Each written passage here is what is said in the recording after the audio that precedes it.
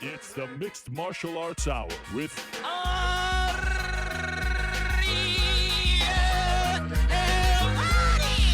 The Mixed Martial Arts Hour back in your life on this Monday, May 8th, 2017. Hello again, everyone.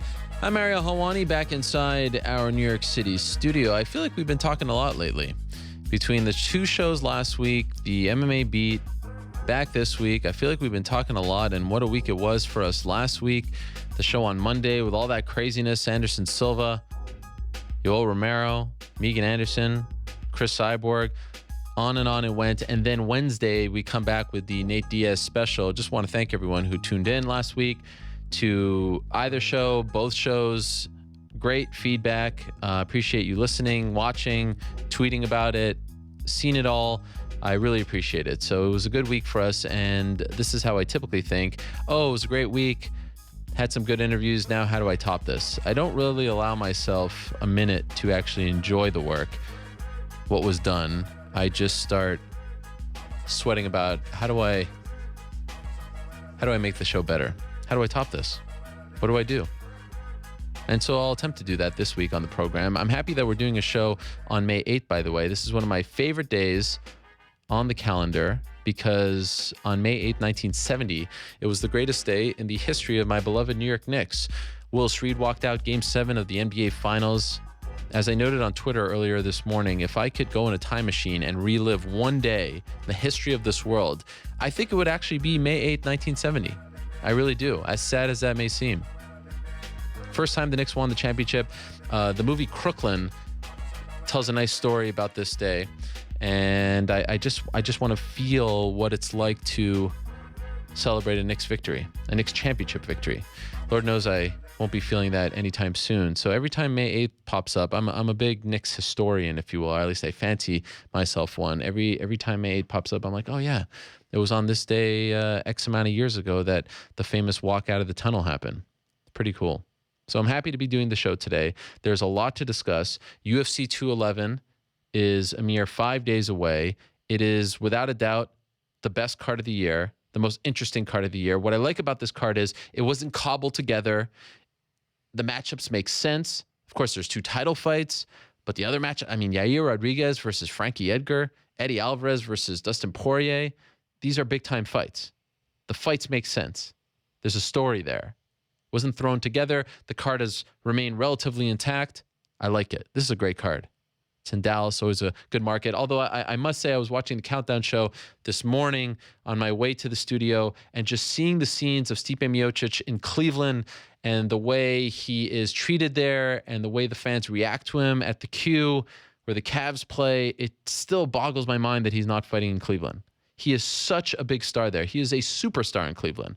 The reaction that he got when he beat Alistair Overeem was like Conor in Dublin. I kid you not. It was deafening.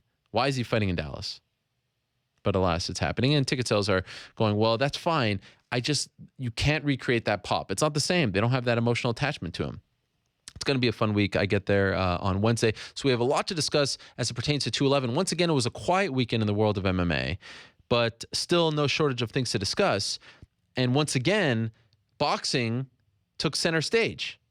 Now, unlike last weekend, the Canelo Alvarez, Julio Cesar Chavez Jr. fight did not produce any kind of excitement whatsoever. It was a one-sided drubbing. It was a beatdown. It was all Canelo. Last week, we had Anthony Joshua versus Vladimir Klitschko. A lot of smart boxing people consider that to be the fight of the year thus far. But what was interesting about Canelo and Chavez was after the fight, as you may have heard, they announced that Canelo will be fighting Triple G, Gennady Golovkin, on September 16th. Now, if you've been listening to this show and just following my various commentaries on the proposed Floyd Mayweather versus Conor McGregor fight, you know that was the date that they were targeting, Mexican Independence Day. But here's what's interesting about that fight. The Gennady Golovkin versus Canelo Alvarez fight. They did not announce a venue, they did not announce a venue or a city for the fight. And then afterwards, you saw Dana White talk to the media and say that they just lost their date, confirming what I had said about September 16th, right? I have some thoughts, some further thoughts. Initially, I was like, you know what? Maybe he's right. Maybe this now throws a wrench in those plans. Maybe now they can't go on September 16th. They're not going to go head to head. All right, maybe we're going to have to wait for this proposed fight, which by all accounts seems to be moving along. But now I have some further thoughts. So we'll be talking about those later on. I have a few things that I want to share regarding that whole losing the date September 16th thing. So stay tuned for that. For now, let me run down today's lineup. It's a great one. I'm excited to talk to these individuals. And then we'll get into our first guest of the day. At 4:10, we're going to be joined by Kelvin Gastelum. Kelvin Gastelum was in the news yesterday. He finally received his suspension for that failed drug test after his win over Vitor Belfort. So he's going to be out for 3 months. That actually expires, June 11th. So he misses out on 212 by just a few days. The Anderson Silva situation is a mess. He's actually, by all accounts, off the card. He said on his Instagram yesterday he's going back home to LA. No real update on the situation from last week. And according to people I've talked to within the UFC, they tell me as of this point, he's not on the 212 card. They even put out the poster today, and he's nowhere to be seen. So we're going to talk to Kelvin about what's next, the suspension, the failed drug test, and more. At 3:05, we'll recap the news of the week, do a little Rick's picks, perhaps hear from all of you. There's a lot to discuss. Talk about 211. 2:45, we're going to talk to Aspen Ladd, who it was announced on Friday will be making her UFC debut on July 7th against Jessica Ai. She is undefeated. She's a big-time prospect. Looking forward to that. 225, we're going to talk to Matt Hughes. I've been trying to talk to Matt Hughes for months now, ever since he left the UFC, and he has finally obliged. I've been hitting him up almost every second week. Hey, Matt, ready to talk? Ready to talk? Ready to talk? Usually he just ignored me. This time he actually responded. So I'm very excited to talk to Matt Hughes at 225. At 2 o'clock, we'll talk to Malki Kawa. There's a lot to talk to him about. He's got a lot going on in and out of MMA. Obviously, some big-time clients, John Jones, Daniel Cormier. I'm told, by the way, they are on the docket for that big press conference in Dallas on Friday, the summer kickoff, if you will. A lot to talk to Malki about. We'll do so at 2 o'clock. 1:45, we're going to talk to Anthony Pettis. It was announced last week he'll be fighting Jim Miller in his return to 155 at UFC 213 on July 8th. My birthday, 35 years young, so I'm looking forward to that. And 125, we're going to talk to the newest member of the UFC's lightweight division, Justin Gaethje, the former WSOF lightweight champion, signed with the UFC last week. Looking forward to talking to Justin. But first, let us go to the Skype machine. You know, a big story in MMA right now is the state of the middleweight division. It is somewhat of a mess. You heard from GSP last week. He sent out a tweet to Michael Bisping. He said, let's meet either in October or later. Well, that's in 5 months. What is going on? A man who has some thoughts on the mess that is 185 is the former middleweight champion himself, Luke Rockhold. And he joins us via the magic of Skype. Hey, Luke, how are you? Doing all right. As you can obviously tell, Miller division is a mess, and just trying to straighten things out. No pleasantries. We're getting right into it. I like it. No fooling around here. Yeah. There's no point in that these days. Let me ask you a question right off the bat, Luke. You're the former champion. You last fought in a title fight. You're the last guy, to hold the belt, not named Michael Bisping. When you look at the division, you're obviously healthy. I see you training. I know you're in Florida. You're with Henry Hooft. You look at the division. You're in the prime of your career. You're itching to get back in there. Is it hard to be motivated to fight, to climb the ladder when you know that the belt is kind of hanging there? You don't know when it's going to be defended. And there's this long queue of guys who are upset, disgruntled, waiting for their shot. How do you react to the current state of the division? Yeah, it's lack of motivation. There's nothing I want more than to fight. But, when you fight, there's got to be a goal. I fight to be the best. I fight to win titles and to get that championship dollar. So, that's what it's all about. There's no path to that. There's no light at the end of the tunnel. So what's the fucking point? Will it be if they fight in October? Then Bisping wouldn't have fought a contender in a year and a half holding the belt, something like that. Potentially 2 years if he ever even does fight a contender. It's becoming pretty ridiculous. I don't know. There's just no point, especially in this division. I'm open to moving divisions if I have to. Has the UFC talked to you recently about a fight? Have they offered you anything of note? Yeah, no, I've been offered a fight. Um, so I mean, I don't understand it exactly, really. They offered me Musasi, and they haven't even signed Musasi yet.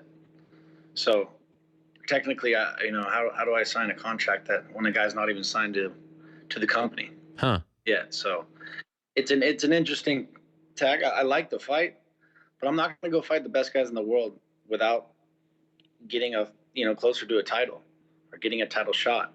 I want my shot at the belt, and I'm not going to do it. I'm not just going to keep fighting these guys for nothing. So in other words, do you think that you're being kind of used in the Musasi negotiations? Like they're saying you have this fight against Luke Rockhold, and once Luke agrees to the fight, then you can re-sign with us, and this is the big fight that you've been waiting, et cetera, et cetera. Like, is that what you're thinking is going on? I think it's definitely a ploy to sign him, I would say. Okay. From what I can see from the outside, maybe get him cheaper, do whatever they're trying to do. I know how this business works. But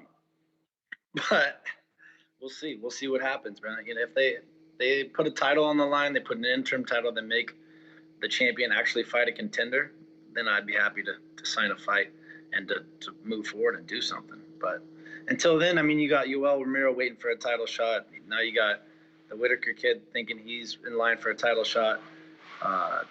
Musasi's, he's the only one really talking about fighting right now. I'm in this position. I don't need to fight. I'm building the house. I got other things going on right now. I want to fight, but it's got to be right. The time's got to be right. We are the heart and soul of the division. Every single guy in the division really is not fighting. So I don't know. Everyone else is waiting for a title shot. Musasi's seemingly the only one pushing to make a fight happen right now. So I don't know. I don't get it. Which card would this be on? I would sometime in July. I think what they're shooting for, but we'll see. If they get their shit together and they make something happen, then I'll be happy to sign a fight. But they gotta fucking straighten their shit out and make something happen. So if they just say, okay, we've got let's just say July 29th because it's a pay-per-view and July is rapidly approaching. If they say July 29th, we have a fight against, for you against Musasi, co-main event, whatever it is, but it's just a regular fight. It's not a title fight. It's not a number one contender fight. It's just a fight. That doesn't interest you. What I beat Musasi and then I'm third in line. Yeah. Second in line. You got George St. Pierre supposedly, and then you got Yoel supposedly in line, and then I'm not gonna do it. Without a path, without a direction. I tried to get an Anderson fight, would have been fun. I was up for that. I was open to move to heavyweight. Riso turned that option down. I even offered light heavyweight fights. So nothing really is seemingly coming to fruition. They don't want you to move up? I doubt it. Our division's hot right now, and we got good matchups, but they're just not fucking putting the champion to work, which is pretty ridiculous. Are they really going to wait till October to make this George St. Pierre fight? I don't even think anybody's really hyped on this fight anymore. Maybe even November, because that's when I hear they're going back to MSG. He just said from October on he would be willing to fight. So it could be November for all we know. Yeah, it's a joke. The company's kind of losing it these days. I don't know what happened. What happened to the old company where the best fought the best, and that what built this company? Now it's just now it's like a spectator sport. They're just putting freak shows together. Who do you blame for the situation with GSP? Like, do you understand kind of where Bisping is coming from? He's been told he's going to fight a legend. He's been told that he's going to make a lot of money. So now he's holding out for that fight. I don't think he knew it would be this long of a wait. And then you have the situation where the UFC books this fight when it was clear to me that GSP told them I wouldn't be ready in July when they wanted to make the fight. And now they're holding on to it. They're holding on to it. It's delaying. Like how do you make sense of this when, you know, you have all these guys who are ready to go, ready to fight, and they're waiting for this one fight, which doesn't have, you know, an actual date attached to it. Yeah. Who do I blame for it? Yeah. You let on. Or, I mean, you know, it's hard. I mean, it's everybody involved. I mean, I think Bisping could obviously step up and fight someone if he had the opportunity. I think George is obviously a big big problem in this situation. I think you know, everyone's at fault. It's they just need to make something happen and realize that October, November. I mean, it's pretty ridiculous. Let's make a fight. At least put an interim title on the line. If the guy's not going to fight, put the real title on the line. I mean, he's going to be inactive and not fight one contender in 2 years. There's point. What's the point in being the champion? Have you or your management talked to the UFC? Okay, like what's going on here? What is my path? How many fights do I need to get back in that title fight picture? I mean, what's going, like, have you had a sort of heart to heart with them? Heart to heart. What are you talking about? It's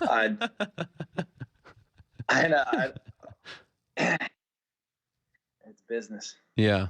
And get cutthroat at times, and you know how it is. You know, I know I need to go win. I go put on the performance. I'm right there. So, but I go put on a performance, and I beat one of the best guys in the world, and there's no path to anything. So what's the fucking point? I mean, there's no point in staying in this division in this company. It's like, if they want me to, if it's just money fights, I'll do that somewhere else. Fuck. I mean, you can let me go for my contract and I'll go fight big money fights somewhere else. But I'm here in this company to fight the best guys in the world and to win titles. And so if there's no path to that, you know, I'm out. Let me go. Would that be the ideal scenario for you? Are you at the point now that you're tired of it all and you'd like to move on?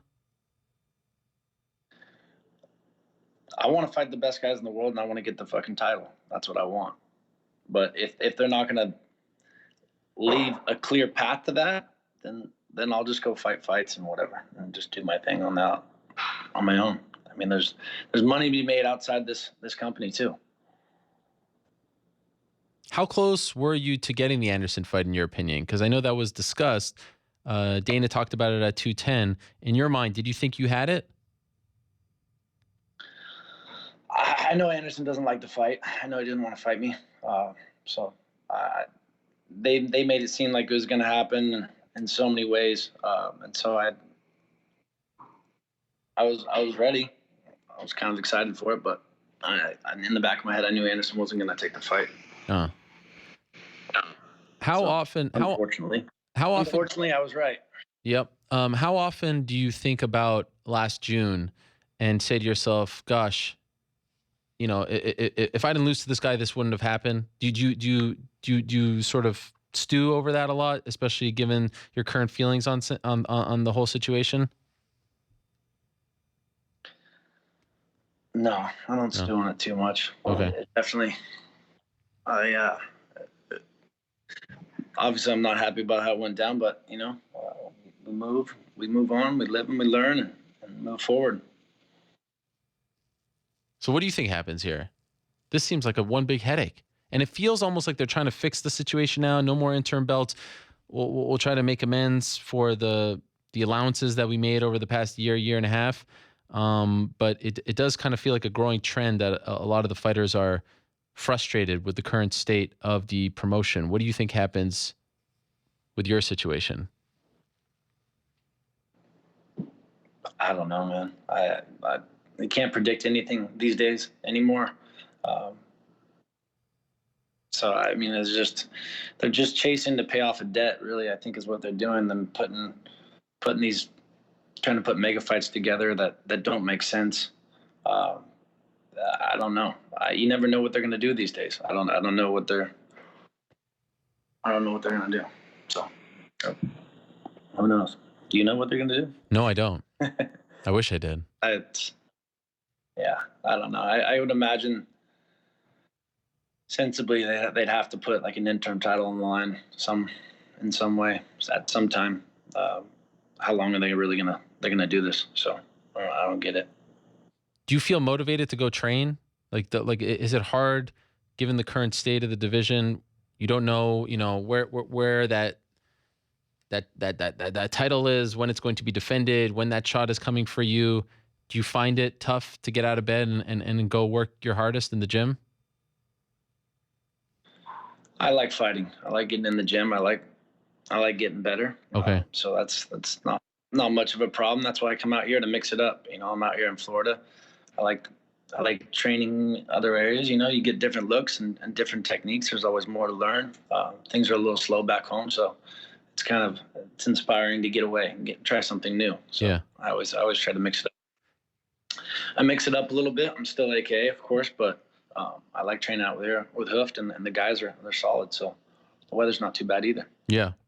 How would you describe the current feelings that you have on your MMA career? Like, do you feel like you're starting to lose hope? Do you feel like you're getting annoyed? You are really longing to do something else? How would you describe it? No, I'm here to fight, in one way or the other. But it's just the division itself is annoying. I'm not holding to that either. Yeah. I'm open to moving up division. I've voiced that, and so if this division is going to go the way it's going, I might as well move up into a different division. But is 205 problematic for you because your friend Daniel Cormier and training partner is the champ there? DC's not going to fight forever. So I don't know. There's plenty other guys to dance around and fight. Sure. I wouldn't mind taking fights at heavyweight just for fun. I mean, if we're going to do fun, yeah. If it's just about having fun and getting paid, I'd rather go fight somewhere else. I'd rather fight a different division because I'm not going to fight the best guys at middleweight to get to nowhere. I'd rather fight fights that are fun for me and get me excited. Well, one of my off people like from Doom. Yes, that's one of my favorite feuds in MMA. It's somewhat nonsensical, but I just love that it continues like 6 years later. Was that ever close? This time around, when he brought it up on the show, I think I asked him about it, if I'm being fair, and then you responded on UFC Tonight, and it went on and on. Was that ever discussed? Like, did you ever make a serious pitch to fight him? I was serious. I came to the UFC, came to everybody, and I talked about it and brought it up. I believe they brought it to him, and then he, I think he got cold feet, turned around and ran and said, he thinks he's close to a title shot. So I think which I think is a joke, because last thing they want is Verdun back in the title shot. But yeah, no, I think he got cold feet, he got a little scared and ran the other way. Wow. I love the matchup. I'd love to go fight that guy at heavyweight. How much do you weigh now? Maybe 208. 208. So you just wouldn't cut weight? I'd be right here. Yeah. I'm not going to try to gain a bunch of weight. What do I need? I fight the best heavyweights all the time. I know what I'm capable of. Yeah. In that division, I got a lot of guys that come through. I train a lot of different areas, so I do quite well at heavyweight. And by the way, for those that don't understand the beef between Verdum and Rockhold, just YouTube their names together. We've asked them about it, both of them, countless times in the past, so we don't have to rehash all of that. So what's the game plan here? What are we going to do? Do you think, I mean, like, how do you, I mean, they're not going to do, Dana said on Friday, no interim fight for anyone. No interim fight? Yeah. For anyone or just Anderson? Oh, well, I kind of viewed it as for anyone, but maybe it was just for Anderson. I mean, if they're not going to give an interim fight to Romero, then I kind of view them not giving it to anyone at this point. If they're not putting an interim title on line, or if they're not making Bisping fight a contender, I'm not fighting anybody, and so should the rest of the division too. I don't see what's the point. I mean, if they without me, Mousasi, Yoel, and Whitaker, I mean, I think everyone should stand their ground and say fuck you. Put a title on line, or else fuck. You don't even have a division. So are you saying the middleweight should go on strike, essentially? I think everyone is already on strike, aren't they? Well, waiting for a title. Yeah. Whitaker's down. I've voiced my opinion. I think Musashi should stand his ground too. I mean, without us, you have no fucking division. Wow. Did you ask for the Whitaker? Make something happen. Yep. I asked for the Whitaker fight. What? Whitaker fight is. Yeah, I did ask for it, of course. What'd they say? I think that's more of a clear cut, straight path to the title. Musasi's coming off. He looked good against Weidman, but it was some controversy at the end, and then you got Whitaker who knocked out Jacare. That's pretty clear cut. You go put that guy away, and then you don't have to worry about anybody else trying to jump you. So you'd rather, if you had to fight someone at 185 and it's not for the belt, you'd rather Whitaker over Musasi? I think it's a clear path. Yeah. I mean, it's pretty clear cut. He fucking knocked out Jacare, and Musasi lost to Jacare. So he's won a lot of fights since. So he looked good. Musasi's he's a talented guy. What did they say to you when you asked for? I'm not fighting anybody. I'm not fighting anybody until they do something. Like I said. So I don't know. We'll see. We'll see what they do. I think Whitaker broke his hand though too, right?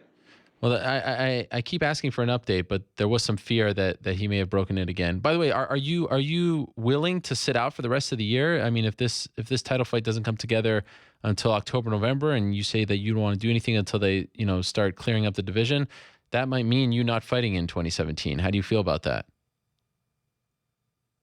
I told you I'm open to moving up weight classes. Okay. So okay. If that's the case and they don't make something happen, I'm fucking sayonara to the middleweight division. What's the point right now? I can come back when I want. How's the modeling gigs? We're making money. Anything big? You get to work with any big time models as well? Giselle, I don't know any other ones, but some of them I recognize. We're focusing on the fight game right now. Okay, all right. And building the house, doing some things. So we'll see if we got some gigs. We're working on some things always on the back end. So something could happen here. We'll see. Would it be fair to say before I let you go that the ball is in their court, that you're waiting for them to A, figure out the division, and B, come to you with an offer that makes sense? Yeah, the ball is definitely in their court. I think they know that. I think everyone's not very happy in the situation right now. I'm sure Yoel's payment isn't going to last and hold him off too long. Right. I like the way you just looked at me. Whatever. Yeah, we'll see. I mean, I think everyone needs to step up and make something happen. And the middleweights need to step up and hold their ground. Is it possible that the middleweights have like a WhatsApp group chat and you guys can all come together and get on the same page? We should. You should. That would be something. That'd be historic. Yeah. Well, you're. They're forcing us in. They're forcing us into a corner. We gotta stick up and fucking stay together and make something happen. I'm tired of this shit, man. All right. Well, I'm sorry to hear that you're in this position, and the situation is somewhat tricky. It is a bit of a mess. Hopefully they figure it out sooner rather than later. And I appreciate you coming on and updating us. A lot of questions about your situation. What's that? We'll see. Hopefully they update us. I can't believe it's been a year since you last fought. Well, 11 months, but it's going to be a year soon. I mean, it's just unbelievable. Yeah, it's been a minute. But got to get healthy. Finally got my leg back, and I'm training hard, so I'll be ready when the time comes, if something comes up. So I'm ready to fight. Trust me. Nothing more I want to do right now than fight. All right. Thanks, Luke. Keep us posted if you can. Yeah, you'll see it. When it happens, then we'll talk to you soon. All right. There he is, Luke Rockhold. A frustrated Luke Rockhold, a disgruntled Luke Rockhold, I think.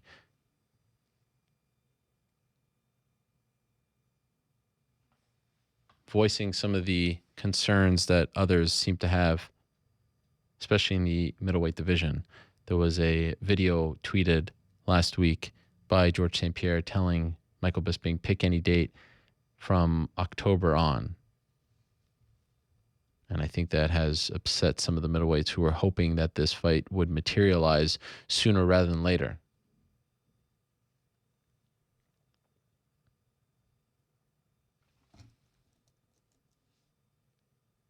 All right. Well, that's that situation. In a minute, we are going to be joined by Justin Gaethje, the newest member of the WSOF lightweight roster. WSOF, UFC lightweight roster. He is the former WSOF lightweight champion. This is what happens when I try to tweet something and text Mr. New York Rick and DM and G-chat. Say the wrong thing.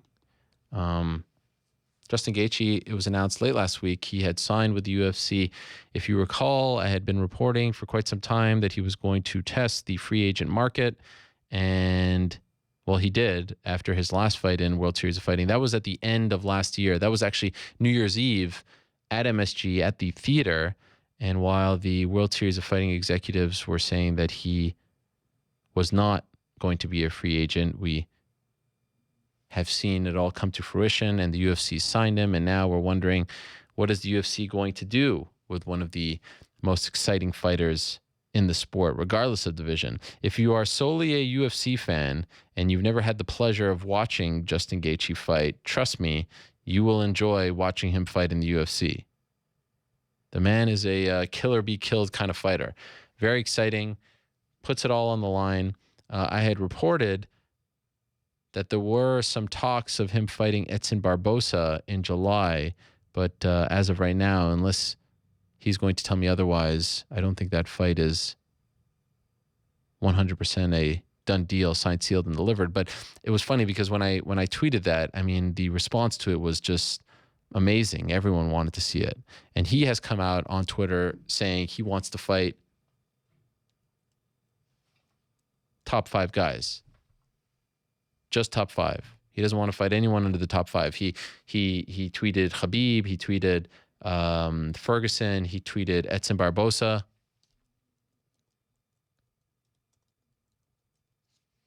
So that is a very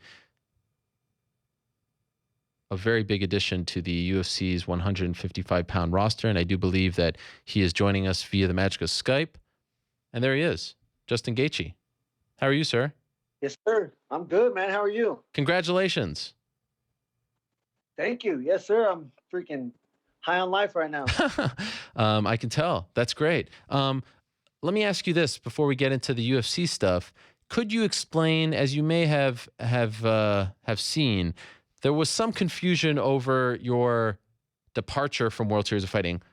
How were you able to leave? Why did you leave World Series of Fighting, considering you were their champion and arguably the face of their organization? I mean, from the beginning, I re-signed with World Series. I think it was 3 or 4 different contracts, and this was the one that I was at the beginning of this one. I let them know, and I was set on becoming a free agent at the end and seeing what my value was to the sport of mixed martial arts. So that was my intentions, and then they at the end of the day they worked well with me. I praise World Series of Fighting. They gave me every opportunity, and at the end they were totally professional and did everything they could to help me out.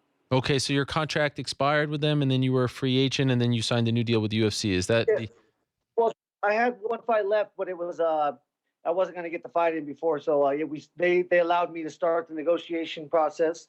To go out and to get different offers, and then they had matching rights, and so it all came down to numbers, and the market, the market for people like me, for people that put max effort on the line is pretty good right now. So I was happy. I was a little nervous right at the beginning, but boom, a couple days in, I was very well. It was known to me that I was going to get some offers from different companies, and my skills were going to be appreciated throughout the whole community. Did your team talk to anyone not named the UFC? Did you consider, or did you really want to go to the UFC?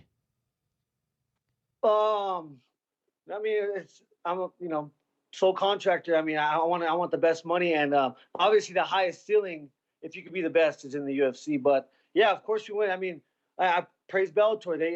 They gave me a great offer.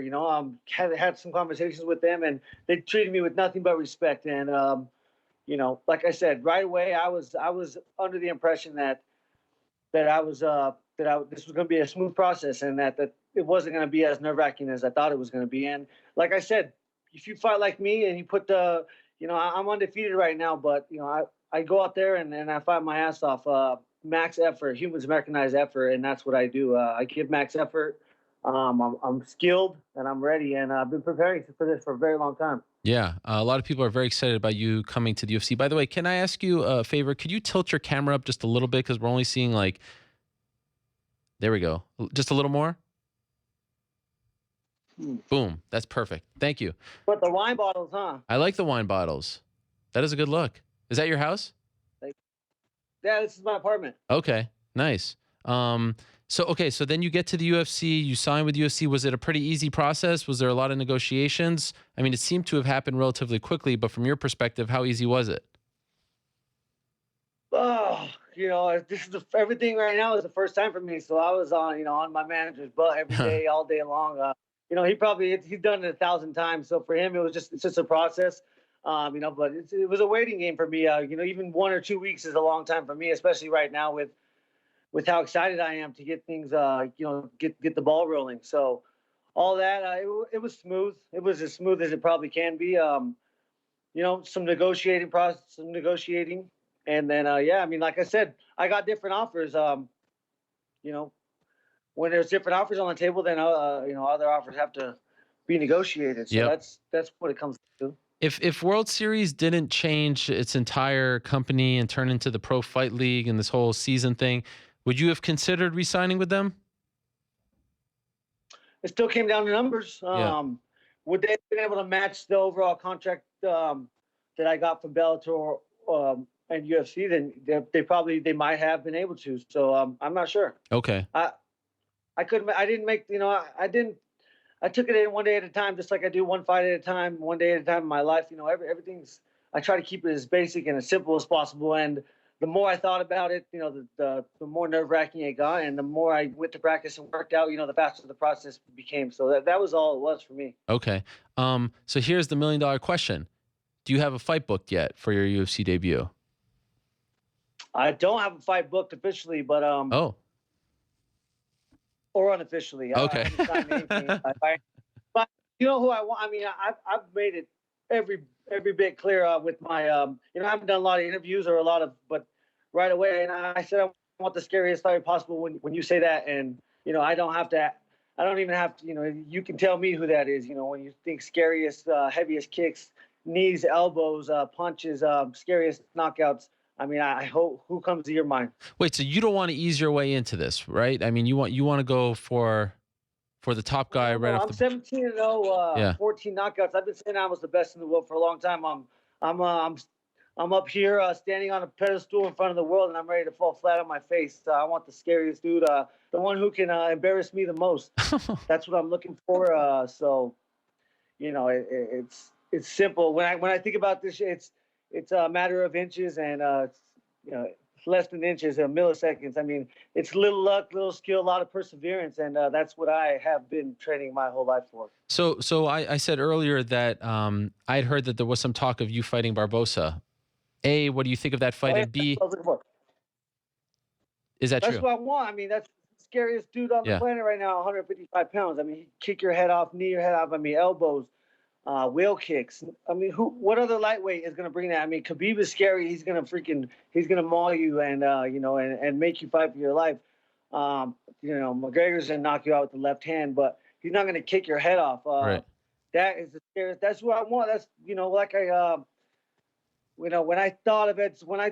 when I sat down and knew I was going to go to the UFC, I thought of Edson Barboza, and I almost had a panic attack. And then right away, I was like, I called my manager, Ali Abdelaziz. I said, Ali, this is the fight I want. I think it's the worst fight in the lightweight division for me, the scariest. Great matchup. He doesn't fight going good going backwards. So clearly it's a great matchup for me, stylistically. But like I said, most dangerous guy in the lightweight division. So I called him. I said, that's what I want. So I'm sure he called the UFC. I'm sure if Edson Barboza wants his fight, then he could have it. But, it's a lose-lose for him. To the best of your knowledge, is it close? Has it been offered to him? Don't know. Okay. Don't know. Don't care.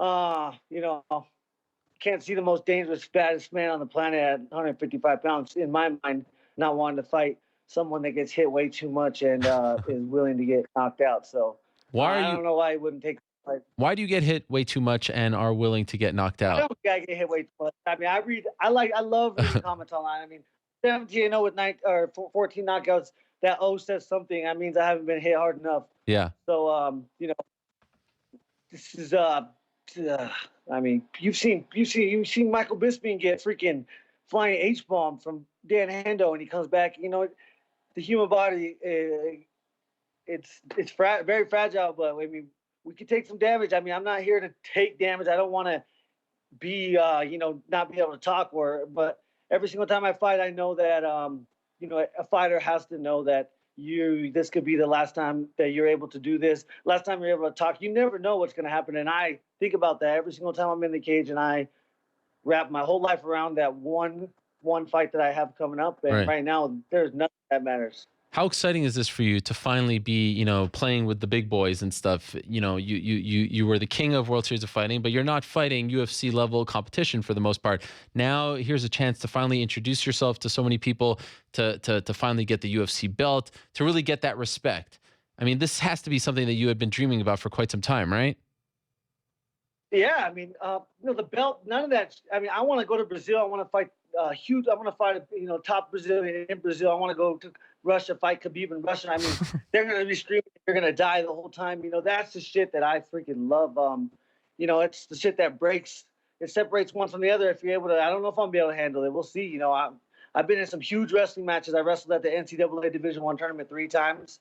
I've wrestled in huge matches that I should never won, and I won. And I wrestled some turds that I should never lost to, and I lost to those guys. So, my whole life I've been preparing for these moments right here. You know, so I've learned a lot of lessons in wrestling. It's helped me to get to this point. But right now, Trevor Whitman and my striking, and you know, I'm an entertainer and I'm a violent motherfucker. So you guys love violence, and that's what you're gonna get. Wow, this is incredible. This is very exciting. When do you expect to make your UFC debut? I'm ready. I have not taken my foot off the pedal since December 31st, my last fight. I don't know, man. I knew that I didn't know it was coming for sure, but you know, you can always sense things. And I knew this was coming. This is the path. I mean, this is the road that I led.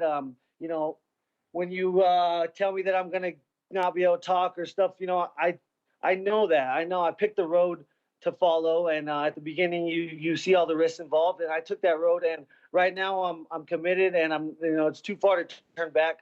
So that's what I'm going to do. And at the end of this, before this, I wanted to be, you know, I have a human services degree, bachelor's degree, and I want to work, you know, social work. I want to work with at-risk youth. So hopefully I'm still able to be cognizant enough to do that when I'm done and inspire kids. I'm inspiring so much kids back home where I'm from. I'm from a small town. So that alone right now is pushing me. And every day I wake up so hungry and so happy to be fulfilling this dream for me and all the people that believe, you know, when I am successful, or if I am successful, you know, proving that the doubters and the haters is one thing, but proving the people that have been supporting you the whole time, that is what is really makes it all worth it. So I'm just gonna keep trucking along, one fight at a time, man. And you know, I'm giving it everything.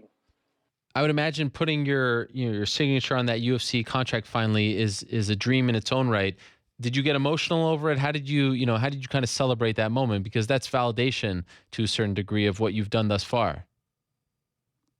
You know, it is for some, I believe, but I mean, I'm 17-0, 14 knockouts. You can say the competition is stiff, but go look at the combined record of my opponents. I mean, it's somewhere like 180 and like probably like 50. So I mean, I fight people that can't fight. I fought warriors. I fought people that should have went down when I hit them and they didn't. But you know, I'm from a small town, copper mining family. We work hard. You know, I got nothing to lose here. So what's the dream scenario for you? The dream path? Is it Edson? And then who would be after that? And then do you have this sort of mapped out in your mind? No. I didn't. I can't. You can't do that here. I have to take it one at a time. Like Okay. This next fight, I don't even know who it is right now. If you know, I know that it's someone big. It's gonna be Barboza or who knows. I want someone big. I want the top. I mean, I doubt they'll give me Ferguson. I mean, Michael Johnson beat Tony Ferguson and Edson Barboza. Yeah. So I mean, right there, that will tickle my fancy right there. So, So he interests you as well? and yeah, absolutely, Okay. absolutely. I mean, why not? He just lost to Khabib. You know, it was a tough stylistic matchup. Rock, he put his hands on Khabib and almost had him in trouble. So why not? I mean, any of those fights right there are just exactly what I want. But I do want to go fight in Brazil. I want them to scream, "I'm going to die" the whole time. I mean, that shit right there. I love those guys. I mean, the Brazilian fans. I mean, it really does. I really, I love it. I mean, I'm gonna go. I'm actually going at the end of this month. I'm gonna be in June 3rd. I'll be there at the card, and I'm gonna be cornering Matthew Lopez. He's fighting Johnny Eduardo. Yep. And maybe I might be cornering Nate Marquardt too. He's fighting. He got put on that card with Vitor Belfort, so I'll be down there too. But man, I love that shit. For the record, the people who say you're too wild, you get hit too much, you're a little, you're a little sloppy, things like that. What is the response to them? I mean, it's two guys locked in the cage trying to punch each other in the face. Of course, I get hit. It's a fight. I am a Division I All-American wrestler, but I wrestle a college wrestling match 7 minutes long. If I was to go in there and wrestle the first 7 minutes of a fight, a 25-minute fight, you're not getting nothing out of me for the rest of the time. So I'm in there to stay in good position.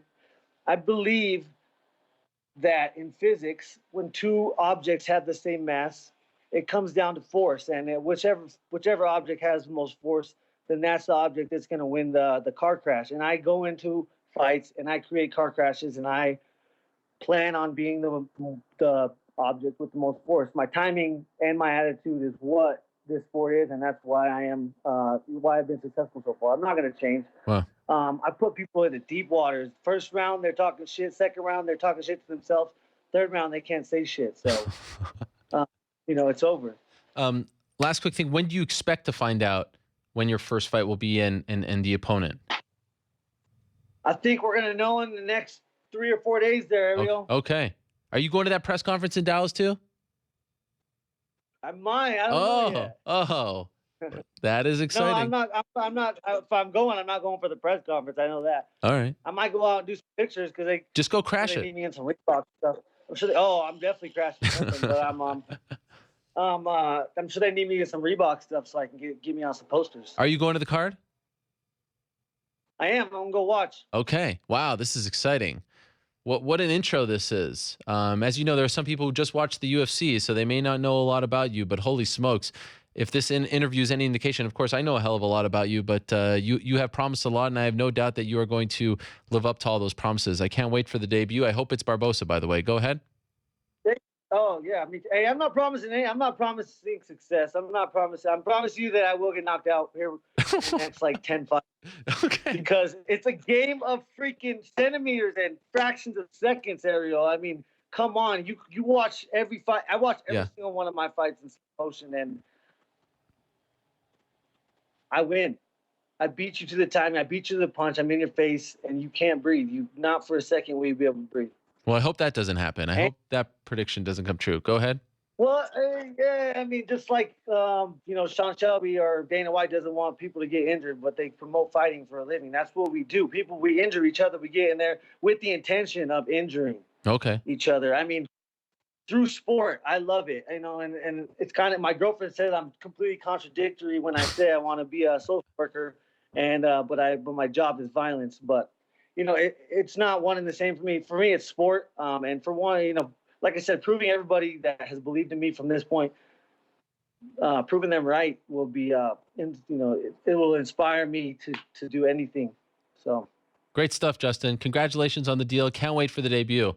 Really excited for you, and very happy that this all came about and that you'll finally get a chance to prove how great you are in the UFC. This is great. Yes, sir. I'm not going to be talking a lot of shit, but you will love my fights. I can guarantee. I can't wait. I already love your fights. I've seen many of them, and I love them already. So this is great. Thank you so much. I'm not talking about you, Aaron. Oh, okay. I'm talking about everybody. That's true. The haters. I know you love them. I do. You love violence. Say you don't love it, you love it. Well, I mean, I like athletic achievements. I like, sports. Not so much the. I break it down like that too. All right. Talk to you soon, Justin. Thank you. Later, Ariel. Thank you. All right. All the best. There he is, Justin Gaethje. See what I'm talking about? This guy is very exciting. In and out of the cage. Great addition to the 155-pound division. Now, speaking of that division, former champions coming back. Anthony Pettis is back at 155. He'll be fighting July 8th at UFC 213. He'll be fighting Jim Miller, and he joins us right now on the phone. Anthony, are you there? I'm good, man. How you doing, Errol? I'm doing great. Great to talk to you again. In Toronto that night, UFC 206, did you know that you were done at 145 and that your next fight would be at 155? Yeah, 1,000,000%, man. I tried the hardest to make the weight. I came in like the lightest I've ever came in before for a weigh-in. I was like 6.8 pounds over coming into the week of, and I just couldn't get the weight off. It was just one of them things, man. My body shut down, and I'd never felt that way before, so I just knew that was it for me at 45. Do you regret going down to 145 to begin with? You know what? I was chasing gold, man. You can't blame a guy for trying to get two belts in two different divisions. I probably wasn't the best timing for me, but I was chasing gold. I fought one time at 145, and then I fought for pretty much a title shot. Yeah. So I had to change my mindset a little bit. I took 6 months off before this fight, and I just had fun again training and just got back to just martial arts, not chasing belts and chasing wins and caring about what social media says and what the fans say. I just got back to getting my little brother ready. A week away from getting Serge ready for his fight. He's looking phenomenal, and then I start right back into my training camp. How much damage do you think you did to your body by trying to go down to 145? Because I remember seeing you on that scale in Toronto, and you obviously didn't seem to be in the best health possible. I mean, it just seemed like you were very gaunt and tired and dehydrated. Do you think you did damage to your body? Yeah, most definitely. You really don't know. When I said I was going to make 45, I was like, it can't be that hard. 10 more pounds, I shouldn't be able to make it, no problem.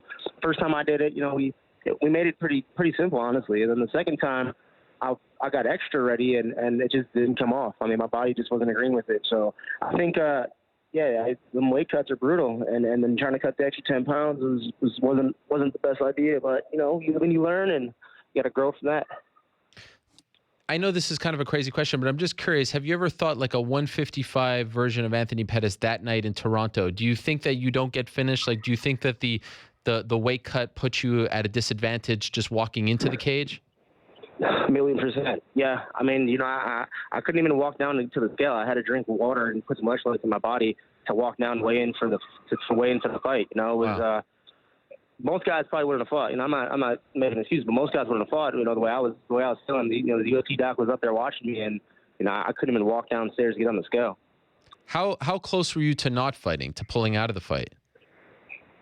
That wasn't an option. They made us the main event. I would have ruined that card, so that wasn't an option. It was just like how I told the doc, I'm like, either you want me to cut this extra pound. I got all the way up to 1.4 pounds over. I'm like, either I cut this extra pound and probably not fight, or I just go on the scale and miss weight. And he's like, well, it's your call. And as a team, we just said, you know what, let's just get down there, get on the scale, and race that day and fight the next fight. Yeah.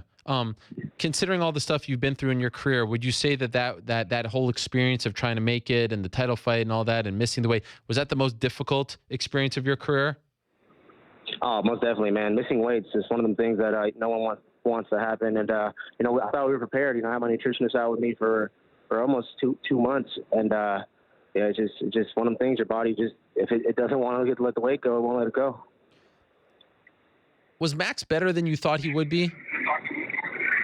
Max is durable. I hit him with the first check hook, and I broke my right knuckle. First punch, like the first check hook, I went from southpaw stance, and immediately I just it was in my head. I missed the weight. I broke my hand. I just felt like all the odds were against me. I still kept going. I started playing the teep game and started playing these other games where I wasn't having to hit him with the big punches. But the dude got the chin. Okay, so what happened with the hand? Because at first I heard that you broke it, then you may not have broken, then you what happened? It was broken. It was broken. Yeah, I broke first punch. My right knuckle, the big a pointer finger knuckle. I broke it, pushed back in. So I didn't need surgery. I think that's where the confusion came in. Okay. It broke, so it was still in line. It broke, so it was still in line with my I guess the knuckle underneath it broke, pushed down, but they didn't need to do the surgery to make it fix. So I just had to sit out. I had to wear a cast for a couple weeks, and that was it. And how's the hand now? Like, are you able to use it fully, 100%? Yeah, 100%. I mean, the hands always take a beating, but I just got to take care of them a little better. Okay. Tape them up more and make sure I'm ready. And so you mentioned the break. I mean, obviously a lot has happened to you since becoming the champion. Are you going to completely reinvent yourself? Are you changing things drastically in training? Like, what is this new, this new Anthony Pettis going down to back up to 155, the break? Like, what does this really all mean? Man, it's back to where I belong. That's my home. 155 was my home. I had a bad little tear with the the RDA, obviously losing that fight. And then I go into training camp to fight Miles Jury, and I fracture my elbow. There's surgery, and I'm out 3 months. And then I go right into Eddie Alvarez's fight for #1 contender fight, and then fight to Barboza. So I just I put myself in a bad position, 55, because of the rush trying to get back to a title shot. And this time I'm coming back, and I'm just taking one fight at a time. I got a solid guy in front of me. I asked for Jim Miller. I think he's one of them guys that always comes and brings it. And the fight's on. I think some people would be surprised to hear you say that you asked for Jim Miller. Why did you want that fight? Just given the fact that he's a wrestler and, the knock has always been, your takedown defense. Why did you want that fight? Just for that reason. Okay. I think he's one of them guys that does the wrestling, he does the grinding. He's nonstop in your face, and he comes to fight too. So, I mean, I've never backed away from a fight. I never backed away from an opponent. I never said no to an opponent. So, everybody else at the 155 division was kind of taken or had something set up already, and Jim Miller made sense. Wow. Okay. And so that was the #1 choice right off the bat. No one else. You wanted him. #1 choice, Jim Miller. Wow. #1 choice, Jim Miller. That's funny. Rufus actually took that. Really? I asked Duke, I'm like, who do you think who's next? And first guy he said was Jim Miller. We asked for Jim Miller, and he definitely, Jim doesn't say no to anybody either, so he agreed to the fight. And I think it's a good fight for the fans as well. Yeah, a lot of people are excited to see you back at 155. I always love when a former WEC lightweight fights Jim Miller, because he was the guy who said that all of you were overrated when you were coming over to the UFC. So no one really remembers this except for me. But do you remember that comment? Yeah, I remember that. You do? Yeah, I do. Yeah, before he fought Ben Henderson, yeah, I remember. Yeah, and so and does this? I mean, is that part of your thinking as well, or not really? No, not really, man. I mean, I think I came in and proved myself immediately. I had a rough spot against Clay Guida, and I went off and just had a run. So it's only a matter of time, man. I've been fighting for a long time. It's only a matter of time before I figure it all out again and get back to where I was at. Do you think it is inevitable that you will get that belt again? You know what? There's so many good guys in the UFC, but that's my only goal is to become a champion. This time around, I'm not going to rush to it. Like last time, like I said, I gave you the list of guys that I fought in less than a year. Yeah. And then I went down to 45 and fought the #1 contenders right away too. So I'm gonna take my time and do it right. Build my I guess just my energy back up and my vibe and my whole just persona. I got to get that back to where I was at before. I felt invincible, and it's gonna take one fight at a time to do it. When you look back at your run as champion, do you feel like you took it for granted at all? No, not at all. I feel like I took it for what it was. I had that year off against Melendez, the Do Ultimate Fighter show. Came right back and fought RDA, and everybody knows that story. So it was just one of the things I guess as an athlete you just got to figure out. Yeah. How long? Go ahead. I think after the title shot is what I take for granted. I was a champ, and all I kept thinking was like, all right, I'm getting that belt back. So just line them up, and it just didn't work that way. So you thought it would just be very easy to get right back in that picture? Oh, I still do, but I mean, now we're taking it one step at a time. Right. And how long did you spend away from the gym after the fight in December? Did you take a big break? Well, Sergio was getting ready right away. So I mean, I just stayed away from my career. I stopped thinking about who I'm fighting next, what weight class, where do I go from here? All the critics and Pettis needs to retire or what, all this stuff. I took a break from that. I think I was believing in that too much, and I just focused on getting Serge ready. Other guys on my team, we got some new faces in the UFC. Gerald Mershart on the same card as me this time. So I went back to having fun at the gym. Did people actually call for you to retire? You read that? Well, I mean, oh yeah, a lot of times. A lot of people, a lot of opinions online, and if you listen to that, and you can actually make yourself go crazy listening to that stuff. So yeah, I just backed away from all that. Hung out with my daughter and took some time off, and we're focused on Serge. Serge wins this fight. I think he's one step away from a title shot. Yeah, and of course he's fighting this weekend. Very big card for the UFC, but a big fight for him against Henry Cejudo. Could very well be a #1 contender fight. Do you like this matchup for him? I think it's necessary. A guy like Cejudo is always going to be, top 3 guys. Benavidez, Cejudo, Demetrius Johnson. So I think it's necessary for where he's at in his career. And will you be there with him? Will you be cornering him? Yeah, we actually we just left the hot tub right now. We're going to hit his last practice, and then we leave out tomorrow morning. I kind of like it's somewhat poetic of you guys going back to Dallas, because the last time you were there, it wasn't a very good night for you guys. This is my first time going back to Dallas. Oh, how do you feel about that?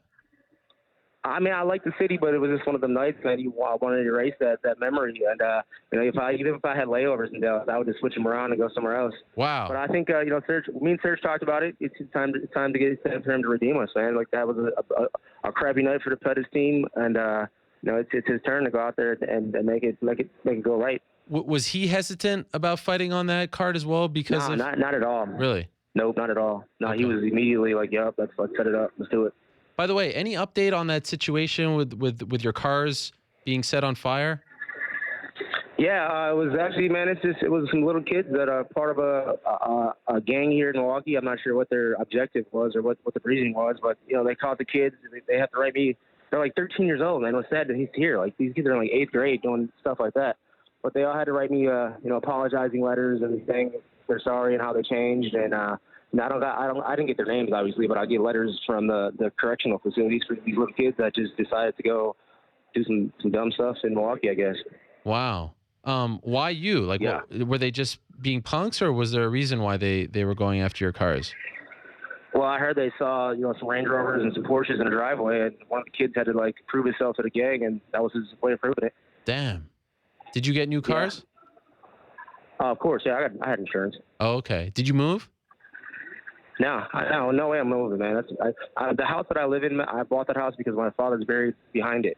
There's a cemetery behind my house, and that's where my father's at. So there's no way I'm moving up from that house. Oh, wow. So you can see it from your house? You can see the cemetery? Well, I mean, you have to look through the woods. There's like some woods separating the house and the cemetery, but that's part of my jogging route. I jog to my pops and back home, and that's something I'm not going to change that because of somebody else's decision to do something stupid in life.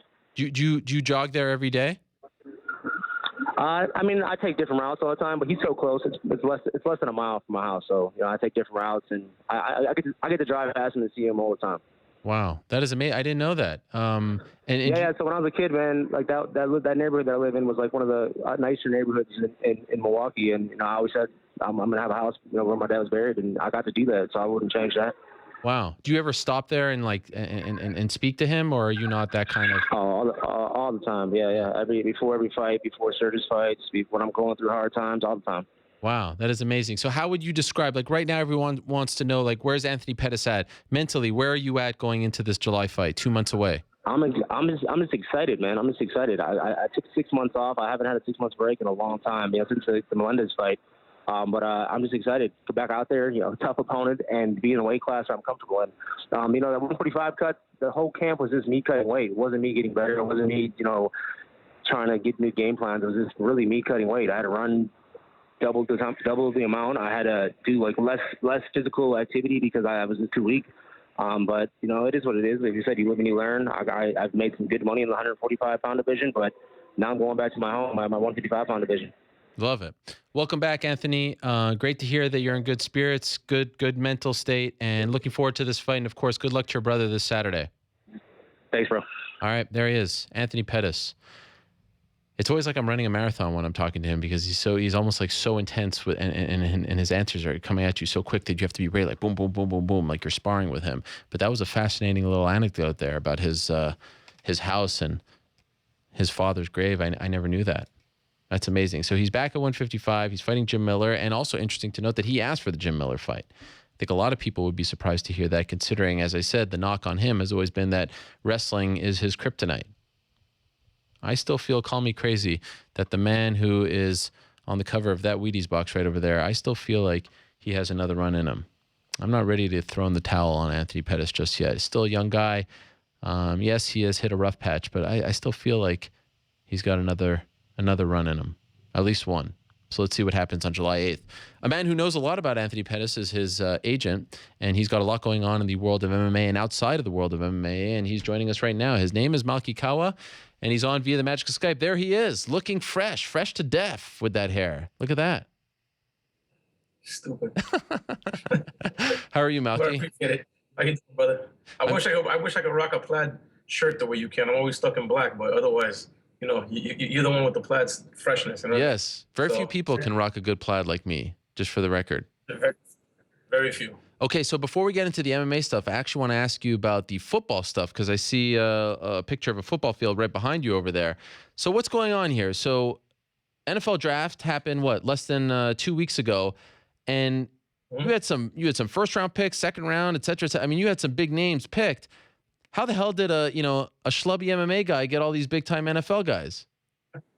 Well, first of all, I was not a schlubby MMA guy. I was a really badass NFL agent that came to schlubby MMA and took MMA over and then decided to go back and now I'm going to take over football too in a bit. So that's really what it is. I mean, honestly, Ariel, it was just a lot of hard work, man. It was just one of those things where when I came to MMA really by mistake. I didn't really intend to be here. You know what I mean? It wasn't like my plan. It wasn't this business plan of I'm going to go into the world of mixed martial arts. I really wasn't into it like that. And if it wasn't for Thiago Alves and the way we met and how we met, you know what I mean? I never would have been in this business. You know what I mean? I would have still been in football trying to figure it out, come over here. So, you know what I mean? That's the crazy thing about it. You know what's funny is that people don't know this, but when I started in football, started on my own, and then I kind of went underneath another football agent. Another guy in MMA that came from football that was actually there was Adi Attar from Paradigm. So he was there. So we were both kind of under the same dude, at least kind of like just working off of him because he had the most experience. What's his name? And then I came to MMA first. Peter Schaefer. Okay. And Lamont Smith. They were one of the bigger agents back in the day. And then so from there, you know what I mean? But I didn't really get much from him. I mean, I did say the same thing. We really didn't get much from him. It was just kind of more of a, have him as backup just in case, we signed somebody we could, kind of, it was the whole setup there was kind of messed up. So I just left football because the opportunity in MMA presented itself. I was homeless at the time I signed Pitbull. So homeless? The whole situation. Yeah. I don't know if you guys ever really know the story of how I got started and what happened, why I came to MMA. Yeah, it was I went through a really bad rough patch. 07, I was really big in real estate before anything. Made tons of money there. When 07 came, I went completely dead broke. I was still in the football game, which sucks the life out of you. You got to pay for training expenses and this and that and the other. And I actually went to the gym to just release the stress. So I had, at that time I was like 195 pounds, and I hadn't been that since high school. You know what I mean? I had lost all this weight, and I was kind of like the same size, right? So I lose all this weight. One of my buddies was like, man, you need to come to the gym. So I go to the gym, and it was funny because Conan Silveira had an ATT gym down here in Miami, and I learned jiu-jitsu from him back in 1998, way back then before the ATT and all that. So I come in there, and I see him, and he's like, bro, what's up? And we just reconnected, and he's like, man, I got this guy for you. I'm like, who's this guy? And he was like, this fighter, you need to meet him. And I'm like, for what? He was like, well, if you're an agent, you can maybe get him some sponsorships and stuff. And I said, nah, man, that's not what I do. And he was like, no, man, see this guy. And I'm like, who is this guy? And he's like, well, you just come to Coconut Creek.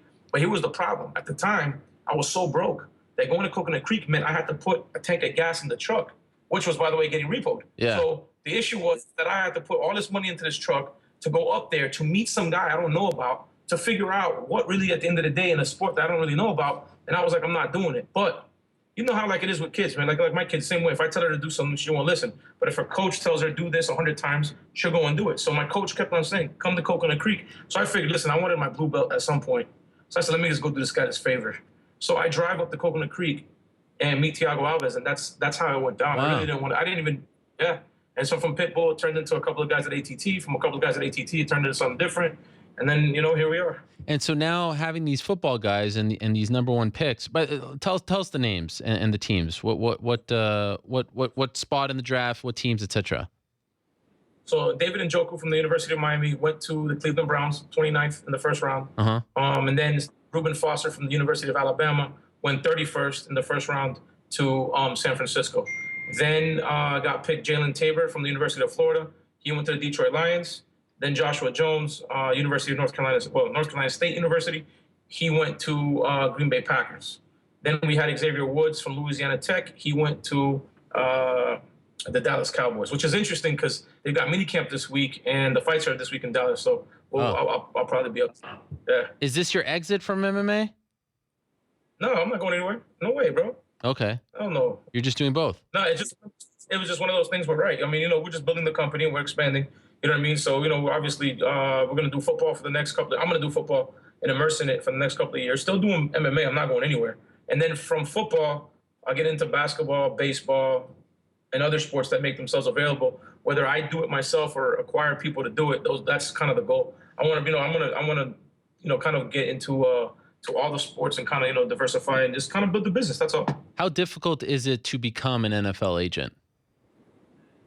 It's obviously a lot different than being an MMA agent. You can wake up one day and say, "Hey, I'm an MMA agent," and send somebody. Football, you got to pay money to get a license. You got to get licensed in the states that you're going to recruit. You got to register with the schools, and you got to get a license from the NFLPA.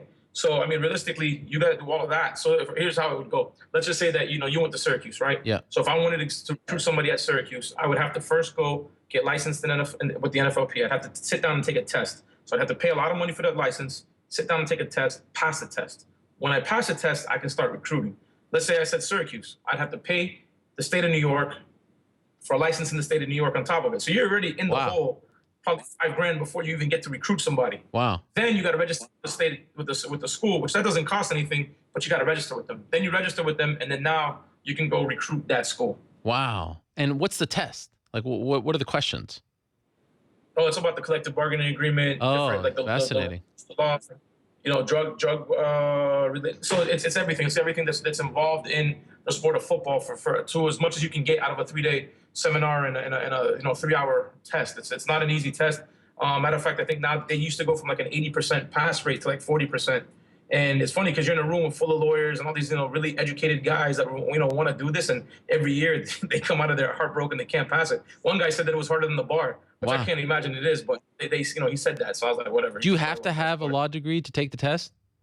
Okay. No. And how many times did it take for you to pass it?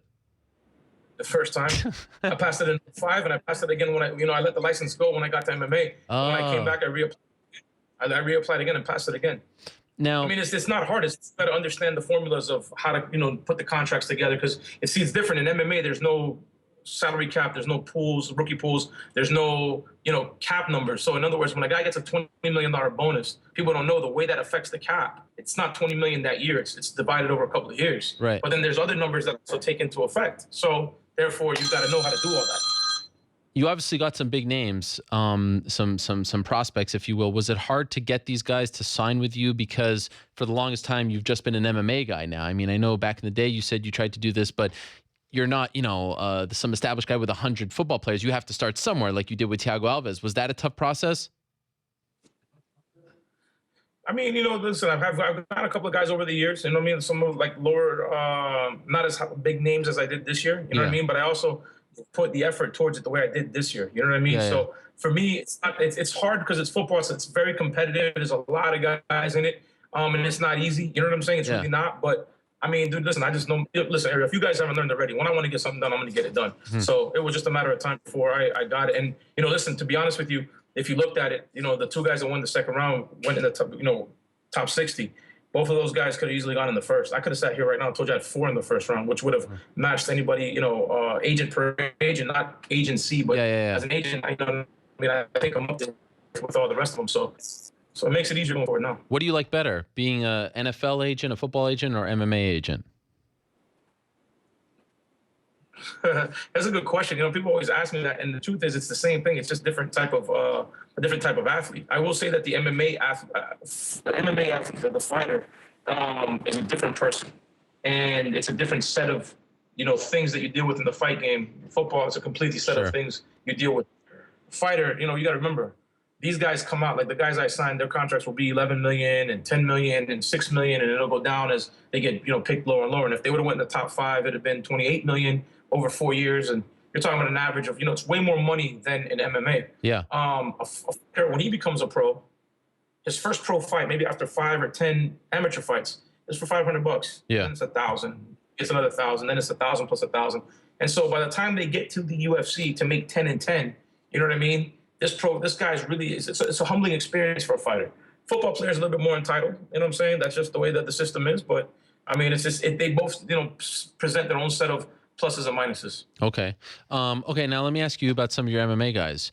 Will we see John and Daniel on Friday in Dallas? Are they going to announce that fight? Man, I miss a lot of MMA area. I really can't tell you anything about it. Oh, stop that. What are you saying? Come on now. No, yeah. I'm going to be in Dallas actually on Thursday with John, and John is going to be there on Friday. So July 29th, is it on? That's what it looks like. So far, so good. And will he be the main event? I don't even know yet. I have no idea. What do you think about all this? Thing. What do you think about it? I mean, listen, dude, to be honest with you, it's funny. My personal opinion, I think it's ridiculous because at the end of the day, I mean, yes, he missed out on UFC 200. I think that the whole situation behind it was stupid and ridiculous. And I don't think, listen, I always look at everything that people do with intent, right? So if like somebody intends to do something to harm someone, then that makes that person, messed up.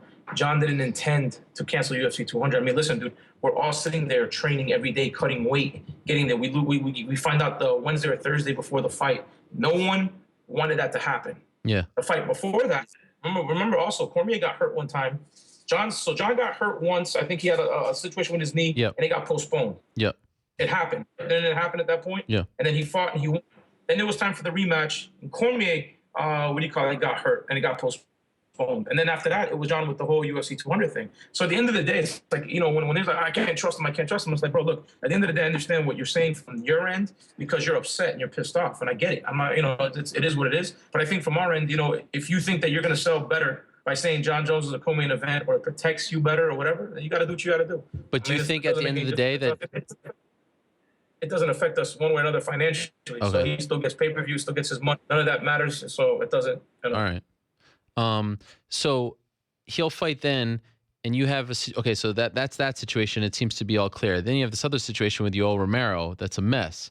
We just had Luke Rockhold on saying that he wants all the middleweights to go on strike, and we have GSP saying he's ready to come back in October, November. We saw Romero and Anderson on the show last week, but now we're being told Anderson's not on the card anymore. Who knows what's going on? What's happening with Romero? Can you tell us what is going on here?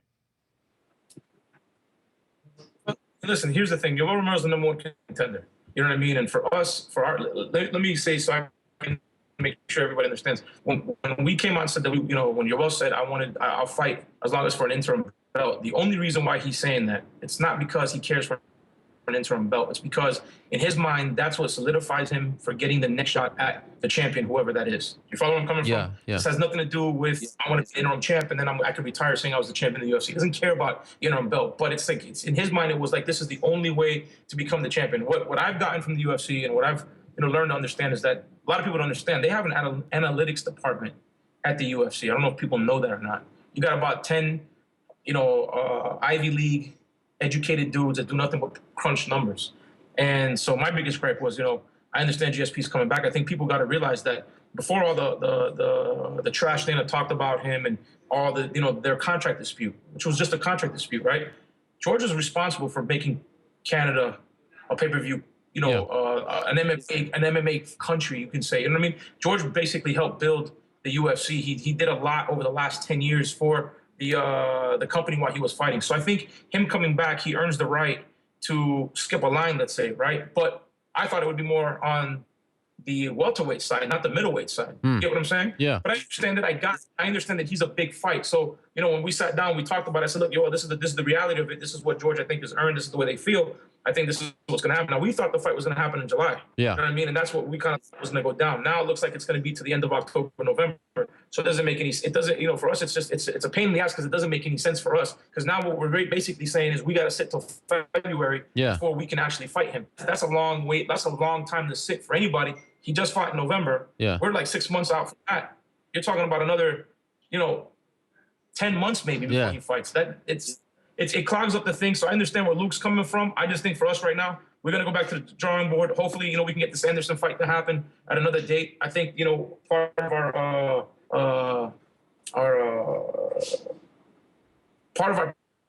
problem is that I think part of the problem is that with the fight in Brazil, it was going to Brazil, 3 weeks notice realistically, 4 weeks notice realistically of actually getting this fight.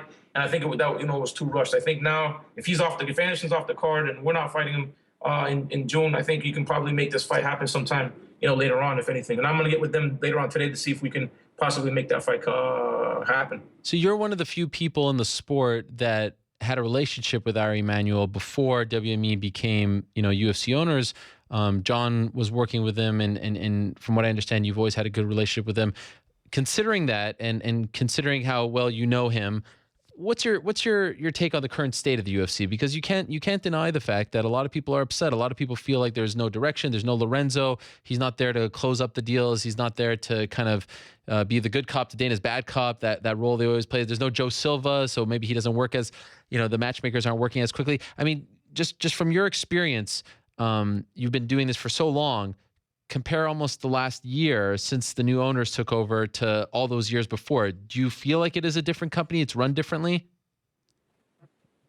Yeah, I mean, I absolutely. I think everybody's up spot on. I think you got to, Mick is different from Joe. I think there's situations there that it's been a difference, it's an adjustment, and I think actually, it's been a great adjustment. I think Mick's doing a phenomenal job. I think that fighters also have turned fights down a lot more than they have in the past. You know what I'm saying? There's a lot of fighters out there. Because I know it's been trouble getting my guys fights, like trying to, hey, look, this guy wants to fight that guy, and then I'll get, a phone call, he doesn't want to fight him, and then this guy doesn't want to fight him.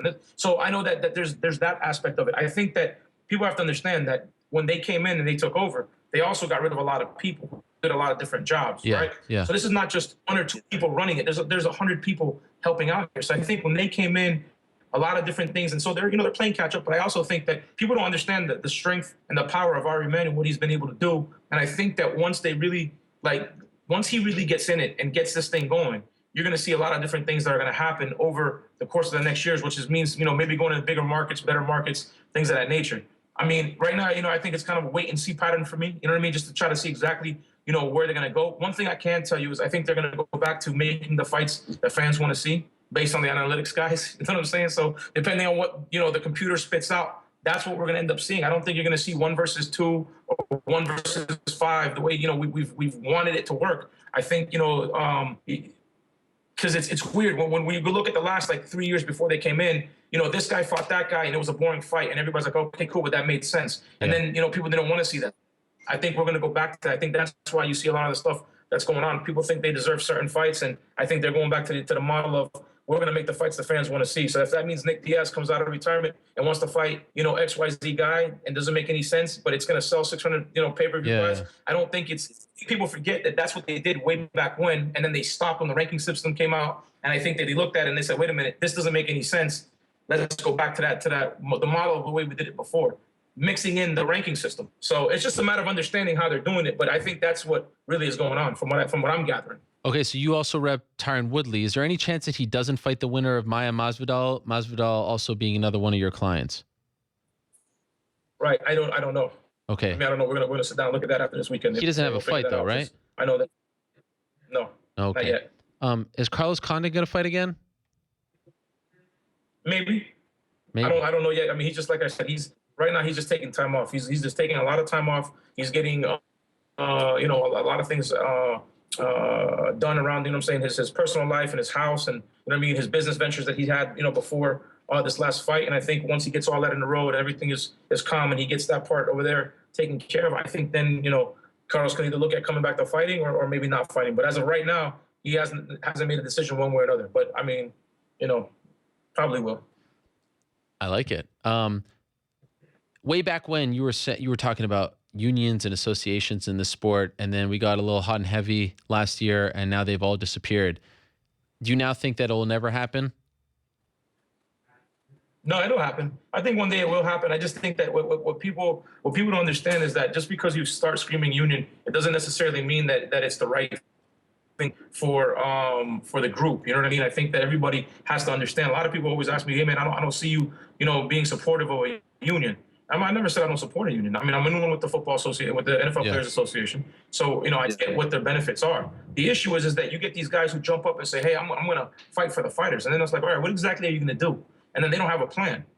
They don't have a plan. We're going to walk in and we're going to negotiate with them and we're going to demand this and demand that. And I go on, but how does that going to work? Because this business is a pay-per-view business. So it's based on the buys. So who's getting that? The last plan was we're going to give a quarter to everybody on the card, and we're doing this for this guy at the top and this one at the bottom. And it sounds great, but the truth is, Ariel, is that in boxing and in wrestling and in this and all that, you don't pay for the guys that are on the dark side of the card. You're not paying for the guy that's maybe even opening up the card. You're paying for the co-main and the main event. So there's a lot of things that go into. Plus, you're talking about benefits. What type of benefits are you talking? What is the cost of that? And how does that work? You get what I'm saying? You know, and then the other thing is that, you know, right now they can't tell us when to fight, when not to fight, or who to fight. We have to agree on all that stuff. If you become a union, that means what you're looking for is certain, you know, benefits as employees. And when you become an employee, they'll pick up the phone and say, hey, Ariel, you're fighting so-and-so, and it's going to happen on this date. Well, wait a minute, I need 6 weeks. Well, the union didn't negotiate that for whatever reason. You need to fight. You don't want to fight? We're going to fine you. And so it just there's a lot of things that go into it that people just don't understand. And I have yet to see somebody step up that said, I mean, that whole Bjorn Rebney thing was such a, I mean, but what a debacle that was. You know what I mean? If you can read through Bjorn and CAA, we're going to go fight them and we'll do this for you guys. They sold for $4 billion. I mean, at the end of the day, who cares what they sold for? Right. I mean, you know what I'm saying? Like, at the end of the day, who cares what they sold for? They sold for $4 billion. So Dana and Lorenzo, they got everybody. Good for them. You know, God bless them. Now it's Ari Emanuel's turn to step up and see what he's going to do. And I think that if with time, and this is all I'm saying, I'm not trying to tell you this is a great thing right now or a bad thing. All I'm saying is if they go hit this, if he goes and hits a home run with the TV deal, right, and gets into a couple of key markets and gets some other things, I see the pay going up. I see it has to go up. If it doesn't, then you sit down and you start talking about stuff.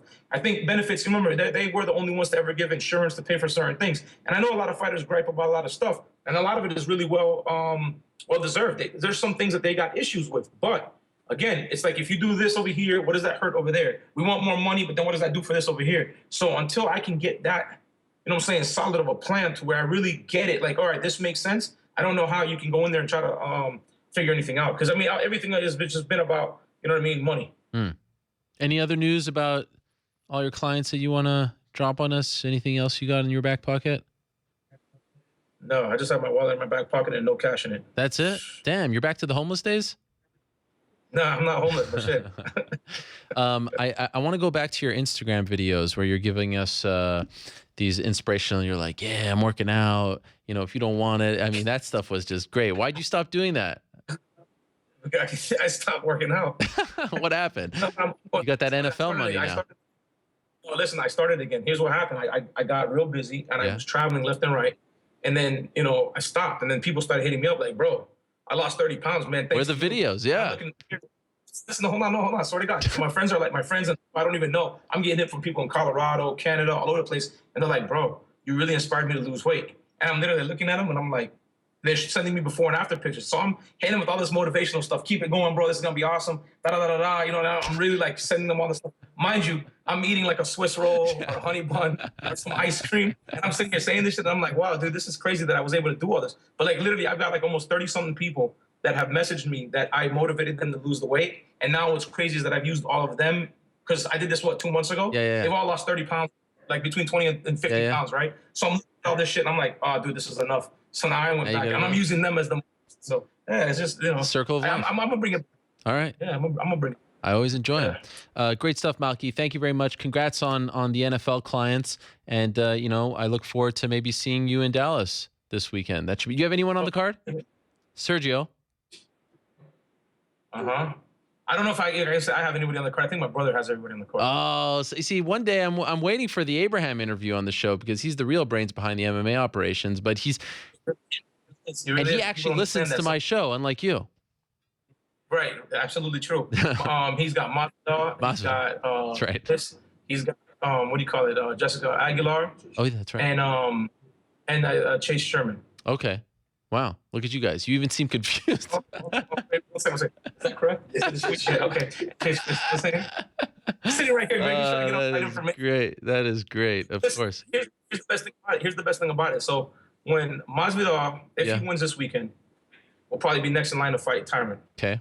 If that fight happens, that'll be Malki versus Abraham, right? Malki versus Abraham. 100%, because Masvidal basically was like, yeah, get your boy ready. Like, he's not my boy. So I'm like, yo, bro, what's up? He goes, nah, Abraham's my manager. I go, okay, shoot, perfect. So I'm over there on one side. My brother be on the other side. This is like pro wrestling.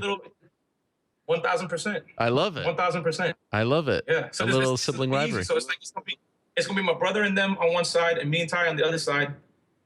Don't talk to me. I'm not talking to you. I want nothing to do. You don't want nothing to do with us. Yeah. But it was crazy that they're friends too. Tyron and Masvidal are teammates. So this is a real like house divided all the way across. I will say this. If it happens. I will say this. There has been a shift in Masvidal and his public persona and his interviews and things like that. And there's a direct correlation to when he signed with your brother and, you know, his spike in popularity and the role that he's been on. So I don't like to give him props too much, and I hope he's not listening, but he deserves props on that one. Yeah, my brother's shaking his head like, you know what I'm saying? There it is. Guys. All right. No, listen, he does a phenomenal job, man. I gotta tell you, when he came in, he didn't know what the hell was going on. He just knew he wanted to do it. You know what I'm saying? And little by little, a lot of the bigger fights that you guys see and stuff like that, and the things you guys see in MMA is really my brother. Yeah. I mean, I'm involved in a lot of the tedious contract stuff and things, when it comes to the guys in the corporate office. But my brother is really the one that's day to day handling all that stuff. So I got to give him major props, because without him, I could have never gone to the football stuff. And a lot of my fighters on this side, or our fighters, I should say, you know what I mean, would have been like, F this, man. This guy's, this guy doesn't care about me. So, you know what I'm saying? But my brother, he handles it all. But I mean, look at the work he's done. He's got Masvidal ready to fight for a belt. You've got Yoel Romero. That's another one of his guys. Yeah. Really, it's his guy, that's getting ready to fight for a belt. He's got Sergio Pettis. I mean, really one fight away from getting for a belt. So, I'm saying, but we're beasts like that. Right. I mean, listen, if you sign within 6 fights, all right. You know what I mean? Thank you, Malki. All the best. See you in Dallas. I'll see you in Dallas. Thank you. There he is, Malki Kawa. A lot going on. Also has Derek Lewis, Aljamain Sterling. The list goes on and on and on. They're doing some great stuff. Okay, let's move along. Very excited to talk to our next guest. In fact, he would tell you that I have been bothering him for months to come on this show, and finally, I think I broke him. I think he finally agreed, because I'm being told he's waiting. So let's not waste any more time. Being joined right now on the phone by the Hall of Famer, former UFC welterweight champion, the one and only Matt Hughes. Matt, are you there? Yeah. You know what?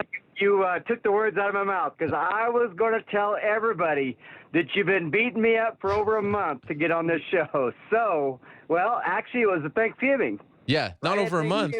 You're being too kind. It's been like 5 months. I actually went back and looked at my text, and there's like a string of 7 unanswered texts. I'm like, hey, Matt, what's up? And you know what's funny about your situation? I can actually see when you read the text, because it says, and you still didn't reply to me. I was probably driving or something. Yeah. We'll say that. Yeah, sure you were. Why? So let me ask you this. Why were you so quiet lately? Like, why were you so reluctant to speak? Because I've just been enjoying everything I'm doing now, and kind of got out of the MMA, and it kind of felt refreshing, and I didn't want anything brought back up again. So okay. I was just happy to be an everyday guy. Fair enough. Why are you talking now? Because I like you. All right, I'll take that. Thank you. I appreciate that. So let me ask you right off the top. Were you surprised when you parted ways with the UFC? Were you surprised when that came down? Yeah, I was. I was totally understood it, but I was surprised. I don't think Dana is able to run the UFC like he used to. Yeah. He's sold so much of it that he just doesn't have that control. So I was still a little surprised, but totally get what happened. And when you have a corporate buyout like that, that's what happens. They start figuring out how to save money. Any hard feelings on your side of things? I wouldn't say that. I wish things were different. Right. I'm human, like everything else. But Dana and I still text a little bit. I'm going out there. This weekend. I'm going to Dallas for some stuff. Oh. And then the next weekend is the gym opening. They're flying me out there. I guess one of the boardrooms. They've got like 7 or 8 boardrooms, and each boardroom has a certain fighter. I think there's a Muhammad Ali boardroom, a Bruce Lee boardroom, and there happens to be a Matt Hughes boardroom. So I'll go out there for the opening of the big complex out there. Yep. And we're Dana and I've been around together a long time, and we're family, and we can disagree and still go to supper that night and get along fine. If you don't mind me asking, how did it go down? He called me. Okay. Called me up and said, "This is what's going on." Okay. And I kind of knew ahead of time. See, Halloween, me and my family went out there, and we stayed at Red Rock and spent most of the time at Dana's house. My kids love being around Dana's kids. Mm-hmm. So that's what we did. And I asked him, I go, "Hey, how's this looking? What's going on?" And he goes, "Well, they're beating down my door. I've still got some control to do this and do that. I've been trying to save as many people as I can." So I knew about that Easter weekend, or I'm sorry, Halloween weekend, and then Thanksgiving, so right around Thanksgiving, I got a call from Dana saying, "Hey, this is what's going on." Okay. And obviously this was your job. This is how you made a living. Without getting too personal, I mean, were you okay? Did you have a fallback plan? Was it a complete shock to your family? How was it received? It was all right. I mean, the good thing about the UFC is I wasn't spending any of my money. I was still spending their money. So now I'm just kind of spending my own money. Okay. And the UFC has been very, very, very good to me. I don't have to work unless I want to, and of course I work every day because I would go crazy if I didn't. So everything's good on my end. Financially, we're fine, just like we were before. It was just nice spending somebody else's money. Right, of course. So you say that you are still working. What are you doing day to day these days? I love working with my hands. When I wake up in the morning, the first thing I want to do is get my hands dirty. And when I go to bed at night, what I think about is what I'm going to do the next day. So right now I'm helping a guy. He does several things, and I'm just working with my hands. I just pulled away from his place, and I put a new hub on a piece of machinery. So I changed some bearings, and I love it. I'm also got my hands. There's a company called Strike Tech. They put sensors. They got little 1-inch sensors that can go inside your wraps or your gloves, and they can monitor how fast you are and what power you hit something. Wow. So I'm helping that company out as well. So that's kind of keep my foot in the door, and also still helping the UFC, doing gym openings for UFC gym and this and that. But so I'm still somewhat close to the game, but I enjoy my day-to-day hard work. Okay. Are you doing farming and things like that as well? Yep. He's a farmer, so I help him with the farm. Okay. So obviously, I have to ask you about this. There was a clip that came out around, I'd say maybe a month and a half, 2 months ago, a little less than 2 months ago, and you did an interview with Joe Buck. Now, that full interview hasn't come out yet, but they released a snippet of the interview in which it appeared as though you were expressing interest in fighting again, and you hinted that you were interested in fighting someone who he had previously interviewed, and he's only interviewed 2 other MMA fighters to the best of my knowledge, just doing a little investigation there. George St. Pierre, who of course you have a connection with, and Royce Gracie, who you have a connection with. Now, George is now contracted to the UFC. And so before getting into the opponent stuff and all that, are you seriously considering a comeback? I would love to come back. I didn't want to retire in the first place. Dana thought it was the best thing for me, and so did my stinking wife. Ariel, here, are you married? I am. Yes, I am. I am. So when did you lose your life? 2008. 2008. Okay. So my wife said she didn't want me to fight anymore. It wasn't as fun when I was just out kicking ass. She didn't like the worry. And Dana kind of said the same thing. So that's why I got retired. That's why I went retired. And I would love to go out and fight again. You know, my problem is I lost my last 2 fights. And that's the only thing I think about is those stinking losses. Wow. So since that clip came out, I mean, that was kind of a way to test the waters. Did you receive any offers? Oh, yeah. You know this. I don't have to tell you. Everybody that has fought a fight in the UFC has challenged me and told me to fight them. So you know this. I'm not telling you anything you don't know. Yes, I know, David. You know more than I do. Why are you asking me questions? Well, because sometimes I like to hear, from the horse's mouth. Now, what about promoters? Have they contacted you saying, we'd love to have you fight for us? Not really. Okay. Not really. Does that disappoint you? I'm not really shaking the tree real hard. I'm just kind of having fun with it right now. Okay. But if you got a good deal, you would come back. If I got a good deal, yeah, I would. And you know what? What would be fun for me is fighting with one of my old buddies, like Chuck Liddell. You know, if he came out of retirement, I think it would be a blast if him and I were on the same card. So yeah. So there has also been some talk of Chuck. I mean, some photos have surfaced of him appearing to be in great shape. Have you guys, have you gone on a call and talked to him about this plan? Is he on board as well?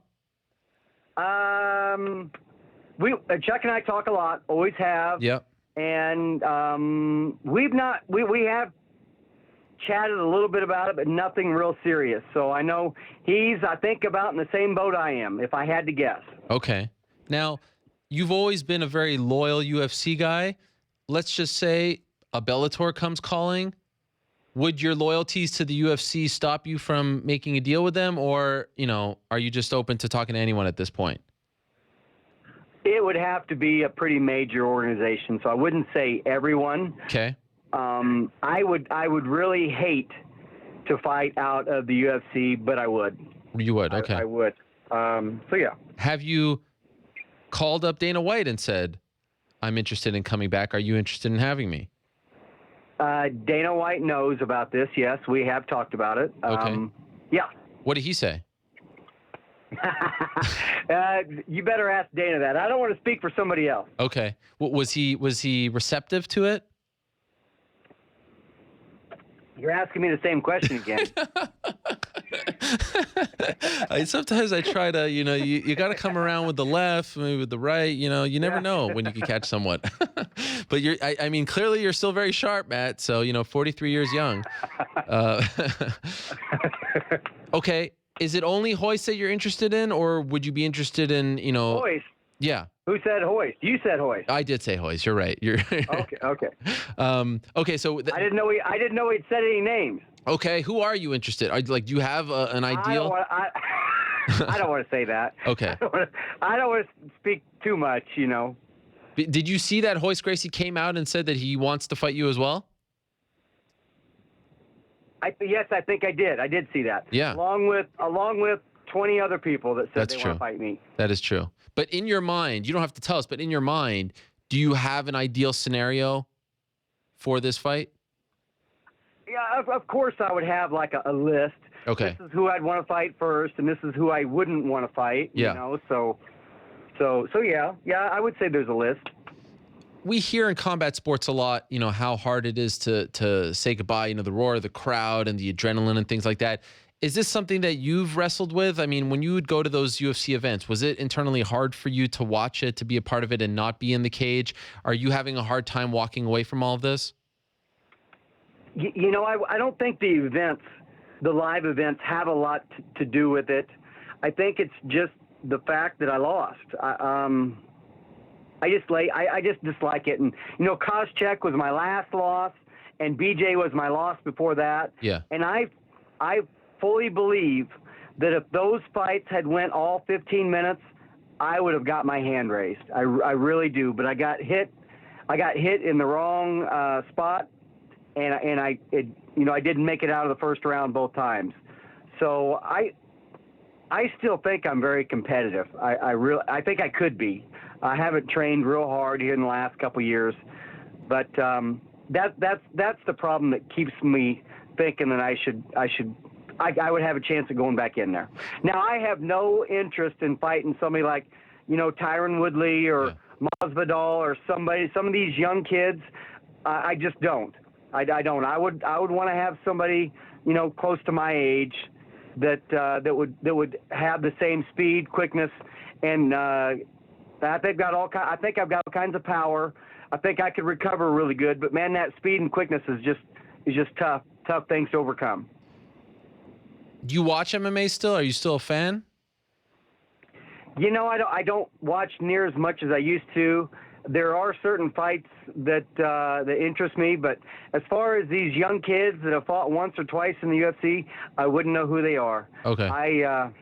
And it's getting tough for me to find guys that I really know and like. Everybody's kind of retiring. Uriah Faber. He was another guy that I really got along with well, and now he's retired as well. So I tend to watch less and less as time goes on.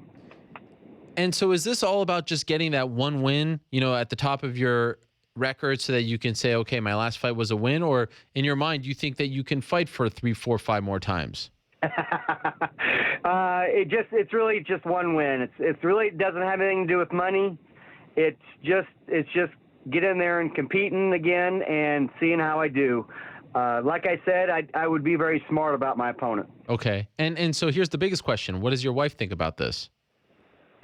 My wife, no, well, she's lived with me since retirement. Sure. So she knows that there's really nothing I want more, and she's kind of stayed out of it. Okay. She has said, I trust your opinion on who would be your opponent. So she's just been out of it. Okay. Do you think that she would stop you if you got a deal, you got the opponent? Do you think she would say, you know what, you can't do this? No way. No. Okay. I don't. I'm getting a bunch of tweets and people throwing out who they'd like to see you fight, and there's one name that keeps coming up. Do you have a guess as to who that is? GSP. No. There's my guess. Go ahead. Matt Serra. Oh, that'd be an interesting fight. Yeah. You'd be interested in that. I would be interested in that fight. Would you do like a sort of fake training camp to see what kind of shape you're in, your speed, your response time, all that stuff? Like, do you want to kind of go through it as a real training camp for a fight before really determining if this is something that you can do? I would start extremely early, I'm guessing, and just see where I'm at, see what the recovery's like every day. Our theory up in Iowa was out-train your opponent and just be in better shape. Yeah. So I would kind of come in that theory, and I'd see how a lot healthier since I retired. Sure. Wasn't beating on my body every day, so I've got a pretty healthy body. I'm not as muscular as I used to be, but I'm still put together pretty good. So you know what the naysayers will say? Of course, every fighter thinks he's still got it. They're the last to know, and he's 43 and he hasn't won a fight in 7 years, things like that. Why should people believe that you could go in there and because we as fans, we want to remember our heroes and especially legends like you when they were at the top, when they were kicking ass, when they were slamming Frank Trigg and things like that. Why should people believe that you can actually go in there and not sort of tarnish your legacy, if you will? Errol, I'm going to ask a question, and I actually don't know the answer, unlike you. You usually ask questions, and you already know the answer. Not true. But I'm asking a question I don't know. When did Randy Couture win his last title? Well, he was definitely... How old was he? I do believe he was in his early 40s. I'll confirm that, but I'm pretty sure he was in his early 40s. So I get what you're trying to say here. That guy, he went out and he beat Tim Sylvia and won a world title in his early to mid 40s. So, Yeah. People can still do it. You just, I always thought Randy was an extremely smart fighter and trainer. And so you just got to be smart about things, and you got to know who you're going up against. In fact, how about this? He was 43. Same age you are right now, right? Yes. Yeah. Although he didn't take that long break beforehand. Correct. Yeah. Yeah. But he had some long breaks in his career. That's true. That is true. Have you talked to him about this? No, I haven't. Okay. Randy and I say hi to each other when we see each other, and that's about it. Okay. What are the chances that you would, rally up the old troops, the Pat Militiches of the world, the Robbie Lawlers of the world, to try to get you ready? It would be yes. That would, I'm sure, I would rally as many of those guys I could. Pat is one of the best guys to train with, whether it be on the ground, motivational, stand-up, cardio. He's great. Have you talked to Pat about this? Yes. And what did he say? He doesn't care. He's easy going like I am. Whatever Matt wants to do is what Matt ought to do. And that's the thing that, you brought up these fans that don't want to see me go out there and compete again. Yeah. That's their opinion. If that's what they want, that's fine. And if they don't want to watch me if I do compete again, then that's their prerogative. Right. But let me be me. Sure. I'm going to let them do whatever they want, but they've got to let me be me. Voice your opinion, but come fight night, do whatever you want. I got to tell you, that's the best case an older fighter has made to me about why we should not try to stop them from fighting. It's your life. You don't tell us what to do. Why should we tell you what to do? Well, thank you for agreeing with me. You're a smart guy. I like it when you agree with me. But do you have any concerns about your health? No. About my health? No. None really whatsoever. I'd say I'm just like I used to be. You know, I don't have any punch drunk or anything like that. I'm pretty healthy, physically and mentally. Okay. Did you watch Royce Gracie's last fight? Yeah, I was there. I was down in Houston, I believe. Yeah, I was there. You were there. What were you doing there? Yeah. Just watching. Wow. You were scouting even back then? No, there was no plans of me coming out. I was with the UFC. I had no plans of coming out of retirement. I know. So what were you doing? I got friends down there, and I like Texas, so I went down there and got some tickets and went to the fight. What'd you think? What'd you think of his performance? Well, it was pretty quick. Yeah. You know, and I would have liked to have seen a whole round or a whole fight, but we didn't. So yeah. So could I ask you? What? Go ahead. Wasn't much to see, is what I'm trying to say. If he is at the top of that list, why is he even there? Since you beat him, rather convincingly. Well, I never said he was at the top of that list. I said if he is. But if I remember what you said. Since that, I would be interested in fighting Royce, simply because the next day after I fought him at UFC 60 back in 06, he has said that he should have beat me that night, and he just had an off night, and I had an on night. So he has said that this whole time, that he would love to fight me again. So if that's the case, I'd give the guy a chance. Is he at the top of the list, number one?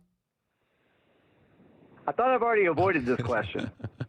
Vitor Belfort has said that he would like to see a Legends division in the UFC. What do you think of this idea? I don't know about that. I just don't know.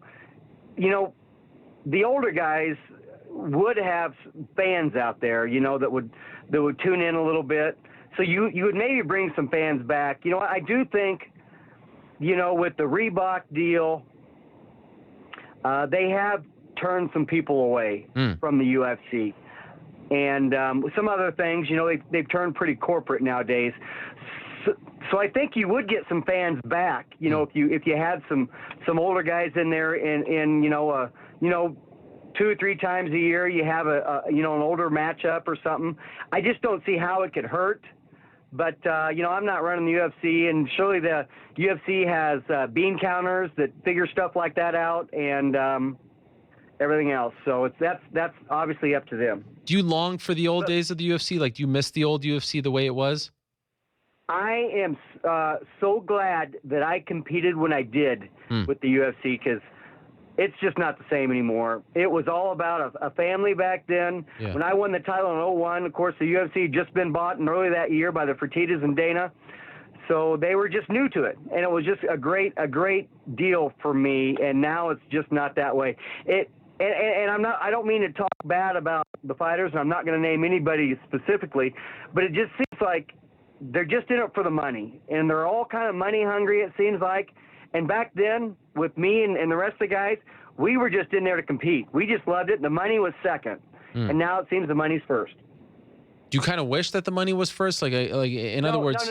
No. Now it seems like the money is first. Yeah. And competition is second. And back when I was competing, it was the competition first and the money second. No, I understand. But, once you hear what some of these fighters are making now, do you say, like, oh, man, I wish I fought in this era because, I'd be making millions and millions and millions?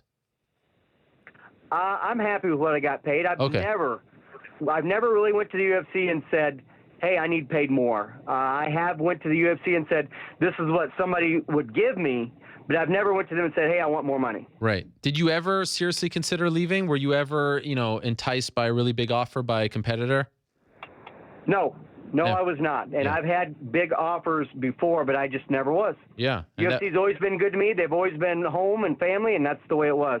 One time, I was out of contract after a win. And if you go to the post-fight press conferences, you'll see that Dana White, before I fought Chris Lytle, Dana White came to my room that day and said, hey, we got a new deal for you. And we signed, basically him and I handshook before I fought Chris. So actually the deal got inked after I fought Chris. Wow. And the lawyers missed it on re-signing me before my last fight. So after it was a 4-fight deal. After the 4th fight, I said, "Hey, I'm a free agent, but the UFC has got nothing to worry about." Wow. So Dana texted me and said, "Hey, actually, you're wrong about that. You are not a free agent." And I text right back and said, "Dana, if you go look at the dates, we talked about that before Chris Lytle, and it got signed after Chris Lytle, but the Chris Lytle fight was the first fight of that contract." And then he texted back and said, "You're right. What do we need to do to get you under contract?" And I just said, "Hey, give me the same deal I had the 4 fights before." What? So why the same? Get a raise. Because I was happy. Wow. And that kind of explains why he was so loyal to you for so many years, right? Yep. Are you surprised to see GSP back? I kind of am. The guy, he went out with his hand up in the air, and a lot of us don't do that. He went out with the belt, and I just don't know why he wants to tarnish that record when he is going out with everything. And, he's coming off a long layoff, and it just really strikes me as odd. The thing I would wish for every successful fighter is to go out with their hand in the air. He's doing that and still coming back. So I just wish him the best. But things aren't going to be the same. The sport's evolved. Do you think he has a chance against Bisping? Do you favor him in the fight? The George St. Pierre that beat me would win. The George St. Pierre that went against maybe Johnny Hendricks this last fight. Yeah. I don't know. Okay. So I just don't know. While we have you and just reminiscing before I let you go, I'll promise I'll let you go in 2 minutes. What was your favorite moment of your career? Is there a moment that sticks out when you were happiest? Yep. My win against BJ Penn. I love roller coaster rides, and BJ at that end of that first round had me in a bad situation. I actually prayed in the last of that round and said, "Hey, you get me to the next round, God, and I'll try and do my best." Wow. And got to the next round, and BJ was tuckered out the start of the second round, and I was on fire. Wow. That's amazing. And it's amazing. That was, 11 years ago, I think, right? 2006? Crazy. Yeah, I don't know. You're the one with the stats right in front of you. I'm just sitting in my truck. Sure. How do you feel about BJ being back, considering how he looked in his last fight?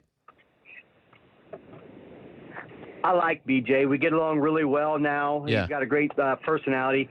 I wish he would just find the right opponent. Right. I've always told him, "Hey, BJ, you're so good on the ground.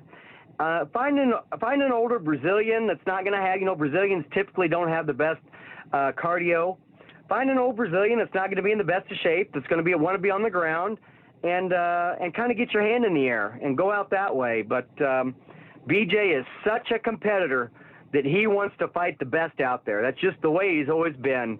And my hat goes off to him for being that way, but I just wish he would be kind of a little smarter about it and really, really choose the right opponent. So he's fighting Dennis Seaver, an older guy, not Brazilian, German. Do you like this matchup a little more? I do. BJ's not quite as quick as he used to be with his hands. He used to counter so hard with that hook, and that hook just doesn't seem to be there anymore. So I do like this matchup. It's an older guy, but it could be better, but definitely could be a lot worse. Who's Matt Hughes' favorite fighter to watch these days? Robbie Lawler. Ah, yes, your old friend, and he's kind of reinventing himself as well. How do you feel about his decision to leave ATT? He was doing so well there. Yeah, you know what? Robbie does what Robbie wants, as the way it should be, and I've not really asked a whole lot of questions to Robbie. He obviously had reasoning to do that, so it is what it is. I'm going to love the guy no matter where he trains at, and I'm going to help him no matter where he's at. Dan and I get along really well. Dan Lambert, ATT owner, but we still get along real well, Dan and I, and Robbie and I still get along well. So I just I hope he's made the right move for himself.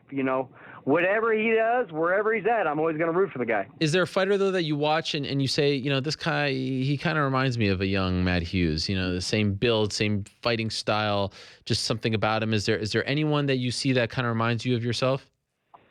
Nobody comes to mind. Wow, okay. To be real honest. But like I said before, yeah. I don't watch the guys I don't know very well. Sure, fair enough. Very much so. Scale of 1 to 10, 10 being you're walking into a cage, how close are you to returning? Truth be known, I'm probably at a 2 or 3. Okay. I wish I was telling you 8 or 9. You want 8 or 9, but right now, because there's no offer there really, you're at a 2 or 3. But you want it. Yes, correct. And correct. Would this year be doable for you?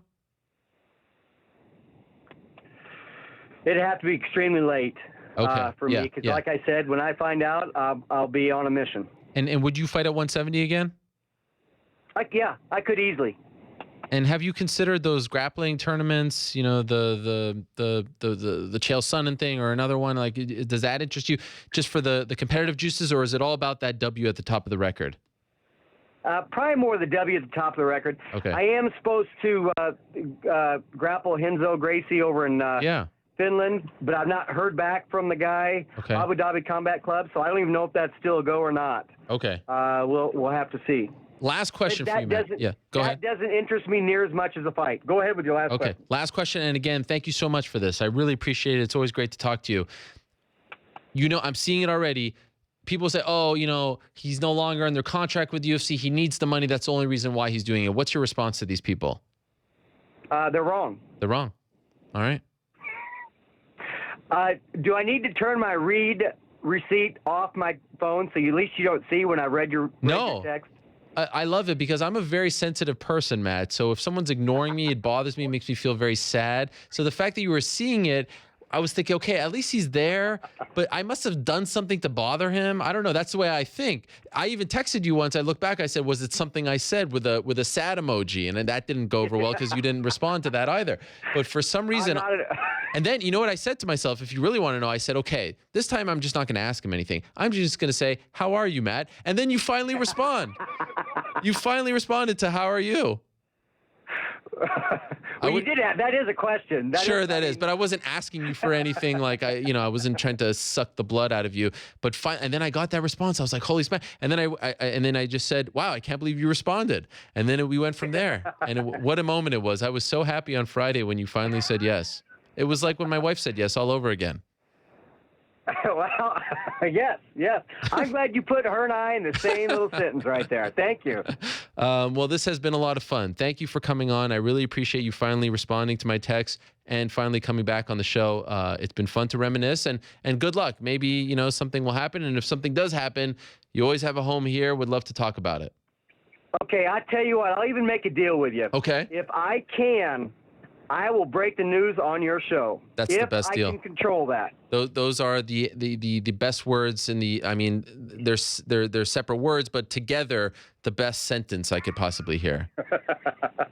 Have a good day, buddy. All the listeners out there, I thank you for the support in the past. I always felt that I walked in the octagon with favor in the fans' eyes, and I really loved that. So thanks for the support I used to have. Thank you, Matt. All the best to you. Talk to you soon. See you, buddy. Bye. All right, there he is, Matt Hughes. Wow, that was a lot of fun. I really have been hounding him for quite some time. Just wanted to know what was up. And it's interesting when you listen to him speak, you're kind of reminded of the old days. I'm not one to sort of think back and be like, oh, it was a better time, but it was a different time. It was more like a family. Stuff has changed a little bit. Some of it for the better. Fighters are getting paid more, things like that, but other things have changed. And I don't know if it's necessarily been for the better. Certainly, I mean, the uniform thing is a strange one to me in the fight game, but alas, we have banged that drum long enough. Okay, let us move along to our next guy. So we go from someone who, of course, is no longer in the UFC, has been retired, thinking about a comeback to someone who is about to step foot inside the octagon for the first time. Now, speaking of being hounded, the shoe has been on the other foot in this case because Aspen Ladd has been hounding me, if you will, to get on this program.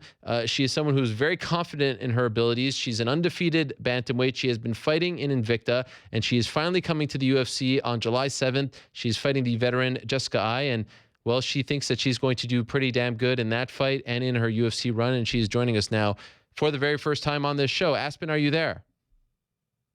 I am, and thank you for finally having me on. Yes, it is great to talk to you, and I appreciate you waiting and being patient while we were talking to Matt Hughes. So how did this happen? Was your Invicta deal done, and then you went to the UFC, or did something else happen? In all honesty, no, I had one fight left of my contract, but Shannon had verbally agreed, Shannon Knapp, the president, that she would release me if I had an offer from the UFC. And we got an offer, we got a date, we got an opponent, and she was kind enough to let me go. Wow. And you have been trying to get into the UFC for quite some time, right? Yes, it's always been my goal. Before women were in the UFC, my goal was to get to Invicta. Then when I was in Invicta, okay, after that, it's time to go to the UFC or try to get there. And why do you think the offer came now? I think it's just because my record's getting up there. I got the call once before, but I was 2-0 at 125. It was to fight Lauren Murphy on short notice, and I took the fight, but they ended up going with, I'm not remembering her name right now. But I just think it was the right time in my career and the right record, and they need somebody for Jessica to fight. Wow. So you're 22 now. How old were you when you got that initial offer? 2021. I honestly can't remember. Yeah. Well, you were 2-0 in 2015. So probably 2 years ago, you were 2021. Was that, mentally, was that a bummer for you to get an offer, to accept it, and then not get the fight? It wasn't really a bummer. It's just another step along the road, Uh-huh. Like it was kind of eye-opening, like, oh wow, I'm here and they're looking at me, they're watching. Sure. You're on their radar. Yeah. And what did you think of the matchup when it was offered to you, Jessica Ai? I was excited. From what I know, she's more of like a boxer, counter-striker type person. Uh-huh. So Stand up. Yeah. Stand up, though. And that's a matchup that you like? Very much so. I kind of joked about this, I should say, the last time you fought. I feel like I always see you wearing a rash guard, and I compared you to John Danaher, who's always wearing a rash guard. Why do I always feel like I see you wearing a rash guard? Do you like wearing rash guards? Is it comfortable? Well, why is that? Okay, it started out as kind of like a modesty thing, because I'd seen just on the local circuit. I've worn them my entire career, every amateur fight up until my last pro fight, because I see these women, they have their accents or something's popping out, and I never wanted to worry about that in a fight. Yeah. So, and then the further along I got, it became something that I'm very used to and comfortable with. And then I got sponsored by Hayabusa, and they make absolutely epic rash guards. Huh. So it's just something I've stuck with. And do you wear rash guard, like when you go to the supermarket, if you go, to a movie or something like that, do you feel that comfortable in them? Hey, if it's between training sessions, I will. Okay. So that is your go-to choice, the rash guard. Now, do you know about John Danaher and John Danaher went to a wedding, someone told me, and he's probably gone to multiple, wearing a rash guard, a tuxedo rash guard. Do you know about this? I haven't heard that particular story, but that's pretty awesome, I gotta say. Are you familiar with John Danaher? I became very familiar with him after you compared us. Like, wait a second, who's that? You didn't know about John Danaher before that tweet? That was not that long ago. I only knew about him from one of my jiu-jitsu coaches has a man crush on him. Wow. So I knew about him vaguely, but I didn't know about the rash guard thing or in depth. Okay, fair enough. You are based in Sacramento, right? Yes. Your team is MMA Gold. Yeah, I'm MMA Gold out of El Dorado Hills, California. Is that essentially Sacramento? Pretty much is. We're like 20 minutes up the road from Sacramento. When I think of the Sacramento MMA scene, and I don't think I'm just speaking for myself, anyone, you think of alpha male, right? Mm-hmm. How does your team feel about that? Our team is very, very competitive with alpha male. So that's pretty much like the enemy from the area. Really? Yes. Now, what do you mean by competitive? Do you guys get matched up against each other a lot? And if so, how is the team doing against alpha male? Frequently on the local circuit.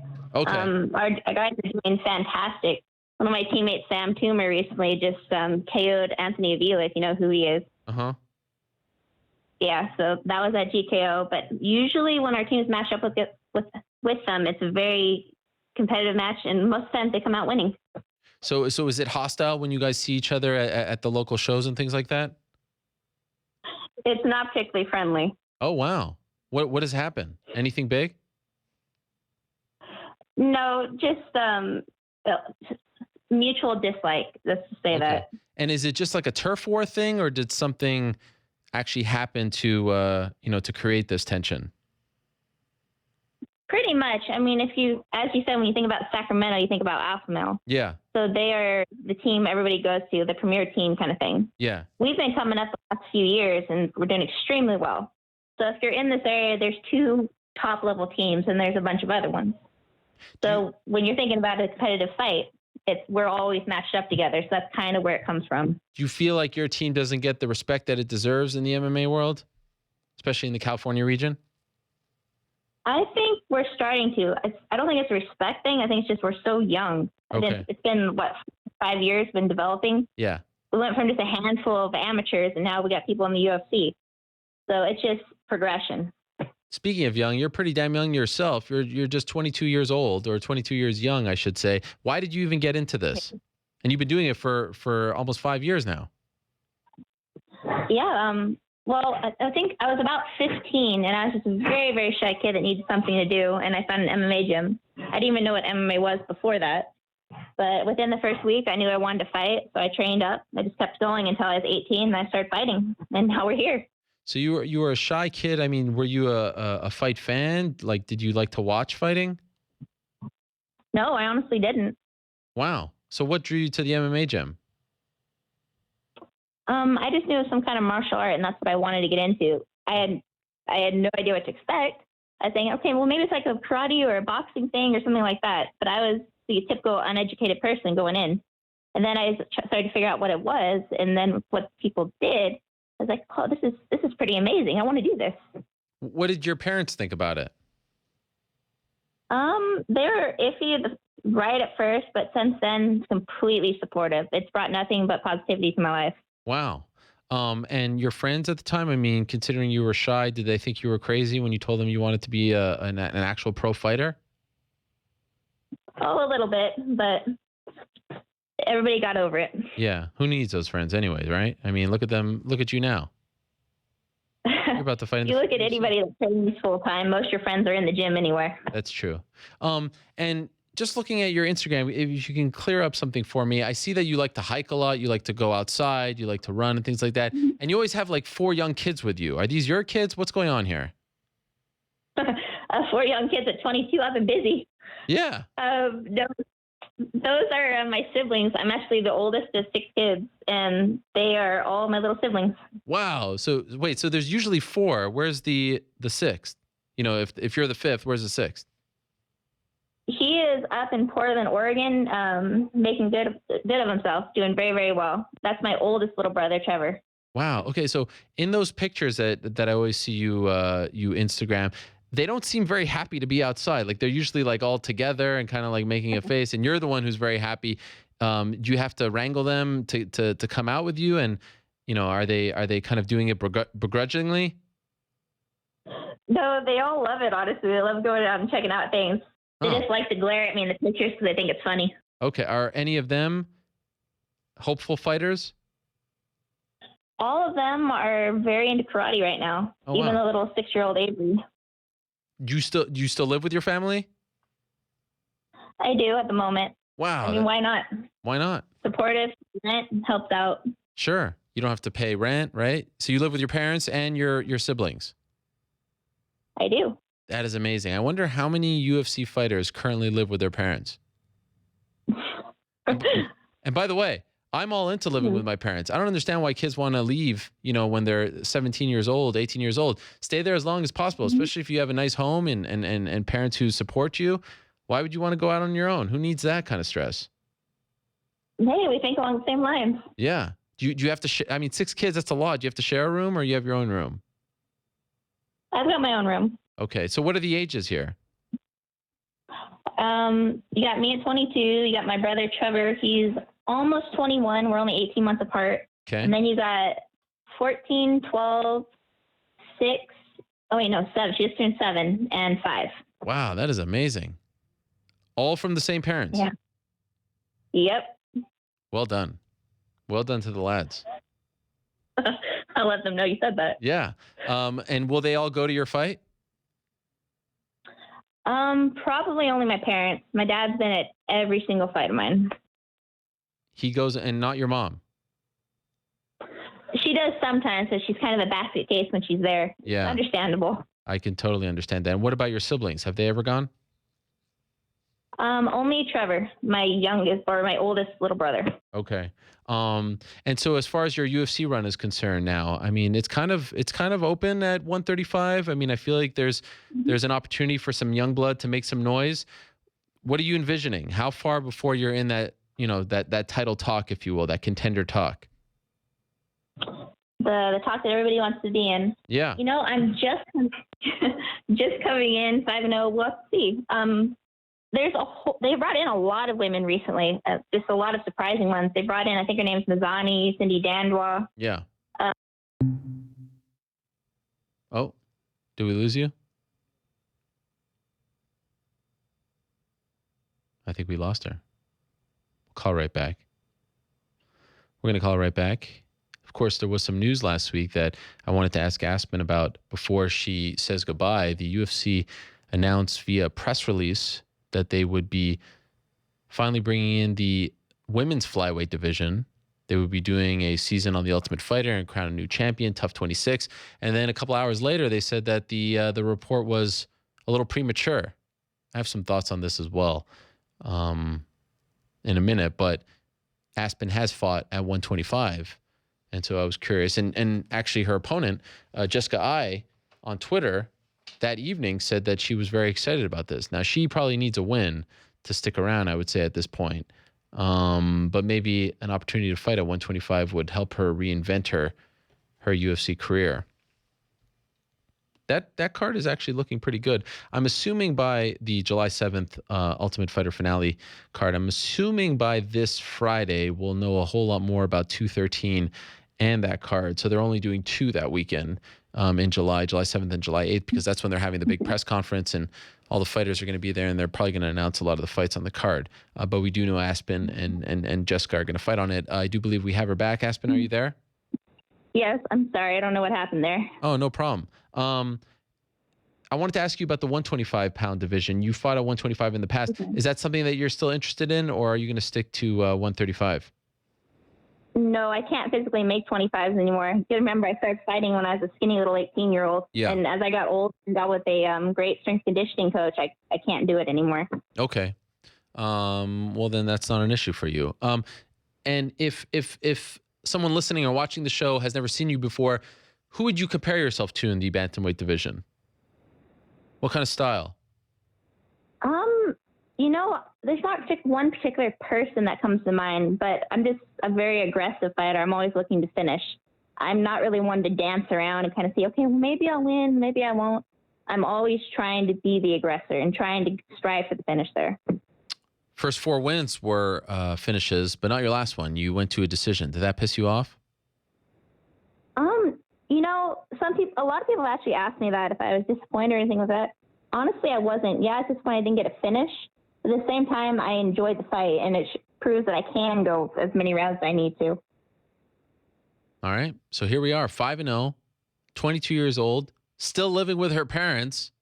I hope that Bruce Buffer says that when he announces you. And again, I'm all for it. In fact, someone has actually tweeted me saying that he's going to show his mother the clip of me being all for living with your parents to try to strengthen his case to stay at home and live with his parents. You're an inspiration to kids living at home with their parents. This needs to be celebrated. Hey, if you're successful and doing well in life, why not? Yes. Well, I wish you the best. Congrats on getting to the UFC. Congrats on getting the fight. I know you've been wanting this for quite some time. And, of course, good luck on July 7th as you make your UFC debut. Thank you very much, and I appreciate being on your show. All right. My pleasure. There she is, Aspen Ladd. Great name, Aspen Ladd. That is one to remember. And like I said, she is, of course, making her debut in less than 2 months in Las Vegas. Pretty cool. T-Mobile Arena. All right. At 4:10, so in around 50 minutes, 5-0, we're going to be joined by Kelvin Gastelum. Very excited to talk to him. Of course, he was officially suspended yesterday, or at least it was announced, and it will be up in essentially a month. So it's almost done. June 11th. That's when it will be up. And want to know what he thinks about it all. He had an interesting tweet yesterday about the suspension and where he goes from here, all that stuff and more. But now it is time for everyone's favorite segment. Yes, we've only done it once, but let's see how week 2 goes. It's Rick's Picks. In fact, people have been starting to send me pitches, and what I tell them is I have nothing to do with Rick's Picks. This is all from him. So if it sucks, don't criticize it to me, criticize it to him. If it sucks, don't blame me, blame him. Now, if it's good, you can give me props for actually, making this segment. But for now, we're going to put all the blame on him. So, Mr. New York Rick, do you have any picks from the week that was in mixed martial arts? Funny you should ask that. I do. Oh, have some wow. picks. And look at you now. You're wearing... Actually, there's too much glare on them. You're wearing glasses. What is Wow. going, are those the fake Conor McGregor glasses? No, my vision has gotten extremely bad. What happened? I don't know. But not good. So you went to an eye doctor? So those are from a few years ago. Okay. I've always had astigmatism. Now I've actually become nearsighted. My vision is getting progressively worse as I descend into old age. I need glasses. Wow. Yeah. So what, you just took old glasses? Well, no, these were a prescription, but Yeah. it was only for astigmatism. Okay. What is astigmatism again? Focus. It wasn't necessarily that I had a problem seeing distance or close. I just had an issue with the focus. So it cleared things up. Now I actually cannot see for far away. Little factoid that people may not know about me. My left eye can't see far at all. Like, it's completely blurry. Mine too. But sees pretty clearly close. My right eye can't see close, but sees far. There's a name for that. Don't wear glasses? But I do wear glasses. I've never seen you wear glasses. Well, I like to, I don't really need it for these purposes, but when I'm at home working on the computer, dropping bombs. What do they call those? The Woj bomb is the NBA version of that. Sure. No, they're just, is that what you have? Well, no, my left eye is very weak. Okay. Compared to my right eye, but I don't have the opposite. I just can't see far. This is really the way this segment needed to start, for sure. Yes, this is what people want to know. Okay, what do you got? What do you got? Okay, we're going to start off with an incredible knockout coming to us from LFA. They had an event in Phoenix, LFA 11, and the fighter's name is Sean O'Malley, 6-0. When you hear LFA, do you always think of LMFAO? I always think of that. I don't, because I wasn't really that connected to LMFAO. I know they had that one song, but I don't know much outside of that. So this was last Friday. Yep. A fighter fighting out of the lab, the MMA lab in Arizona, 6-0 prospect, Sean O'Malley. And it's not a video. It's from a GIF posted by Access TV. Okay, here we go. We'll watch it a few times. Yeah, let's see it. Bang, look at that. Spinning wheel kick. Boom. Yeah, really clean. One hitter quitter. And the way the opponent falls down, it's like boom. He goes sudden. up. He goes up and then down. It's not like the Terry Edom fall, right? No, that was timber. That was like, that was this is like, dang, chopping down a tree. This one was, he got a little elevation and then just dropped. Really nice one. Congrats to Sean. Great knockout there. Next, we're going to the birth. Oh, yes. Conor McGregor Jr. The so we've birth. got some photos from Instagram. Heard around the world. Our first photo up here. What a cutie. And I'm talking about the baby, by the way. Just so you know. This warms my heart. This is a beautiful thing. I love it. Remember what I said back in November? It was such a nice moment when Conor came out and said that, he was going to be a dad, that his girlfriend Dee, who you see in the picture, was expecting, because it was the first time that he showed some, some fear, some vulnerability. This is a guy who always has to be on, right? He always has to be the best. He always has to, talk smack. But here he was expressing the same kind of feelings that many soon-to-be fathers feel. Like you're anxious, you're scared, you're freaking out. And I thought it humanized him. So this was really cute. Yeah, we've got one with Connor. Yes. And Connor Jr. as well. So can I say something about this pic? Obviously, incredibly cute. And again, it humanizes him. It's beautiful. It was funny to me, being the veteran that I am with kids, 3 of my own.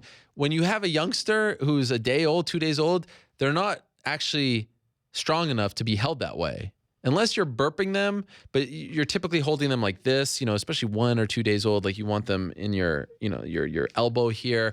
You're going to burp them, but they're, like my daughter now who's 6 months, you can hold her, you can throw up and down, things like that. I mean, even now her neck isn't that strong. When they're that age, really not that strong. So I was wondering under what circumstances was he doing this? Was he doing it because that's the way he's seen people hold kids and not really knowing that at that age, they should be, I'm analyzing this way too much. But again, it made me relate to Connor. I can't really relate, with him on many things. I don't have hundreds of millions of dollars. I can't beat anyone in a fight.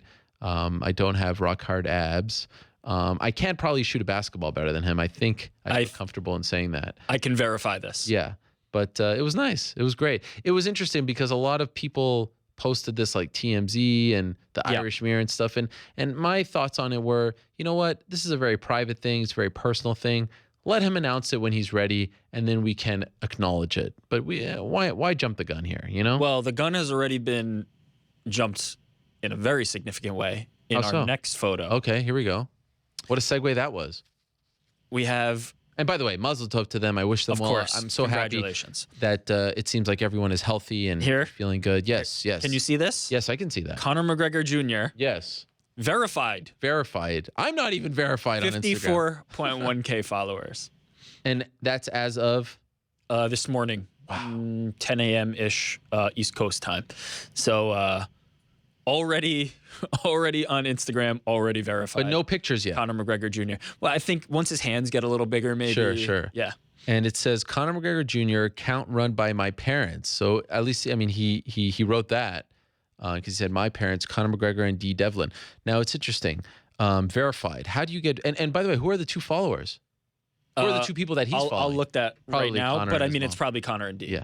I don't know how to get verified on Instagram. Do you? Is it hard? I don't think it's that hard. I think it just has to be a business account. So am I a business? I'm not a business. You have to verify. Or somebody notable. But I don't think you qualify for that either, so we'll move on. How do you feel about... Wow, okay. How do you feel about the Instagram account? Like, should a baby have its own Instagram account? I'll say this. If people have dogs with accounts, I'm okay with a baby having an account. Well, at least it's a human. Right. And also, I bet Conor McGregor Jr. is going to talk some good shit on that account one day. How do you feel about the junior? Was there any other way it could be...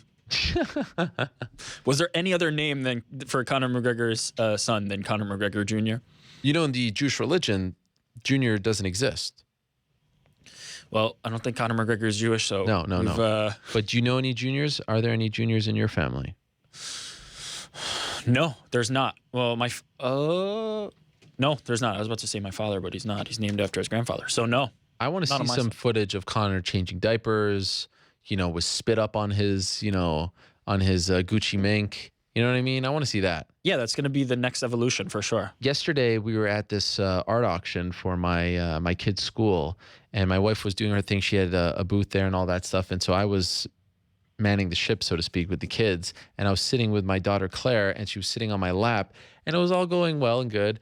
And then all of a sudden, I was like, "Ooh, I feel a funny sensation on my lap," and sure enough, she peed, and it went through her clothes all over my pants. Very convenient excuse. Well, luckily, I brought a change of clothes for her. I did not for myself, and it was unusually cold in this room, and so like the cold urine on the pants, it just wasn't very comfortable. But I want to see that. It's perfect. You can blame the baby for everything when you pee yourself. They're just so cute. They are just so cute. Congrats to Conor and D. Yes. And the rest of the family as well. Yes. Okay, our next... And by the way, I'm going to talk about the whole September 16th thing after Rick's picks. Okay, our next pick, Rick's next pick... Yes. is the poster that was just released for UFC 2. Oh, yes. We got the poster here. Yeah. Actually, before I say anything, I want to get your thoughts on it. Okay, so I actually like the poster. I mean, look, rock bottom was UFC 209. There will never be a worse UFC poster. And if there is, then we might have to just, fold up the tent. It's never going to get worse than that. I mean, that is, do I have the thing here? I think I brought it. Did I bring it? I think I actually brought it. Maybe it's at home. I actually took home the program just because I wanted to remember how bad it was. So that was bad. 210 was bad, not as bad. 209 the worst. And ever since then, slowly but surely, I feel like they've actually listened to our complaints. Like the Derek Lewis, Mark Hunt one, better. They're getting better. Now, they're not quite the same. They don't feel the same as the old boxing posters. There's something that is always just a little off, but I can appreciate the effort. It's clear that they're trying to make them a little more interesting. 211's not bad. They're kind of cartoony. It looks like it's painted or something. You know what I'm talking about? Yep. The one with Stipe and JDS. This one's actually cool. I like this one a lot because it's champion Aldo versus champion Holloway. And based on, your allegiance, you can actually, if you're a Holloway guy, just flip that bad boy around and you've got Holloway at the top. But here's where they made the mistake. I mean, to do the thing where Carolina and Claudia are also upside down, and then the logo thing, with the 212 and all that to me feels a little funky. I would have done it, just put another fight there, right? Well, what you do is... Or just don't do any fight. The physical poster, yeah, this is it. The digital poster, you flip it up, you flip it around, and you just, do it that way. What do you mean you flip it around? You flip Holloway and the other fight around, and you don't use that same aesthetic, but you do this for the printed posters. That said, I like it. First of all, I like the Magic. Concept. I like playing cards. I think this alludes to that a little bit. It looks like, if you look at a playing card, you have any royal card, Jack through that's King, true. has that same design where the King or Jack or Queen is like that, and then flipped around, and in the corner you have the number. So I like it. I think it's good. I saw a lot of criticism for it. No. I didn't quite get it. I thought it was pretty good. Look, they're trying. And also, by the way, I love the X. Yeah. That's a Brazilian thing, right? When they do yeah. It's a Brazilian thing. It's not really a Brazilian. No, but they do it for all. It's got to be. I mean, we can ask Guilherme. Maybe he's listening right now. But the X is a thing that all the Brazilian posters have. Here in America, they do verses, or pretty much in the rest of the world that I've seen who speak English, I always see verses. But in Brazil, I think always go with the X. So I like the X. I like the concept. Maybe don't go. I don't know. Did you see today? I don't see this because I'm blocked. But Dana White tweeted. Yeah. Thing. Did you see? Is that one of your picks? No. Well, I mean, that's a late entry. Okay. Well, I don't know how. No, I can't pull up the graphics how like late that. You can go the cutoff. He tweeted a thing about the fight this weekend, and it's Claudia and not Jessica Andrade. Right. How does that happen? Yeah. Heads are gonna roll. The person who gave him that drawing, because obviously he didn't do it himself. That picture, they should get blocked on Twitter. But yes, you know what? I like this one. I like it as well. And by the way, in case you didn't hear. It doesn't appear as though Anderson Silva, according to sources within the UFC, according to sources close to him, it appears as though he will not be on that card. So, they're probably not going to come out and tell you that because they don't want to acknowledge that publicly unless they're asked. But that is unfortunate. So it looks like Claudia versus Carolina is going to be the co-main.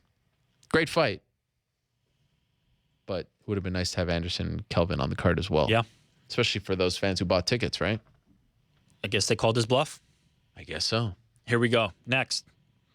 Speaking of middleweight division and how things have played out, we have this video from George St. Pierre. Oh yes, there it is. Twitter. Yes. Can we hear it? Here, let's roll it all the way back and then go with audio. Here's the clip that GSP tweeted late last week. Mr. Bisping, I cleared my entire schedule to get ready for training camp after the summer. So I can fight you anytime after October. You pick the date. Let's get it on. Boom. There it is. Short and sweet. There it is. We have a fight, hopefully. What do you think? At some point. I wish it was a little more aggressive. He called him Mr. Bisping. I was hoping, but what do you want him to call GSP him? is not that guy. But we're kind of missing the point here. Earlier in the week, he tweeted something from MSG saying, "Oh, maybe my fight will be there."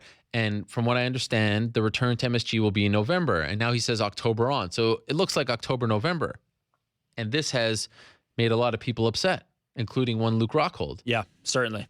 Because again, this was the plan. This is my hypothesis on what happened. GSP wants to come back. Let's make a deal. We get him back. All right, who's he going to fight? Michael Bisping. Bisping's down. GSP's down. Okay, we want to announce this. Well, we want to make the fight in July. I'm not ready to fight in July. I don't want to fight in July. Reasons unknown to us.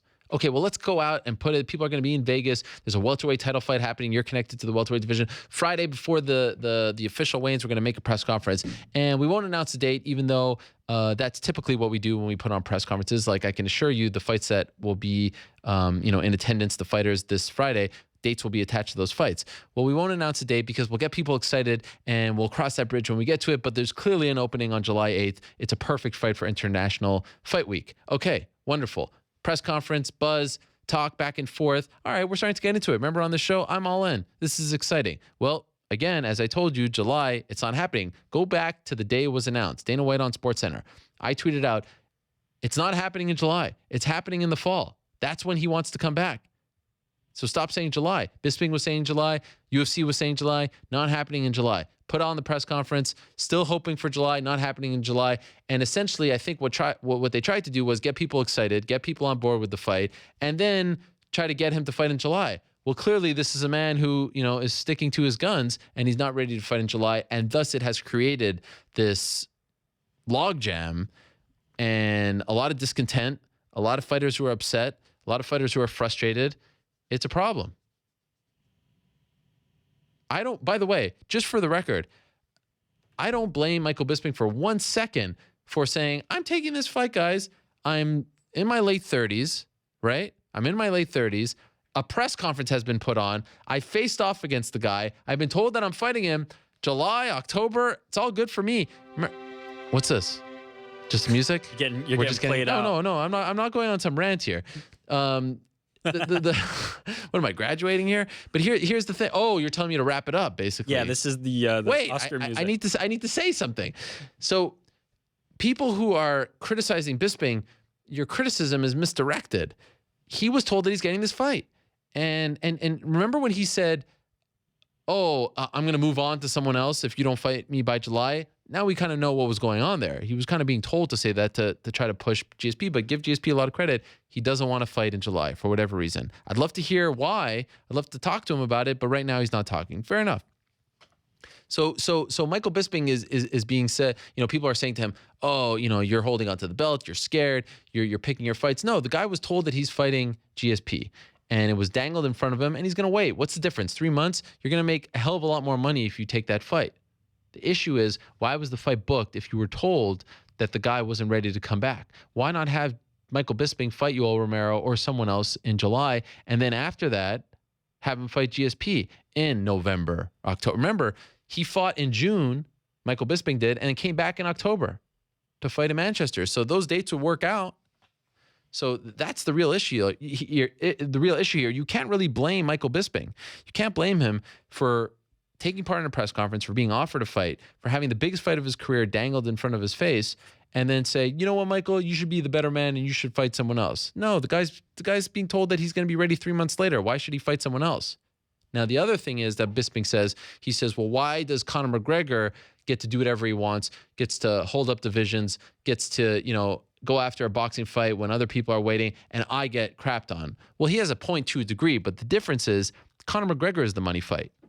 Bisping is being so honest with us. He's telling us, I'm waiting for the money fight. I'm chasing the money fight. McGregor, wherever he goes, is the money fight. Did you get the difference? McGregor versus Ferguson is a money fight. McGregor versus Khabib is a money fight. McGregor versus Nate Diaz is the biggest money fight the UFC could put on. McGregor versus Mayweather is the biggest money fight in the history of combat sports, maybe. Yeah. But Bisping versus Romero isn't necessarily a money fight. Bisping versus Whitaker or Rockhold or Anderson aren't money fights. Bisping versus GSP is a certain kind of money fight. So that's why he gets some of the hate, because he's saying, I'm waiting for the money fight. I'm chasing the money fight, as opposed to the guy who is the money fight and trying to control his own destiny. As it's been talked about recently in the framework of McGregor-Mayweather, the A side and the B side. McGregor is always the A side. In this case, to GSP, Michael Bisping is the B side. Yeah. Yeah, you can't blame him at all. And you can't blame GSP. You can't say he has to come back at a certain time. He's taking his time and doing it at his Well, again, because from what I understand, they were actually very forthcoming with their plans. Yeah. So then the question becomes, why did you announce it when you did? Why were you rushing to do it? And why were you willing to wait that long and hold up a division? You get what I'm saying? Of course. And this creates a situation where you need to, or not need to, but could possibly institute an interim title. But I mean, we've seen. And again, don't tell me that he's picking and choosing his opponents, because the UFC came to him with the Dan Henderson fight. That was their idea. It was not his idea. That was their idea. And they came to him with it just so happens, it looks weird, I know, but if you actually know what's going on, they came to him with Hendo, they came to him with GSP, and now he's waiting for his opportunity. But, you know, the thing is a mess. The thing at 185 is a mess. The whole division is a mess. You've got this division right now, in my opinion, is the most top heavy. I mean, you have 4 to 5 guys who have legit arguments as to why they should be fighting for the belt next, right? You've got Yoel, you've got Luke Rockhold, you've got Robert Whittaker, you've got Anderson kind of flying there. You've got Gegard Mousasi. You've got guys in other divisions. I mean, look, 125 doesn't have that problem. 170 has, you know, Masvidal and Maia fighting. Heavyweight is a little, you know what I'm saying? Like, these are guys who it wouldn't seem like a complete, you know, crazy situation if they get a title shot. And yet we're holding up the whole thing. Everyone's upset. It's a problem. Yeah. I'd say 55 is almost there. You could make a strong claim that Tony and Khabib really Khabib is out for a bit, and yeah, Tony is definitely there. I mean, 100%. But yes, not, you know, not exactly, but pretty similar. You can make a case that it's getting there. Okay, we're talking about a huge fight.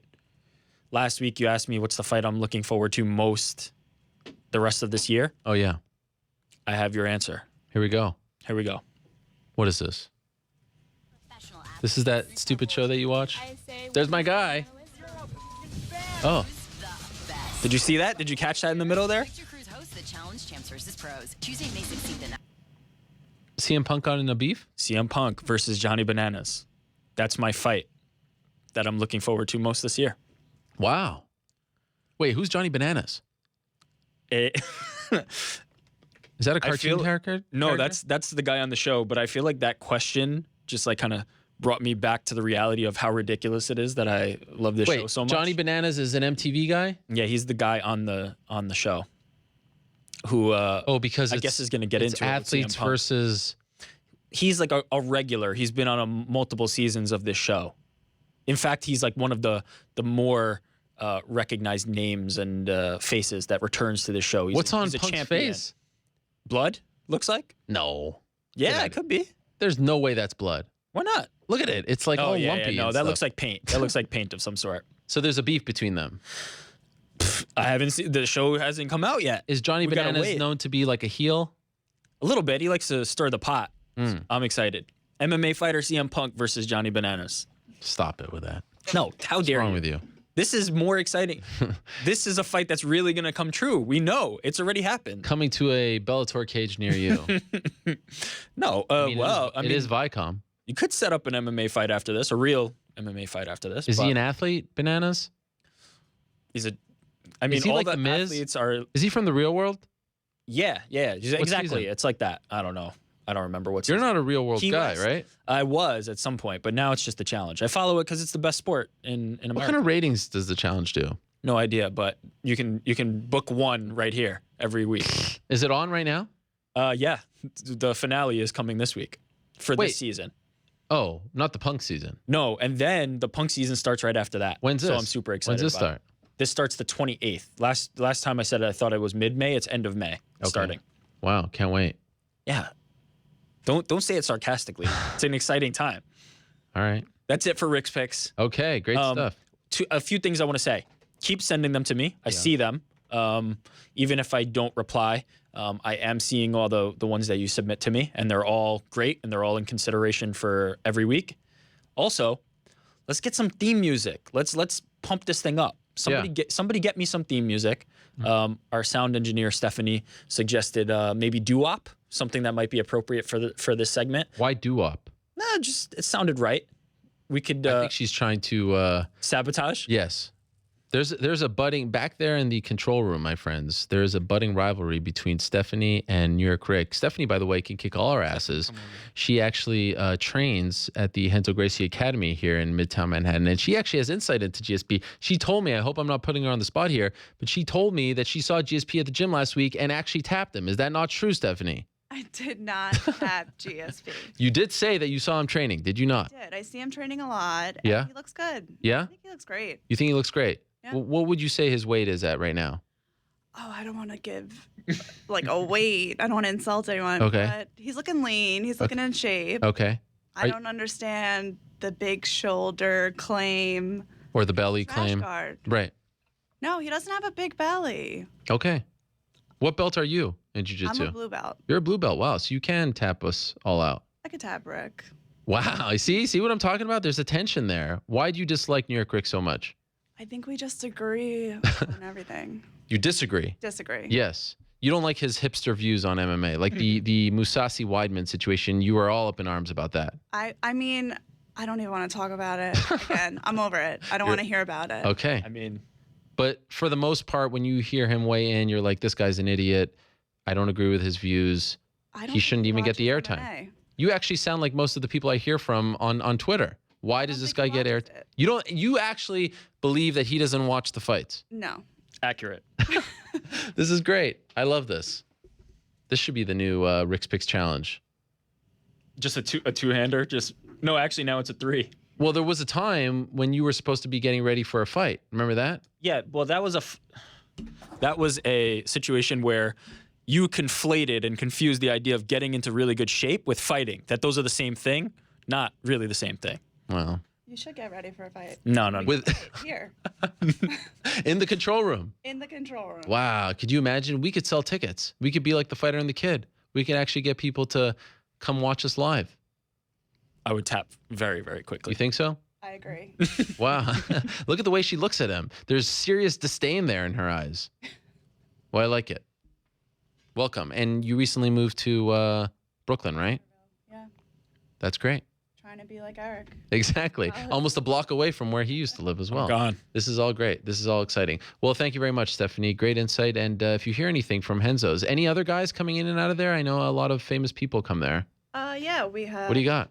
Dave Branch. Dave Branch, right? Todd. Fighting this weekend? Fighting this weekend. We have Jared Gordon, good friend. Yes. This weekend. Oh, you're a great addition. You're a much better addition than Eric, because I wanted to talk about Jared Gordon. Sean Al-Shadi of MMAfighting.com. Did you read the story that he posted yesterday? No, Saturday. I read it. Good story. Well, I mean, good story. Can we give him a little more credit? Fantastic story. I mean, if you don't know about Jared Gordon and his story, Google his name, MMA Fighting. My guy, Sean Al-Shadi, wrote an amazing piece on him. Just amazing. What a story. And he's fighting at UFC 211 this weekend. So you got Jared, you got David Branch. Who else we got? GSP? Who's in the gym these days? Jake Shields, you ever see him? Jake Shields. Tom DeBlas. Wow. A lot of people are coming through. Who's who? And do you ever see John Danaher wearing the rash guard?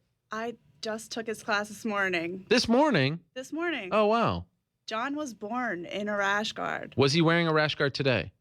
Every day. Always. I love it. I love it. And was he wearing a fanny pack as well beforehand? He was. He usually wears the fanny. Yeah. He does. He rocks that. Well, tell him I say hi. I will. All right. Great stuff.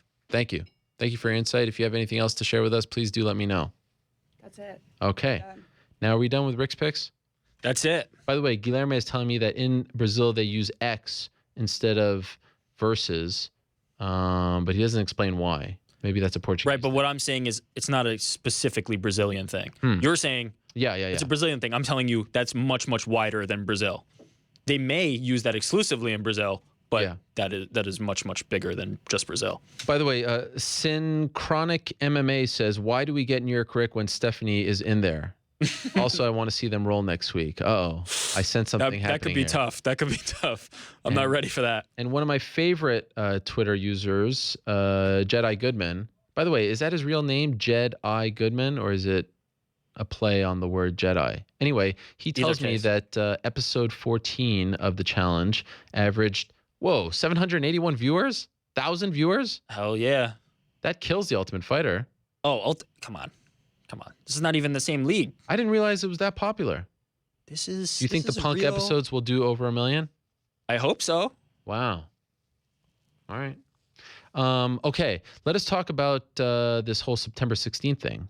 So in case you missed it, again, Julio Cesar Chavez Jr. fights Canelo Alvarez. It's a complete one-sided beatdown. Everyone's crapping all over boxing. We were robbed. Canelo wins, unanimous decision, skunks him, 12-0. And then right after the fight, they do this kind of WWE thing. The lights go down, and here comes Triple G, the fight that the world has been waiting for. That is the boxing match that everyone wants to see. Triple G versus Canelo. It's probably the number one, I mean, unless we're going to say, Triple G versus Floyd, of the fights that were available to be made, realistic, that's the one everyone wanted to see. Triple G, Canelo. Triple G comes into the ring. They say it's on September. They put on this big video package. It's all well and good. Everyone's super excited. I mean, they kind of saved the day as far as that match is concerned, because afterwards, no one was talking about really how bad the fight was. It was all about the excitement that Triple G and Canelo was a done deal, and they say that September 16th is the date. They also say that they don't have a venue just yet. They also say that they don't have a city just yet. There's been some talk of Cowboy Stadium, of course, some talk of Las Vegas, but they didn't announce that, which was kind of interesting, but they got the date. Then right after, Dana White does an interview, and I think our friends over at Fight Hub TV posted the clip where he said, they started asking about the fight, and he voluntarily shares the information that we just lost our date. That's the first time that anyone has publicly acknowledged that September 16th date. And why is that date so appealing to all involved? Well, as I said, it's Mexican Independence Day, and it falls on a Saturday. And historically, Cinco de Mayo weekend. This year was on a Friday. The 6th was a Saturday. Mexican Independence Day. Always big boxing pay-per-view weekends. Just go back in history over the last decade or so, there's been some big ones that have done very well. So he puts that out there. Unfortunately, no one asked him a follow-up question. No one said, okay, well, what are you going to do now? How locked in was that date? Did you have the venue booked? He put it out there, I think, almost wanting people to ask him about it. And then the other questions were just about, the fight and his predictions and things like that. And so to me, I found that to be very interesting, because initially I was like, okay, this is an actual public acknowledgement that September 16th was the date that they were targeting. Okay, great. And now he's saying, well, we just lost it. So in my mind, I'm like, okay, well, maybe this is now a problem. I mean, there's a wrench in these plans now, because there's no way that they're going to do 2 boxing matches on the same night, and they're not going to do them together, because they're not going to do, Floyd and Conor on the same card as Canelo versus Triple G, because one is essentially a Showtime fight, the other is an HBO fight. And yes, I know they have done some fights together, but they're not going to match, 4 fighters and put them. There's just too many cooks in that kitchen when it comes to Mayweather versus McGregor. So it's a pipe dream to think that this is going to happen on the same night, if it happens at all, the Mayweather versus McGregor fight. But then when he put out that information that the date was lost, I was thinking, well, these guys don't have a venue booked. Clearly, they don't have a city booked. They didn't say they did. And it's happened in the past where fights have been booked, and then another fight comes along, and then they move the date. That has happened.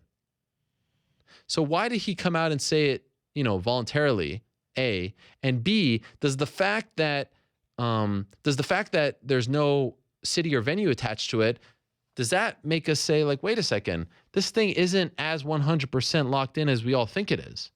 Because I think, and correct me if any of you disagree, Mayweather versus McGregor does better on pay-per-view than Canelo versus Triple G. As great of a fight it is, I'm not comparing the merits of the 2 fights. Canelo versus Triple G is like I said, the fight to make in boxing. But the spectacle of all spectacles, the fight that's going to, draw hundreds of millions of dollars, is Mayweather versus McGregor. If they come out and say, We've got T-Mobile Arena booked for September 16th, Mayweather versus McGregor. What is going to happen to Canelo and Triple G? Who's going to say chicken first? So I actually am not willing to say that September 16th is dead. And like I said on the beat, everything I'm hearing is this is trending in the right direction. I said they were on the 60-yard line. I should have said, of course, they were 60% done. I do hear that it is moving along. And if we know one thing about Conor, I know this sounds silly, when the guy wants something to happen, the guy gets it done. Now he's a father. He always said he didn't want to fight before his girlfriend gave birth because he doesn't want to put stress on her. She gets very stressed, and that's completely understandable. Now the baby is here. Now he's a dad. That also means that now he can start focusing on really training, and we're still 4 months away. Now, I'm not here to say that it is a done deal, but I'm also here to say that I don't think that September 16th is necessarily off the table. Now, if they come out and say, all right, Cowboy Stadium is booked, it's signed, sealed, and delivered, it's happening, press conference, all that stuff, all right, maybe. But until that happens, I don't think that we should say that that September 16th date is off the table. And I think that the UFC should be trying to get that fight to happen as soon as possible, A, to strike while the iron is hot, and B, so that they could get Conor back in the mix. Right? They need him. They can't let this thing drag on. They can't afford that. So I don't know. Maybe him saying that, we lost our date was a way to tell the Mayweather people, let's hurry this thing up. Maybe it was a way to tell the Conor people, let's hurry this thing up. We're about to lose our date, but we haven't quite lost it. Do you get the difference?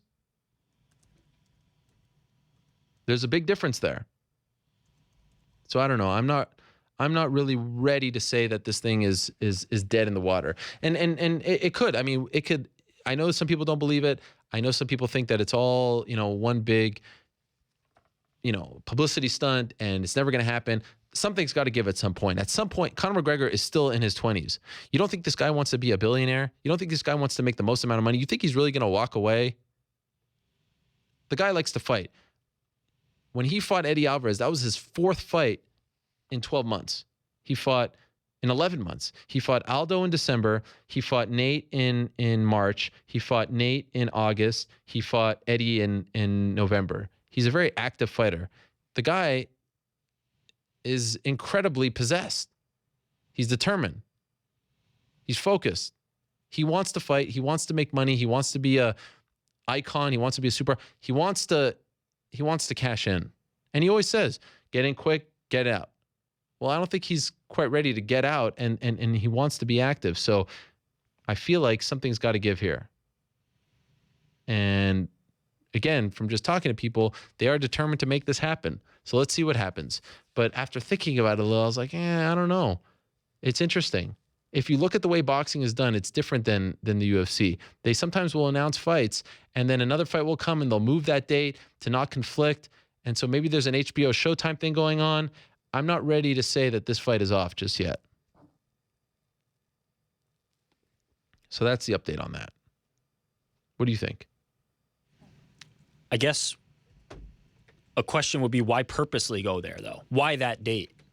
For Conor and... Yeah. Because it's a big pay-per-view weekend. I think, yeah. I mean...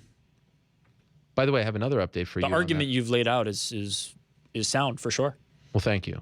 Well, I mean, there's no doubt which is a bigger fight, right? So if they can stake the claim, then obviously... And again, I'm not trying to compare the two fights in terms of, like, what's the better boxing Right, match. of course. We're just talking about the moneymakers here. No, this is the bigger fight. No doubt about it. As Anderson Silva says, this is the fight. Someone tweeted me this. His name is Nikolai R. Paff.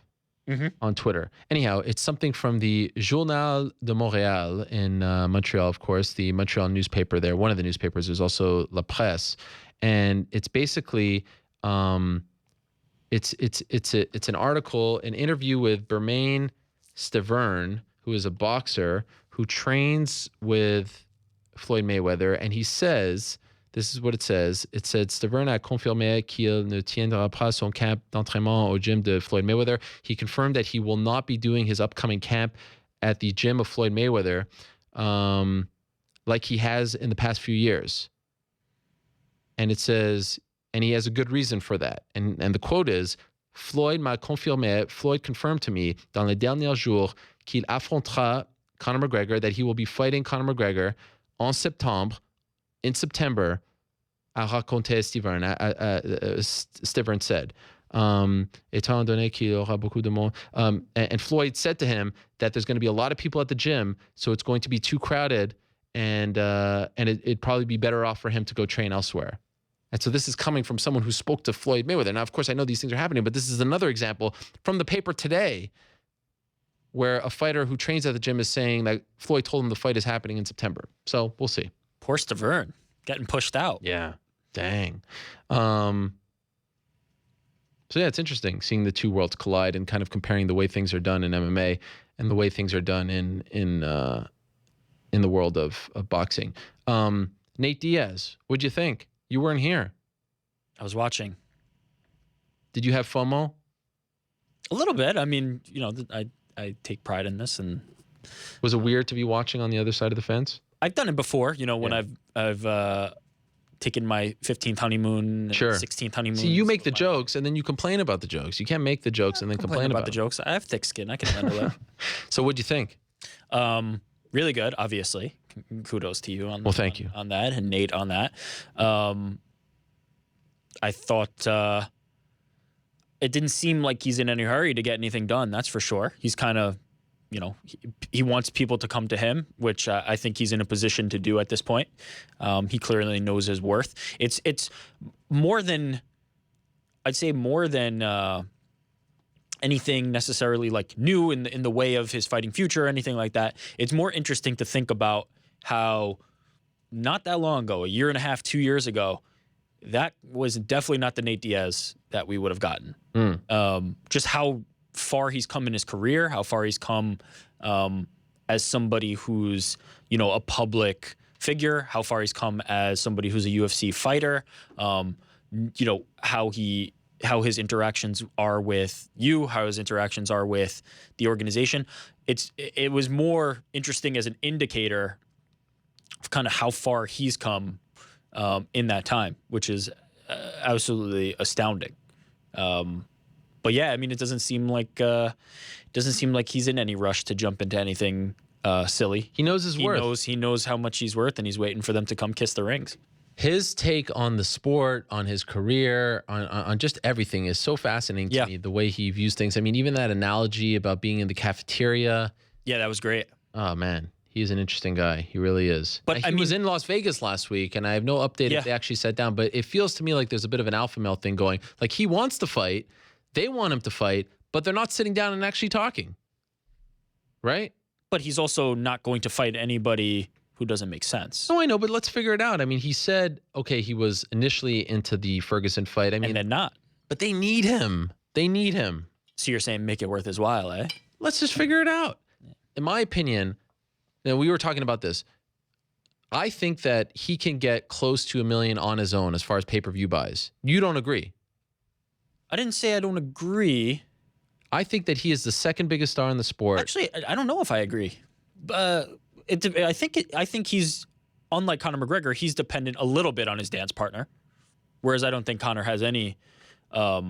Together they're magic. No, that's no doubt. Conor Together did more with him than he did with Eddie Alvarez, than he did with Jose Aldo, than he did with Chad Mendes. Together they're magic. But I think that Conor on his own is easily quantifiable. Nate, the dance partner, will matter. Well, that's why I said he's number 2. But I still think, given the fact that he just fought Conor, him versus Ferguson, July 8th, would get close to $1 million, if not $1 million. I think that's he's that big of a draw. That's a big fight. He's a big deal. People really care about him. People really love him. He's a bigger deal than his brother at this point, and he's a bigger deal than anyone. And I would argue he's a bigger deal than Ronda Rousey right now. The problem is, what do you do after that fight? Don't worry about the fight. Just get him back. The UFC can't, like right now, okay, 211, even Dana acknowledged this himself. 211 is the biggest fight card of the year. Like, this is the beginning of their year. They haven't had anything that would sniff 500,000 buys, let alone $1 million. I feel like you kind of almost have to bubble wrap him for Conor, though. But the Conor thing is, I mean... What happens if he goes out and gets smoked by somebody? Again, worry about that later. And by the way, he's gone smoked before. But that's the thing. Right now, the people who have been introduced to him don't know that. You don't think him versus Tony Ferguson, given their personalities and kind of how proud they both are, That fight would do so well on pay-per-view, in my opinion. The new fans, would it do better than Conor and Nate 3? Hell no. Because Conor the and new Nate 3, fans but that... that's not on the table right now. But it could be. Well, not really, because he clearly wants the Floyd fight. After that. I think you got to bubble wrap him. Nah, I think you got to strike while the iron's hot. If you put Nate in there with Tony Ferguson, yeah, and he absolutely demolishes him, it's not a good look. It's not gonna sell Conor versus Nate Tony? 3. So you're saying don't have Nate fight until he fights Conor again, because if he loses, I say MMA fans, casual sports fans are so fickle that even if he loses to Ferguson, they won't even know, they won't care, it won't process. They'll still be excited to see the third fight, the trilogy, because they love the dynamic between the two. I actually don't think it hurts him. I think you lose. This is a guy who's lost before. We've seen him get knocked out by Josh Thompson. That's a different time. I know. Time. Those casual fans weren't following the Nate Diaz, who was a middling lightweight. Is Cody versus TJ and Nunes versus Shevchenko big enough for the July 8th card for you? I think it kind of is. Cody TJ is good. Is main event worthy? They're putting big promotion into this. That should be the main event? Like, that's okay? I wouldn't have a problem with that as a main event. No doubt about it. Like, that's a good fight. And Cody is on his way. So I think that one can hold a card for sure. Man, I want to see Tony versus Nate. Listen, I'm thinking much, casual, larger picture. As a fight, Tony versus Nate gets me interested. I think it would sell well, but I think if it doesn't go well for Nate, that hurts your Conor McGregor fight. I think it really does. I think it's hard to sell a pay-per-view saying these guys have had an epic rivalry, and then in there is 5 seconds, and Conor will feed on this. 5 seconds later, you're showing Tony Ferguson potentially. But then you have a star in Tony Ferguson. I mean, that's just the fight game. You have to make risks. You have to make risks, but you have to take risks, and you have to make fights that will lead to potential, issues that you're talking about. Because then you make other stars. But you can put Tony out there. You can do something else in the meantime. What else is there other than Khabib? Tony and Khabib. But I mean, if Tony wants to fight in July, right? All of a sudden, there's a young Justin Gaethje on the way to the UFC. Tony is not fighting Justin Gaethje. No, 1 or 2 maybe. I know, but again, the guy wants to fight. Which guy? Tony? Yeah. Yeah, I know Tony wants to fight. I mean, the poor guy is healthy. It doesn't seem like Nate is in any rush, though. That's my other thing. If Nate was going out there, fight too. Yeah, I mean, it seems like he wants to fight, but he's not going to fight for less than what he's worth. The fact that he initially agreed to it, I think what really bothered him was Audie saying on the show, you got to make Conor excited. I think his response to that is, nah, I don't have to make anyone excited. You have to excite me. You guys fight each other and then get me on board. Oh, and he said as much explicitly. But the problem with that is that's not going to happen. Yeah. That's not going to happen. Nate Diaz on his own. This is what we were actually arguing about before the show. Nate Diaz is not Conor McGregor. No, he's number 2. He's not on equal standing. He can't command the same thing. He doesn't get less than 800. Could very well could be. But who does better on pay-per-view, Nate Diaz or John Jones? Oof. John was doing, I think, better than most people thought on pay-per-view before he went away, but now that he's been gone for so long, that's tough. Yeah. The up and down, the start-stop with Daniel Cormier is going to hurt that. But I'd say Nate. I think Nate doesn't do less than 800, and I think with the right opponent, and I think Tony could be that right opponent because of the friction there and their personalities, and even if you cater it to the Latino market because they are both of Latino descent, I think that could do $1 million. And especially if you add Cody versus TJ there to that card, damn. I hope they figure it out. It's a great fight. It is a great fight. But if you spin from it, let's say Nate wins, doesn't look impressive, or has an okay performance. You can't worry about that because I still feel like they have their own rivalry that kind of doesn't make sense to begin with. Remember, Conor versus Nate 1 didn't really make a lot of sense. Conor versus Nate 2 didn't make a lot of sense. I mean, the whole thing doesn't make sense, but yet it works for some reason. My thing is, it can play by its own rules. They weren't paying attention before. Now they are. If you put your argument is people are going to pay attention to Nate Diaz, all these extra people, these 800,000 to 1 million people. If they're paying attention, then the outcome's going to matter. First of all, Conor's not in play, but even if Tony wins, you've got something there with Tony and Conor, obviously. And that, I mean, I can't imagine that being a boring fight. And then if Nate wins, you got something there, of course. And even if Nate loses, because I don't think he's going to get smoked if he loses, I still feel like you don't ruin that. I mean, I think it's a win-win, and I feel like that's the fight that has. And forget about interim title. Who cares? Yeah, just I agree pay with that. that. You know what I mean? You don't have to do the interim title. But they use the title to get the people on board, to get them to pay for people. Just pay them what they're worth. Do you think that Tony will fight, if not for an interim title? If he gets paid, yeah. If he fights Nate? Yeah. If he gets paid. I could see that. If he gets paid. You've created this monster now where fighters are saying, oh, I'm only fighting for an interim title. Now it's becoming like an actual thing. Yeah. You know? Not a good path to go down. We need to, like, roll back the clock 18 months. Stop creating. Conor changed the game. He did. Because I think what happened was they gave him rope. They wanted to sell, and then the new people bought the company, and they wanted to capitalize. So everyone was giving. He was so on point with his timing because he got them when they were trying to get out and sell, and then he got the new guys when they were trying to make a splash at MSG. So he was able to pull at both ends and get exactly what he wants. And now he gets what he wants because he wants to fight Floyd. And they want him to fight Floyd because they stand to make a lot of money if he fights Floyd.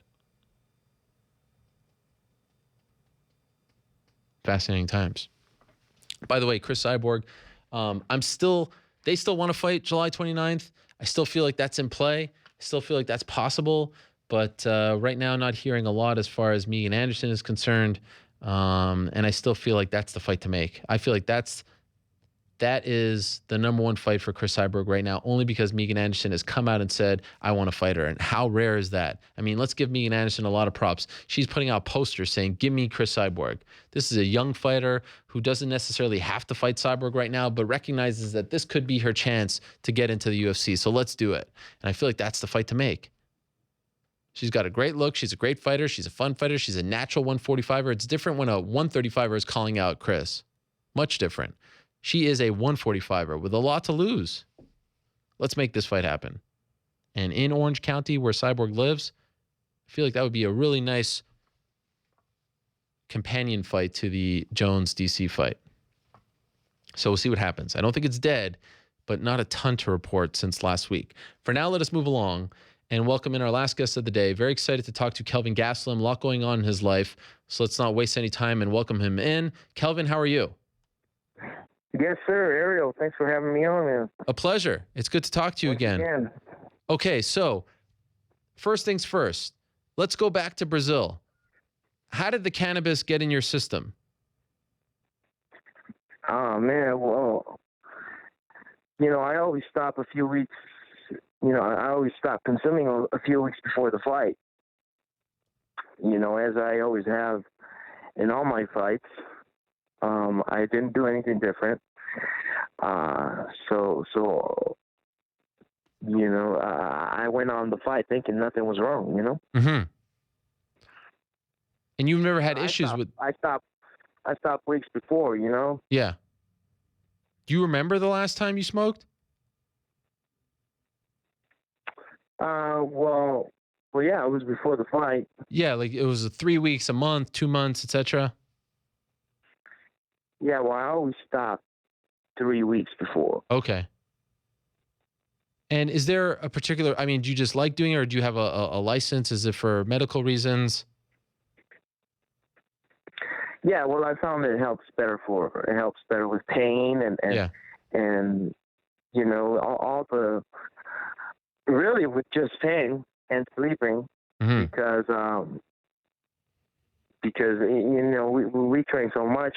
I hurt myself pretty much every day, so I'm in pain pretty much every day. So it's good to relax the muscles a little bit. Yeah. And when did you find out that this had popped up in your post-fight drug test? Shoot, I don't know. I'd have to say it was probably like a month after the fight. I got a call from my manager, Ali, and he told me that my levels were above the allowed limit. And I told him that's insane. I mean, how can that be possible? But because I didn't do anything different than I have in all my fights. and I've never had any issue with it. And this was after the UFC announced you versus Anderson Silva in Rio. And that was a massive fight for you, big fight. You asked for the fight, all that stuff. And they were promoting it. Correct. How did you react? I mean, what was it like when you heard the news that you were getting pulled from the fight? I was devastated. I still am devastated because it was a huge opportunity that I missed. And, I was dumbfounded, I guess. I was in shock. I was so devastated. I don't know. It's the only word I can think of, but I still am thinking about it. And the crazy thing is that you got a 3-month suspension, and that suspension expires on June 11th, right? So you missed 212 by 8 days. Yeah. Yeah, that's what sucks, and it's a shame, and it's a shame. It's a shame that I'm not allowed to fight. But, I've already resolved the issue, and hopefully this is something we learn from and just something that we grow from. But, I just don't know what they base off that THC threshold off of. But it's just a learning experience. I'm going to move on. I'm going to learn from it, and I've already. I'm not going to say who, or when, but I've already got something lined up, and I'm just waiting to announce it. Oh wait, whoa. Okay, wait. Hold that thought for a second, because I still want to talk to you about this. You tweeted yesterday, "Suspension accepted, but I will never fight in Brazil again. All they want is money." Sure. That was you, right? Yeah, that was me. Yeah, it was a big headache going back and forth with the Brazilian Commission. On top of what was already taken for me, they want to fine me 20% on top of that. And, I just think it was really unfair. And I was just really angry, and towards the commission, I want to make that clear because I hope not a lot of my Brazilian fans don't get mad. I was mad at the commission. It's been a headache dealing with the commission and trying to fight this battle. And, that's why I would never fight in Brazil, is because of the commission. So you're done with Brazil. How much? 20%. How much are they asking to take? Well, it was 20% of my entire purse. Okay. So it was a lot of money. Yeah. And so are you going to pay it? Yeah, well, I have to. You're going to, oh man. I have to. Yeah. I'm going to have to, and then I'm getting a 90-day suspension. Yep. But now that I'm broke, I have to get another fight. Right. And that's exactly what's been done. I got a fight lined up in July. But I can't say against who or when in July. And what do you mean? You say that you're broke right now? I mean, not exactly broke, but I mean after this very hefty fine, I mean, yeah, it was a hard punch in the wallet. Economically, it was a big punch. Okay. Do you mind telling us how much? I mean, that's something that I'd rather not say. It doesn't matter. It doesn't matter. It's going to get done. And, I mean, it's going to be a big blow, but at the end of the day, I'm going to be all right. I'm going to be able to train. I'm going to be able to do this. And I'm ready, man. I'm ready. I'm focused on my next opponent and I'm focused on the task ahead of me. And I hope I can get just past all this. Yeah. And just learn from it. Uh-huh. I'm not a type of guy that just sits back and just waits for things to happen. I fought this, and I was fighting this last few weeks, and it's been a hard few weeks. Personally, I've had problems with my family. I've had problems, with the commission, with my employer, and I've been talking to Dana White, and he's pissed. As well, and so it's just caused me a lot of headache, and I'm just ready to move. I'm just ready to move past it. And I'm sure you would agree with this. It seemed like after the Belfort win, it was all coming together. We even talked about this on your show, like the New York incident, all of that. Like it was all coming together for you, right? Leading to the Anderson fight, the biggest fight of your career. And then something like this happens, and it's somewhat controversial because a lot of people feel like marijuana shouldn't even be on the ban list, right? Do you feel the same way? I agree. You know, there's so many other substances that people use that they still allow in the fight, and people still take a lot of things that shouldn't be allowed. And I mean, I'm not going to get into it as to who's cheating and what they're taking, but I know there's a lot of people cheating, and they still allow it. You know. Well, what was, if you don't mind me asking, and feel free if you don't want to answer, but what was going on with your family?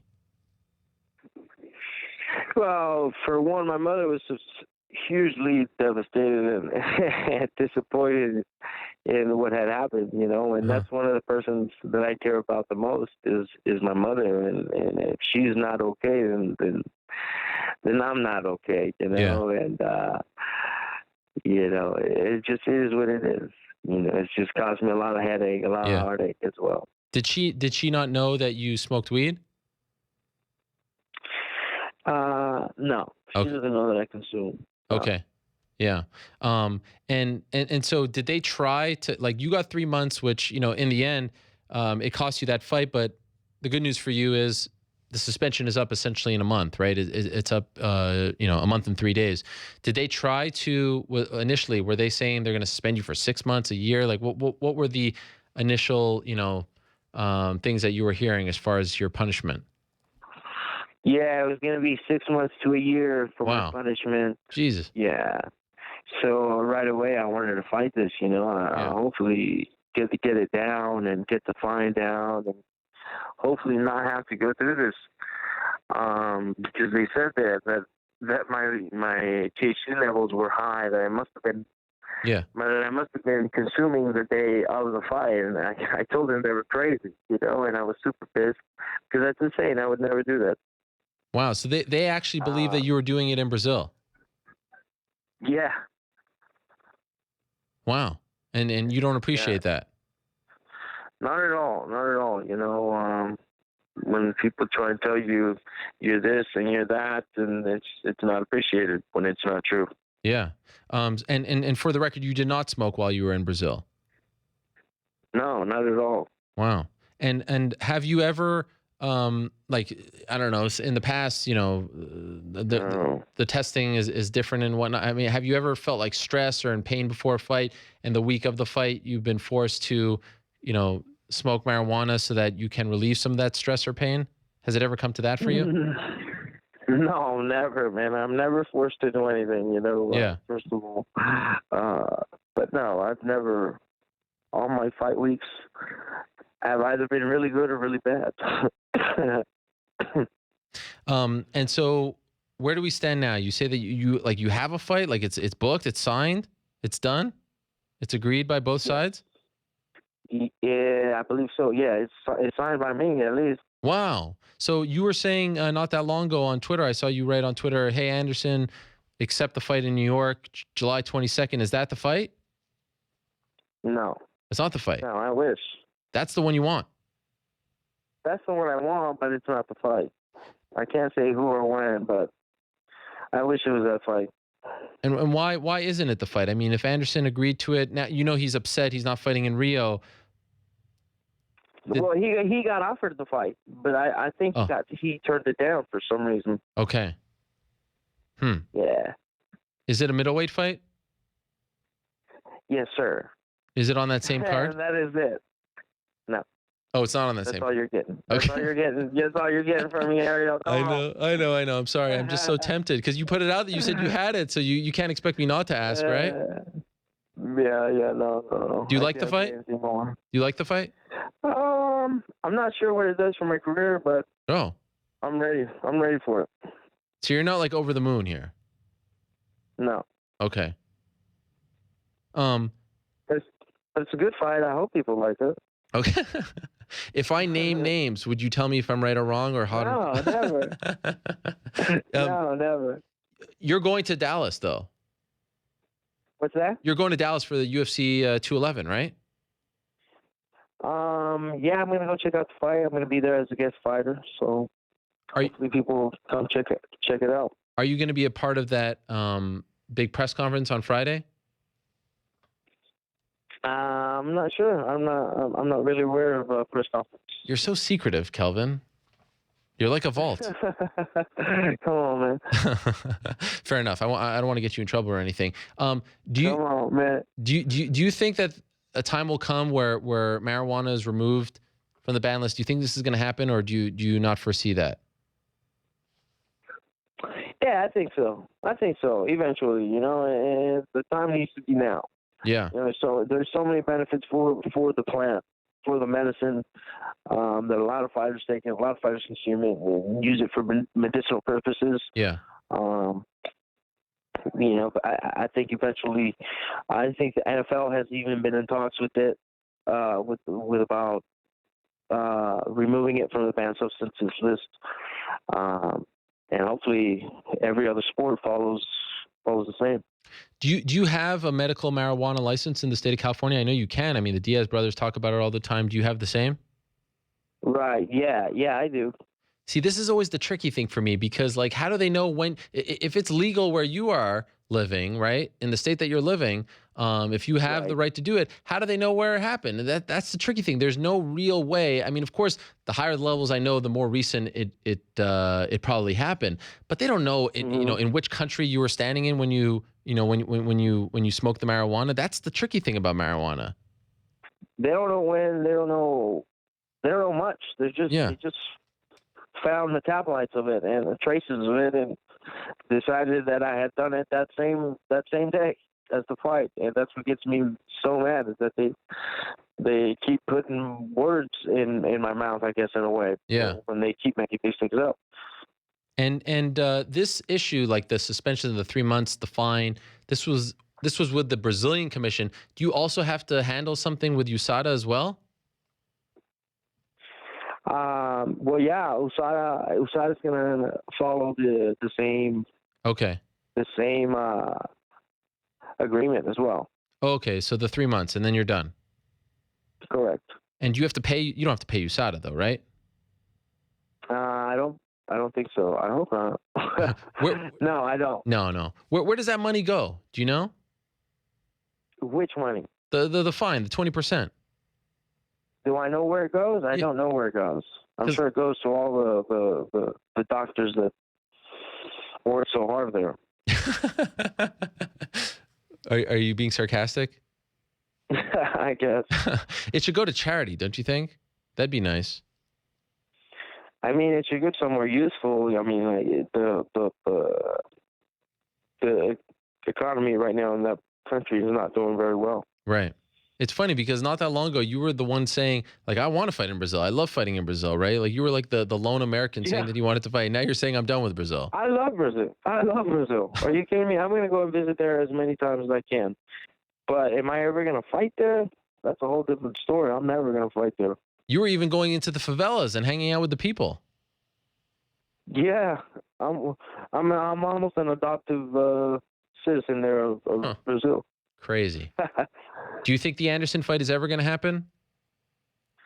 I'm not sure, man, but I was really hoping for that fight. He got offered the fight, and it seemed he didn't take the fight. Somebody else did. So I was kind of disappointed. Does the person's name rhyme with Robert Sittaker? I can't tell you nothing, man. All right. And I don't know if you saw this, but you got a lot of support from people online. I saw a lot of fighters, Dan Hardy, a lot of fighters tweeting about it, a lot of, fans, I'm sure. Have you seen this? Does it make you feel at all better? Not really. Okay. Kind of. It'll be cool if everybody. It's kind of cool that people are supporting me, but things happen the way things happen. Sure. I got pretty much the worst punishment that I can have. In terms of what? Because you lost out on the fight? Yeah, I lost out on a lot. and a lot of money. It cost me almost $100,000. This mistake. Really? So it hurts. It hurts a little bit.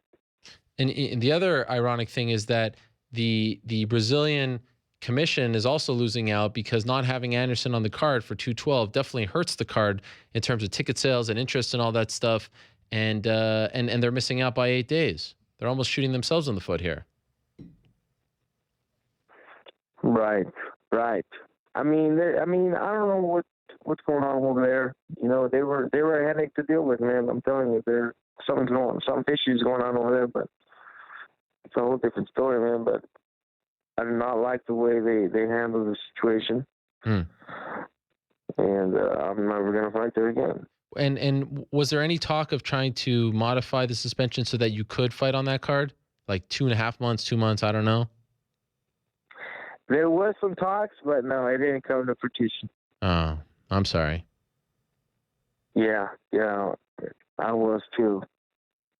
Well, I appreciate you coming on and talking about this. I know it's not a very and where. Yeah. Sorry, go ahead. I was just gonna say, yeah, it's been a headache, man. It's been pretty hard, you know. How are you feeling now? Like, do you feel like now that the suspension is out, that you can sort of see? I mean, you've agreed to another fight and all that, as you said. Do you feel like you're starting to get back on track, or are you still feeling a bit down about the whole situation? Like it's hard to get motivated. No, I'm back on track, man. I'm back. Okay. I'm back in the game. I was down on myself for the last few weeks, but I'm back. You know, I'm not the type to just lay down and let life stomp on you. You know, I'm a fighter, and that's what I do. Mm-hmm. And are you gonna stop smoking marijuana now? Well, we're gonna have to regulate it. Okay. Meaning you're gonna have to be extra careful. Right. I mean, I can stop, absolutely. But there's just, you know, I like consuming it for the reasons that it helps with the pain, and it helps relax the body. It helps relax the muscles. Helps with the inflammation in the muscles, for sure. Yeah, and that's why you have a license, right? Correct. Yeah. Well, again, I'm very sorry, but I'm happy to hear that you got another fight. I'm sorry that it's not the Anderson fight, but good to see that they booked you rather quickly and that you'll be back on track, and hopefully we'll see you out there in Dallas. Again, thanks for coming on the show, Kelvin, and talking about this. And I know a lot of people are in support of you and would like to see these rules modified a little bit. Yeah, I agree, man. Thank you for having me on, and thanks for hearing my side a little bit, and hopefully we'll talk to you soon on a better note, a lighter note. Yes, absolutely. And by the way, just to clear, do you want to say anything else about the situation, or do you feel like you got your story out as well as possible? No, I mean, I just like to get past it, man. Yeah. I appreciate all the support from everybody. So. Okay, cool. All right. Thanks. Well, I appreciate it, Kelvin. Thanks for the time today, and safe travels out to Dallas this week. Thank you very much, man. Take care. Right. There he is, Kelvin Gastelum, stopping by. A strange one, an unfortunate situation, because they initially said that he had over the limit, which I believe is 180 nanograms per milliliter. I'm not the expert that I pretend to be on camera when it comes to these issues like cannabis metabolites and smoking marijuana and whatnot. But there are people who say that if you have more than that in your system, that means you smoked the marijuana close to the fight. I don't know. Crazy things happen. I know if a guy has a medical marijuana license in the state in which he lives, I feel like there should be some rules protecting that individual. Kind of like a therapeutic use exemption. You get what I'm saying? I mean, if they were handing out therapeutic use exemptions like they were, crackers at my son's preschool, and let's talk about the commission here, that we're speaking about the Brazilian commission. I mean, the Brazilian commission turned a blind eye to a lot of stuff not that long ago. And now we're going to haggle over some marijuana. And again, as I said, the irony here is that Anderson was going to fight on the card, and now he's not fighting on the card because of this issue. Now, I'm not trying to be like, Mr. Pirate here, where I'm going against the establishment. I'm not trying to be anti-establishment, but we're talking about marijuana here, which I do not believe is a performance enhancer. In fact, I think you can make the case that it's a performance dehancer. I haven't done much under the influence, but let's just say he smoked on Friday. What's the big deal? Do you really think that's the reason why he beat Vitor Belfort? Come on. So I do feel for Kelvin. I'm happy he got his fight. Really wanted to see that fight against Anderson Silva. Remember, we talked about it on this show. A very unfortunate situation, but it appears, at least for now, that the fight is not going to happen. By the way, he did tweet that he was going to Dallas, and then his manager, Ali Abdelaziz, retweeted that and said, "I can't wait, big news." So let's see. I have a feeling that a lot of fights are going to be announced in the next few days. As they roll out the red carpet for the summer, they're doing another one of those big, hashtag something. Time is now, go big, etc., etc. Are you a big marijuana smoker, Mr. New York Rick? I don't happen to be, no, but I don't think it's a performance enhancer. Yeah, it's a crazy thing. For what it's worth. I mean, especially in a commission that was giving out TRT not that long ago. We're going to start being sticklers over marijuana. And again, I'm not pro-marijuana. I don't smoke. But I don't think it's some huge problem. And when you have a guy who has the medical marijuana license in the state in which he lives and trains, how can you be so sure when he actually smoked it? Right? I think one thing we have to keep in mind, though, is that as a country, not just, sports, but as a country, we're still not really that far ahead in how marijuana is handled. Yeah. So we can't expect our sports regulating bodies to be at the forefront of this. They're not going to be the trendsetters, the trailblazers for this. The country is still significantly behind where it needs to be on that front. So I think it's kind of par for the course, and fighters just have to adhere to the rules until it's changed. Yeah. Look, none of us, I think, any reasonable person realizes that this is silly. But this is not something that was sprung on somebody. You have to regulate your consumption better. You have to. I know, but what if you go, it's Tuesday, you're about to fight on a Saturday, right? Yeah. And you're like, all right, here I am in my home state where I have a medical marijuana license. I'm going to smoke 85 doobies, right? Before I get on this plane and go fight this fight. Mm-hmm. Shouldn't that be allowed? You're allowed to do it where you're doing it. I'm a police officer. Yeah. I have a drug test coming up on Saturday. Yeah. Getting nervous on Tuesday. I'm going to smoke all this weed and hope that I don't get caught. It's just the reality of the situation. I don't think we should agree with it or like it or whatever, but it's the rules of the job for now. Yeah. And so I don't have much sympathy for that as the reasoning. I just think that if it's legal where you're doing it, like, buying and selling steroids aren't legal, right? And it's not legal to have steroids in your system when you fight as well. Nope. But you're allowed to smoke marijuana, so they can't tell you no. Who are they to tell you? If you have a medical marijuana license, I feel like you should be allowed. And there's no proof whatsoever. I mean, yeah, when you're on steroids, you're getting bigger, you're stronger, you're faster, on and on it goes. And there's medical reasons behind all kinds of things that people put in their system, PEDs. I mean, show me one piece of information, one piece of data that says that having marijuana in your system or having smoked marijuana would lead you to become a better athlete. None of the anti-marijuana stuff is based on science or fact or anything like that. Yeah. And that applies to both in sports context and in just regular consumption context. It's not a logical appeal. Definitely not. Are you surprised, by the way, speaking of the middleweight division, are you surprised that Dana said no to Anderson's demands? No, I'm not. Because you do that, and then what's next after that? You can't give into that. Yeah. Do you think we ever see Anderson fight again? I do. Yeah. We just had Matt Hughes on our show talking about fighting again. Sure, that's true. I think Anderson Silva is safe to say that he will fight again. And by the way, if you follow the UFC's social media accounts, the main one, the European one, the Canadian one, all kinds of stuff about Gegard Mousasi in Singapore and in other parts of Asia doing media, wearing a UFC t-shirt seems to me like it's imminent that they announce that he has resigned, or he announces that he has resigned, right? I mean, what kind of free agent is doing that kind of PR stuff if you haven't resigned? Another one back in the mix at middleweight. But it's funny because like he said a lot. He fought out the contract. Did enough time go by? You know, a month. Like maybe they waived. I'd love to talk to him about it. Maybe they waived the the exclusive negotiation period, which is typically 3 months, and said, okay, go find offers from Bellator or One, Ryzen, and then we'll see if we can match. Or maybe they just gave him a better deal after he beat Weidman. But I'm surprised if it's the latter. Because if you're going to fight it out and you're going to win in your last fight, you might as well just wait and see what other offers you can get and truly test the market. Especially him, who seemed somewhat disgruntled, right? He said he wanted to be paid. So I'm curious to hear what he got. Or at least, he's probably not going to tell me what he got. The process. The process in which he resigned. But it does seem like he resigned.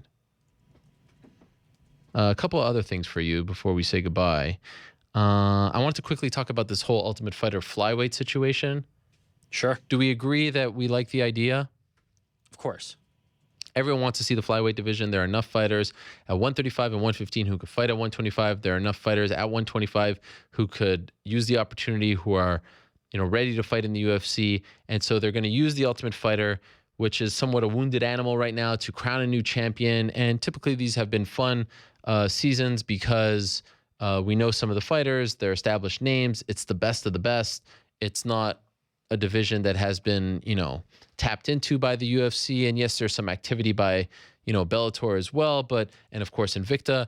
But the UFC has a tendency to find some of the bigger names. And so I go home after the Nate Diaz interview and I see this press release and I say, you know what, that's great PR by the UFC. And I don't know if it was coincidental. I don't know if it was, it was just a planned thing on their part to try to counter the Nate Diaz thing. I don't know what it was, but Nate Diaz interview comes out. It's somewhat not confrontational towards the UFC, if you want to call it that. Somewhat negative at times, just speaking his mind. But they come back with this news that is unanimously praised. There's very few things that the UFC can announce that will be unanimously praised, and something that leads to a new division, leads to a new champion being crowned, leads to healthier fighters, is going to be unanimously praised. I thought this was great timing. Everyone's now talking about this. It kind of gets people's attention away from the Diaz thing. This is PR 101. This is what publicists are paid to do. Great timing. And then I see Kevin Iole tweet out an article saying that the UFC is considering a flyweight division. And I am like, well, considering, that's a weird word to use. I mean, they just announced it. There was an actual press release. And then I read it and it says that Dana White told Kevin Iole that they jumped the gun, that it was sent out in error, that they are considering it, but it's not a done deal just yet. It's not finalized. And other UFC officials then said the same thing, confirmed it. So to me, I was thinking two things. Obviously, this press release wasn't something that a publicist just wrote on their own and sent off. Obviously, it didn't come out of thin air. Obviously, it was discussed. It was written. It was put together. Press releases just aren't sent out like that. There's a whole kind of process behind it. And perhaps you can even speak on this since you work in that world as well. So obviously, it got out before they wanted it to get out. Maybe they're going to announce it this week. Maybe they're going to announce it at the press conference on Friday. But once it's out, once there's positive press surrounding it, once there's positive feedback, at that point, don't you kind of just have to own it and say internally, we messed up, it got out before we wanted it to, but you know what? It's out, and let's just roll with it and make sure it doesn't happen again, as opposed to saying it's actually not true and it might not happen, and we're still kind of here considering it, but we're not quite done considering it, and it's not quite a done deal just yet. Don't you? Once the cat is out of the bag, don't you have to kind of own it at that point? Well, it depends. Especially if it actually comes to fruition. That's the thing. If it actually comes to fruition, it looks silly that there was something to counter it. But behind the scenes, if it's looking less likely than more likely, it's better to at least correct the record than come out and do it that way. And then but all if of they a were sudden, just waiting for some kind of an announcement next week, sure. You know if what it's I mean? based specifically on timing, then yeah, that it seems very strange. But if behind the scenes there is something that may be potentially holding it up, you don't want to come out officially with that and then disappoint people when it does, if it does for any chance not happen. And I don't know, clearly I don't have enough info on that front. But yeah, it seems like especially when the reaction is overwhelmingly positive. I think you can change the message to be, this may have gotten out a little bit early, but we're really, really hopeful about this, or, something positive, and forward-looking. So the story hasn't quite been told just yet. Like, we can't give this incident, if you will, a final grade because we don't know what's going to happen, right? Exactly. We don't know what the final say is going to be. But I think that if they were waiting to announce this on a different kind of stage, then it was not handled correctly. And the best part about the whole thing, the part that I couldn't help but laugh about, was that at UFC 210 on Friday in Buffalo, Dana White said, unless it comes from us, don't believe it. And now here we're saying it came from us, don't believe it, right? I mean, the irony there was just so rich. A month later, after putting out that tweet and Instagram, don't believe the websites, don't believe whoever's reporting whatever about Pearl Gonzalez. Unless it came from us, you probably shouldn't believe it. And then it comes from them, and they're saying, wait a second, which is to say, mistakes happen. I get it. But for this to happen a month after, and at that press conference, a post-fight press conference at 210, someone was asking him about the 145-pound women's division, and someone asked about the 125-pound women's division, and he said it's not happening. A month later, they're talking about it. That's not new, though. It's just so funny. Yeah, the Ronda, the women's 135 wasn't happening either, and then all of a sudden a month later. Yeah, it's just so funny. But the answer is this really all depends on what the stuff behind the scenes that are going on, because you have to produce the show. There's a lot of moving pieces here. I could conceivably see a situation where it got out early mistakenly, and it may not be as close as it could be. Now, ultimately, it could still end up being something that happens, a great success, and this will all be an afterthought, hopefully, at some point. If it happens, if they announce it this week, then I think it was a little strange to come out and say it was premature. So we'll see what happens. If it doesn't happen, then how the hell did that press release that's the other question ever leak? Yeah. Don't you have to put things in a queue if you're sending out a press release? Like, isn't there a thing, like you can't just press send if you're working in a big company like that? I don't know. That's what I heard. You could just press send. I guess, but could you imagine? I actually got the press release twice. There's no way it was a mistake in terms of like the actual thing. Like, no one's sitting at their desk going, I'm going to write this and make this up. Come on. I even had Lauren Murphy's manager, Danny Rubenstein, tell me that she's going to try out. I mean, managers knew about this. It's a weird one. Speaking of weird ones, did you read this article on MMA Junkie about Ally Quinta? I did. So I have a problem with this article, only because I was always told that, and look, I should preface this by saying, like, I have the utmost respect for Junkie. I think that they're a phenomenal website, great people there. I like all the guys who work there. But to have that many anonymous quotes, and opinionated quotes and controversial quotes and a he said, she said thing, like Ally Quinta, for better or worse, has put himself out there, right? He has put himself out there. He has laid all his cards out on the table, and to a degree, it might be sabotaging his own career, right? I mean, he could find himself in hot water. They might not give him big fights, pay him, et cetera, right? For a quote-unquote UFC official to come out and say, he's lying about this is not what happened with this, and to not attach your name to that, come on. To me, quite frankly, that's gutless. That is gutless. You're going to come out there and say that stuff. We know it's not Dana White because he'll attach his name to something. So who's the person within the UFC? And it's one thing for someone to be like, a UFC official confirmed that, I don't know, Anderson Silva is fighting Chris Weidman. That's different. But when it's an opinionated stuff, I mean, that's kind of, that's like journalism 101. That many anonymous quotes? Who's this person that is going to go after Quinta with those kind of details? Go back and read the article and refute what he's saying anonymously. What are you hiding from? What's the reason for that? Did that not strike you as being somewhat odd? It did, but the whole situation is kind of odd. Well, of course, some arbitrary bonus system and then some Yeah. arbitrary suspension from the bonus system is bizarre in its own right. Yeah, and not wanting to publicly address the idea of him rallying against them is also an odd, like it's an odd wrinkle to it. Now, you know, that's not typically the way it would go. You know, it's not like every time Gegard Mousasi says something, you know, somebody's over his shoulder kind of trying to weigh in on that. But historically, when the UFC has weighed in on something, it has been through either Dana White or Lorenzo Fertitta. Sometimes the matchmakers will speak up, but it's not anonymously like this. No. The stories he's telling are not true, according to a highly placed UFC official. The premise for his whole beef is not accurate, and I think he's trying to justify the fact that he thinks he should still get bonuses. That's one quote. Here's another quote. His story about the summit, the part that he left out was that he never called us to tell us he didn't get on a plane. He never called us to tell us to send a car to the airport to pick him up. We had all these arrangements for the hotel. All these things were arranged, and he never bothered to call us to tell us he wasn't coming, which I think would make anyone mad. Like, this doesn't really sound like a PR person either, right? no. We sent the car to the airport to pick him up, and he wasn't there. He never called us to say, I'm not coming. And then they start talking about the injury.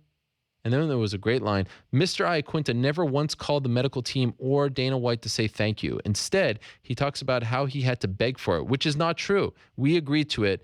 We paid for it. The entire medical team assisted through his surgeon getting this done and getting it paid. And Al never once called anyone to thank them. Instead, he goes out on the internet and says he had to beg for it, which is absolutely 100% false. That's a lie. What? You can't have quotes like that and not attribute a name to it. Iaquinta isn't hiding behind anything. For better or worse, he's saying what's on his mind. He's saying his side of the story, right? And I guarantee you, Junkie wanted to put a name attached to that story. I know that for a fact. They wanted to put a name attached to that story. Why did the person who's the highly placed UFC official not want to put their name attached to the story? Iaquinta actually tweeted about this. Yeah, he did.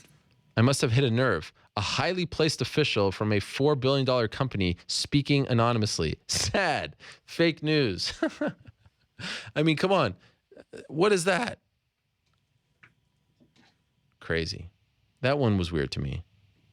All kinds of weird things going on. Other news before we go, Chris Weidman sticking up for Paige Van Zandt with that video. I'm surprised that one didn't make your... I mean, you had the Paige video last week. At least get the Weidman sticking up for his friend video, no? Nah. You didn't like it? I liked it. Nah. Why? Just didn't do it. Thought it was nice. Zabit Magomed Sharipov, ACB featherweight champion. A lot of people very excited about him. You've heard Mark Henry talk about him on this show. You've heard Marlon Moraes, Frankie Edgar. He has been signed by the UFC. So stay tuned for him. For that, him. Stevie Ray, Paul Felder, that has been booked for the card in Scotland. Also, Brett Johns has been added to that card. A lot of people excited about that. Francis Ngannou has moved to Las Vegas. That's really interesting. A lot of success, doing very well, and then boom. Switch things up. Go to Las Vegas, right? Could be more success, though. Could be the Sure. move that takes him to that next level. From what I understand, he doesn't have a new team just yet. Did you see the video about the new UFC office? Very impressive. I didn't watch it, no. It's very impressive. It's a very nice office. I'd love to work in an office like that. Not to say this How is dare a nice you. office, but it's a very nice office because of the weather. They're sitting outside. There's these cabanas. Okay. All kinds of nice things. Nice backtracking. Yeah. Baby Slice, he's coming back, so we'll see how he responds. That's in, 11 days or so in London, May 19th. And next week, they're going to have that big retreat at the new UFC office, by the way. All the fighters are coming. Advice. Yes. Take the taxi when it comes for you. What does that mean? For the retreat. When the taxi comes, get in it, or call somebody and say that you're not getting in it. Oh, but that's do not right. just not get in. There you go. Good one. That's the tip of the day. Okay, and UFC 211, best fight on the card. What is it? Oh, boy. I mean, you asked me the fight I was looking forward to the most, and I said it, and it was from this card. So I okay. can't really backtrack. What was it? I don't now. remember. Frankie and Yair. Yeah, that's the one. That was my pick. It'd be hard for me to switch it up, but I mean, every time I look at it, I have a new favorite. I have mixed emotions about this card because like the top half of it is just so damn amazing. I mean, it really is, right? Yeah. But it's also 14 fights and 8 hours long. Yeah, it is very long. Second longest fight card in UFC history, the longest in the Zuffa era. But I mean, you don't start watching until like halfway through the prelims anyway. I'm going to freaking be there. Yeah, but you'd be on your Twitter doing whatever else. Yeah, that's true. Jessica Aguilar versus Courtney Casey. Marco Polo Reyes versus James Vick. That's a great fight. The return of one David Branch. And a lot of people are very excited about Krzysztof Jotko. Yeah. Jason Knight versus Chaz Skelly is a really fun fight, too. Eddie Alvarez versus Dustin Poirier on the FX prelims, by the way. Yeah, this is where it starts getting crazy. Cejudo versus Pettis. Henry Cejudo, that is. Sergio Pettis. Frankie Edgar versus Yair Rodriguez. Damian Maia versus Jorge Masvidal. Are you kidding? Joanna Jacek versus Jessica Claudia Gadelia Andrade. Stipe Miocic versus Junior Dos Santos. Amazing. And by the way, what a card this is for ATT. I think they have like something like 9 fighters on the card. Yeah. This is insane for ATT. They've got JDS. They've got Joanna. They've got Masvidal. It's a huge card for ATT. Dustin. And yes, of course. And what I love about this card, once again, is that all the fights feel like they mean something, right? It doesn't feel like it's a cobbled together card. Like Brooklyn was cobbled together, right? I mean, the division, the featherweights, all this card just has, I mean, it's almost like an old school card where like the 5 fights on pay-per-view are freaking awesome. And Eddie Alvarez versus Dustin Poirier isn't on pay-per-view. That's insane to me. Any lines out for it yet? I think every single fight has lines. The one that I'm really interested in is Yair versus Frankie. What's that? Yeah, every single fight has lines. Why don't you take a guess? Honestly, I don't know. I'm going to guess. Who's the favorite? Yeah, guess the favorite. God. Okay, here's something I was thinking about.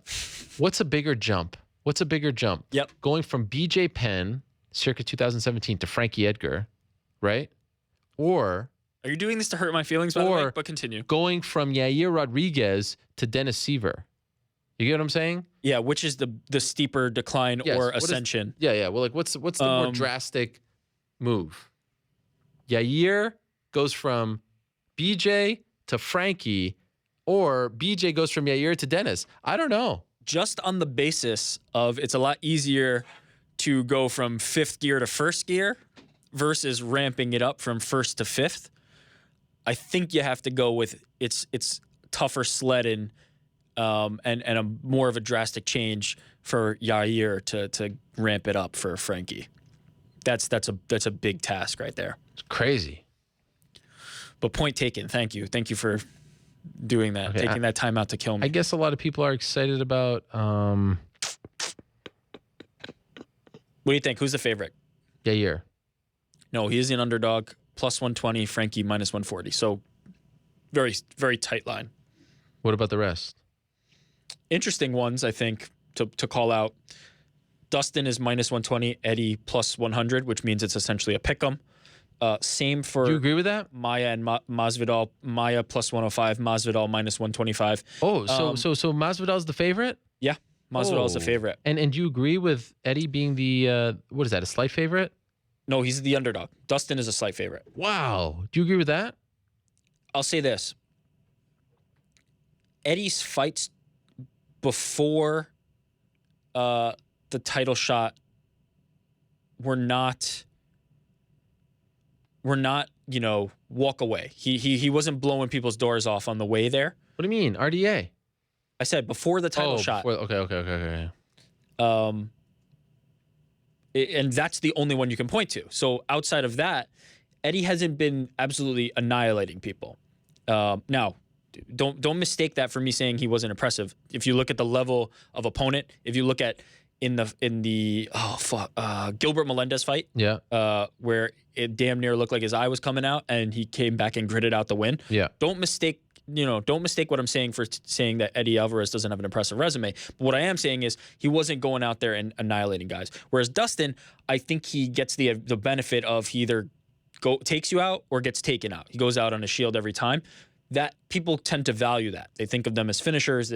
So I think what's happening is probably Eddie's being a little undervalued here. I would think Eddie should be the favorite, in my opinion. Yeah. Just because of his style and the way I'm saying, Dustin seems to be a winner or a loser and do it very definitively. That tends to play into the betting lines a little bit. Wow. All right. Masvidal, I'm not surprised by. He just looks incredible right now. Not that Maya doesn't, but I think it's been a while since we saw Damian, and Masvidal just keeps the train rolling. I'm not surprised there. I'm not surprised. What about in the main event? Want to guess? I mean, you can. I'm going to say Stipe's the. There's very few lines here that are surprises. No, not surprises, but far apart. Can I just say something again that I feel like this is being overlooked? I feel like it's being overlooked that JDS hasn't fought in 13 months. Yeah. Isn't that crazy? He looks to be in tremendous shape. He does, but his last fight was against Ben Rothwell in April of last year, where he also looked good. I mean, I'm with you, but is that long that I'd have worries? Not really. 13 months, long time. And guess what was his last win prior to that win? Prior to his April of 2016 win over Ben Rothwell, what was his last win? Was it Hunt? No, it was December of 2014 against Stipe Miocic. He only has one win between those fights. The one coming up this Saturday and the win over Stipe, which is one of the best heavyweight fights I've ever seen in my life. Great fight. It was a fantastic 5-round fight in Phoenix, December of 2014, so 2.5 years ago. What's interesting about that fight is I feel like they've both gotten better since then, and it's still impossible to figure out because their successes and their improvements have been kind of trackable to the point where I still don't know. JDS only has 2 fights since then. Yeah, lost to Overeem, win over Rothwell. But looked the improvements he made in the Rothwell fight, I think, were a sign of potential success in this fight. I wonder if JDS doesn't get this fight if he didn't have a win over Stipe. Forget about a win or a loss. Had not fought him. Maybe not. Maybe you know not. what I mean? But because you look at a Damian Maia who's on what, a 7-fight winning streak, still can get a title shot. And if you heavyweight's too thin for that kind of comparison, though. But if you look at that Rothwell fight, I think Junior is in good position, and I think Stipe is also solid. I don't know who to pick in that one. Heavyweight's always pretty tough, just because both of these guys can clearly end it. The last one was epic, and I don't think it's a stretch to use that word. So I'm hoping for another one like that. And so I'm assuming Joanna is a favorite. She is. Don't sleep on Jessica Andrade. How much do you think? Minus 200. Minus 170. Wow. Andrade plus 150. Andrade is a tank. I feel like this will be her toughest fight, Joanna. And she's had some tough ones. The last one against, 2 fights ago against Claudia Gadelha, she was losing. It's for both of them, it will be their toughest fight. No doubt about that. Definitely for Andrade. Yeah, I mean, Andrade is a tank. Yeah. She is freaking good. She is very good. And they've trained together. So she has intimate knowledge of who Joanna Jędrzejczyk is. I feel like that part is overrated. Not really. I mean, the first time you see someone, it's at times a shock. It's hard to recreate these things. It's hard to recreate Yair Rodriguez, but if he fights, another welterweight who he's trained with, a lightweight, like if he fights, I don't know, a Donald Cerrone or a Cub Swanson or something like that, a featherweight. What am I saying? Yeah, but who does it give the advantage to exactly? If they've trained together, they've seen each other. Sure, they've seen. Who exactly does that give the advantage to? I don't know. It's just something people say. Okay. Maya Masvidal, you already said Masvidal is a slight favorite. What a huge fight that is. Nope. There's 2 or 3 big favorites on the card. Henry Cejudo, big favorite. Wow, how big? Minus 410. Yeah. Pettis plus 330. I don't think there's any reason to doubt that that's accurate. James Vick, minus 420. Whoa. Polo Reyes. He wanted to fight in Texas. James Vick likes fighting in Texas. He's fun. I mean, it's such a good card. Yeah. Only lost 1 fight. And that was the Verdum Rothwell fight. Of course, we'll see what happens between now and the actual card. Oh, Crazy my things God, happen. you just Well, it seems signed like and sealed this every thing. every time I go to one of these pay-per-views, I feel like it's some kind of drama. Oh, my God. Well, people, send your letters to Ariel. Yes. He just jinxed this card, and I'm looking forward to it. It's going to be fun. This Saturday. Here we go. UFC 211, best card of the year. Any final thoughts before you go? Anything else you want to say? I want to say that the fake Luke Thomas just followed me on Twitter. I finally get followed by Luke Thomas, and it's the fake Luke Thomas. It's so Luke Thomas, our colleague, changed his Twitter account. I can't go into this now, but I was reading, he announced that he had changed his name, and the replies to his name change tweet were just so funny that I was actually on the subway laughing and crying. People accusing him of, I don't know, fake news or being hacked. And then the the Russian hackers, the person who assumed his account, the former SBN Luke Thomas, tweeted, "Everyone knows you should wait 30 days before you take a piss test. 3 weeks is pushing it. You need to shave, by the way, hippie." It's great. It's great. Thanks, fake Luke Thomas. By the way, hacking has been very much something on my mind this past weekend because Kristaps Porzingis claims that he was hacked. Oh yeah, this is such a troubling situation. But I will say that it was interesting to see the kind of emojis that he uses. Yeah, he displayed his recent emojis. Yeah, but I don't buy it for a second. In fact, I believe what Frank Isola of the New York Daily News said, that he was probably DMing someone and made a mistake. Who's hacking a basketball player and tweeting that and then deleting it? Come on. Do you believe it? No, of course not. It's all very troubling. He's on his way out of town, and I will console you when that happens. Let me tell on the record right now, if they trade him, I'm done. That's it. I'm never coming back.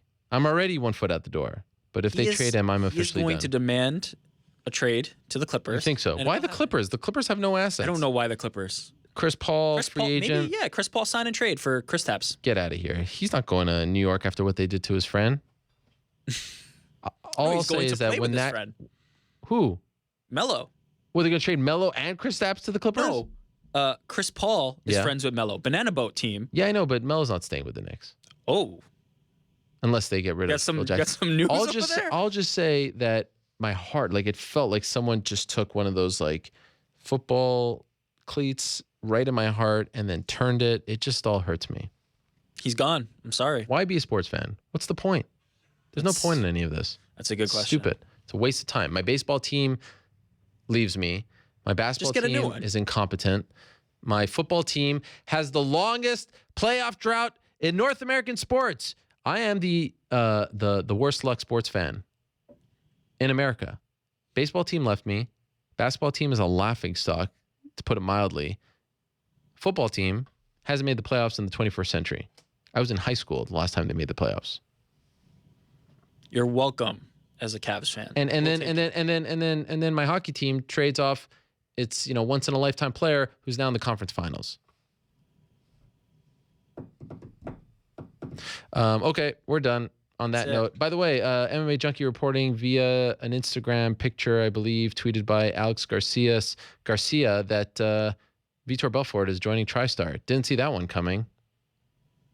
Vitor Belfort and TriStar training for Nate Marquardt, who's a friend of one GSP. But it's also weird to change your camps for your final fight. Yeah. Like, I don't know. Maybe he's got more in him. One last hurrah. Or maybe more. All right. We're done. Good stuff. Off to Dallas. You can hear my music. Off to the Big D. I've been thinking whether or not I should attend a Texas Rangers game. I believe they're in town, but I hate the Rangers. I don't want to support a team like that. Rougned Odor knocked out Jose Bautista. I was reading a book. I was reading a Ninja Turtles book for my kids a couple nights ago. And this is a sign that I think about MMA way too much. I was reading the names, the Ninja Turtles, and I actually referred to one of them as Rafael instead of Raphael. So that's a sign that I think about MMA way too much. And you know what's interesting about the Ninja Turtles these days? They don't call them by their old names. They call them Leo and Mikey and Donnie. It's all very weird. Anyway, I want to thank everyone who tuned in this week. Fun show. Appreciate your time. Appreciate your viewership. Thank you very much to Luke Rockhold. Hope his situation gets worked out sooner rather than later. Thank you very much to Justin Gaethje. How interesting was Justin Gaethje this week? Holy smokes. Came out swinging. Now even more excited for his UFC debut. Thank you very much to Anthony Pettis. Good luck to his brother Sergio this weekend in Dallas. Hoping to exercise those demons. Thank you very much to Malki Kawa. Congrats to him on all the NFL signings and whatnot. Thank you very much to Matt Hughes. That was a lot of fun as well. Welcome back, maybe? I don't know. Good luck to him. Thank you very much to Aspen Ladd. Good luck to her on July 7th in her UFC debut. And thank you very much to Kelvin Gastelum for stopping by. Appreciate his time as well. Back next week, same time and place. Until then, I say peace. Shabbat.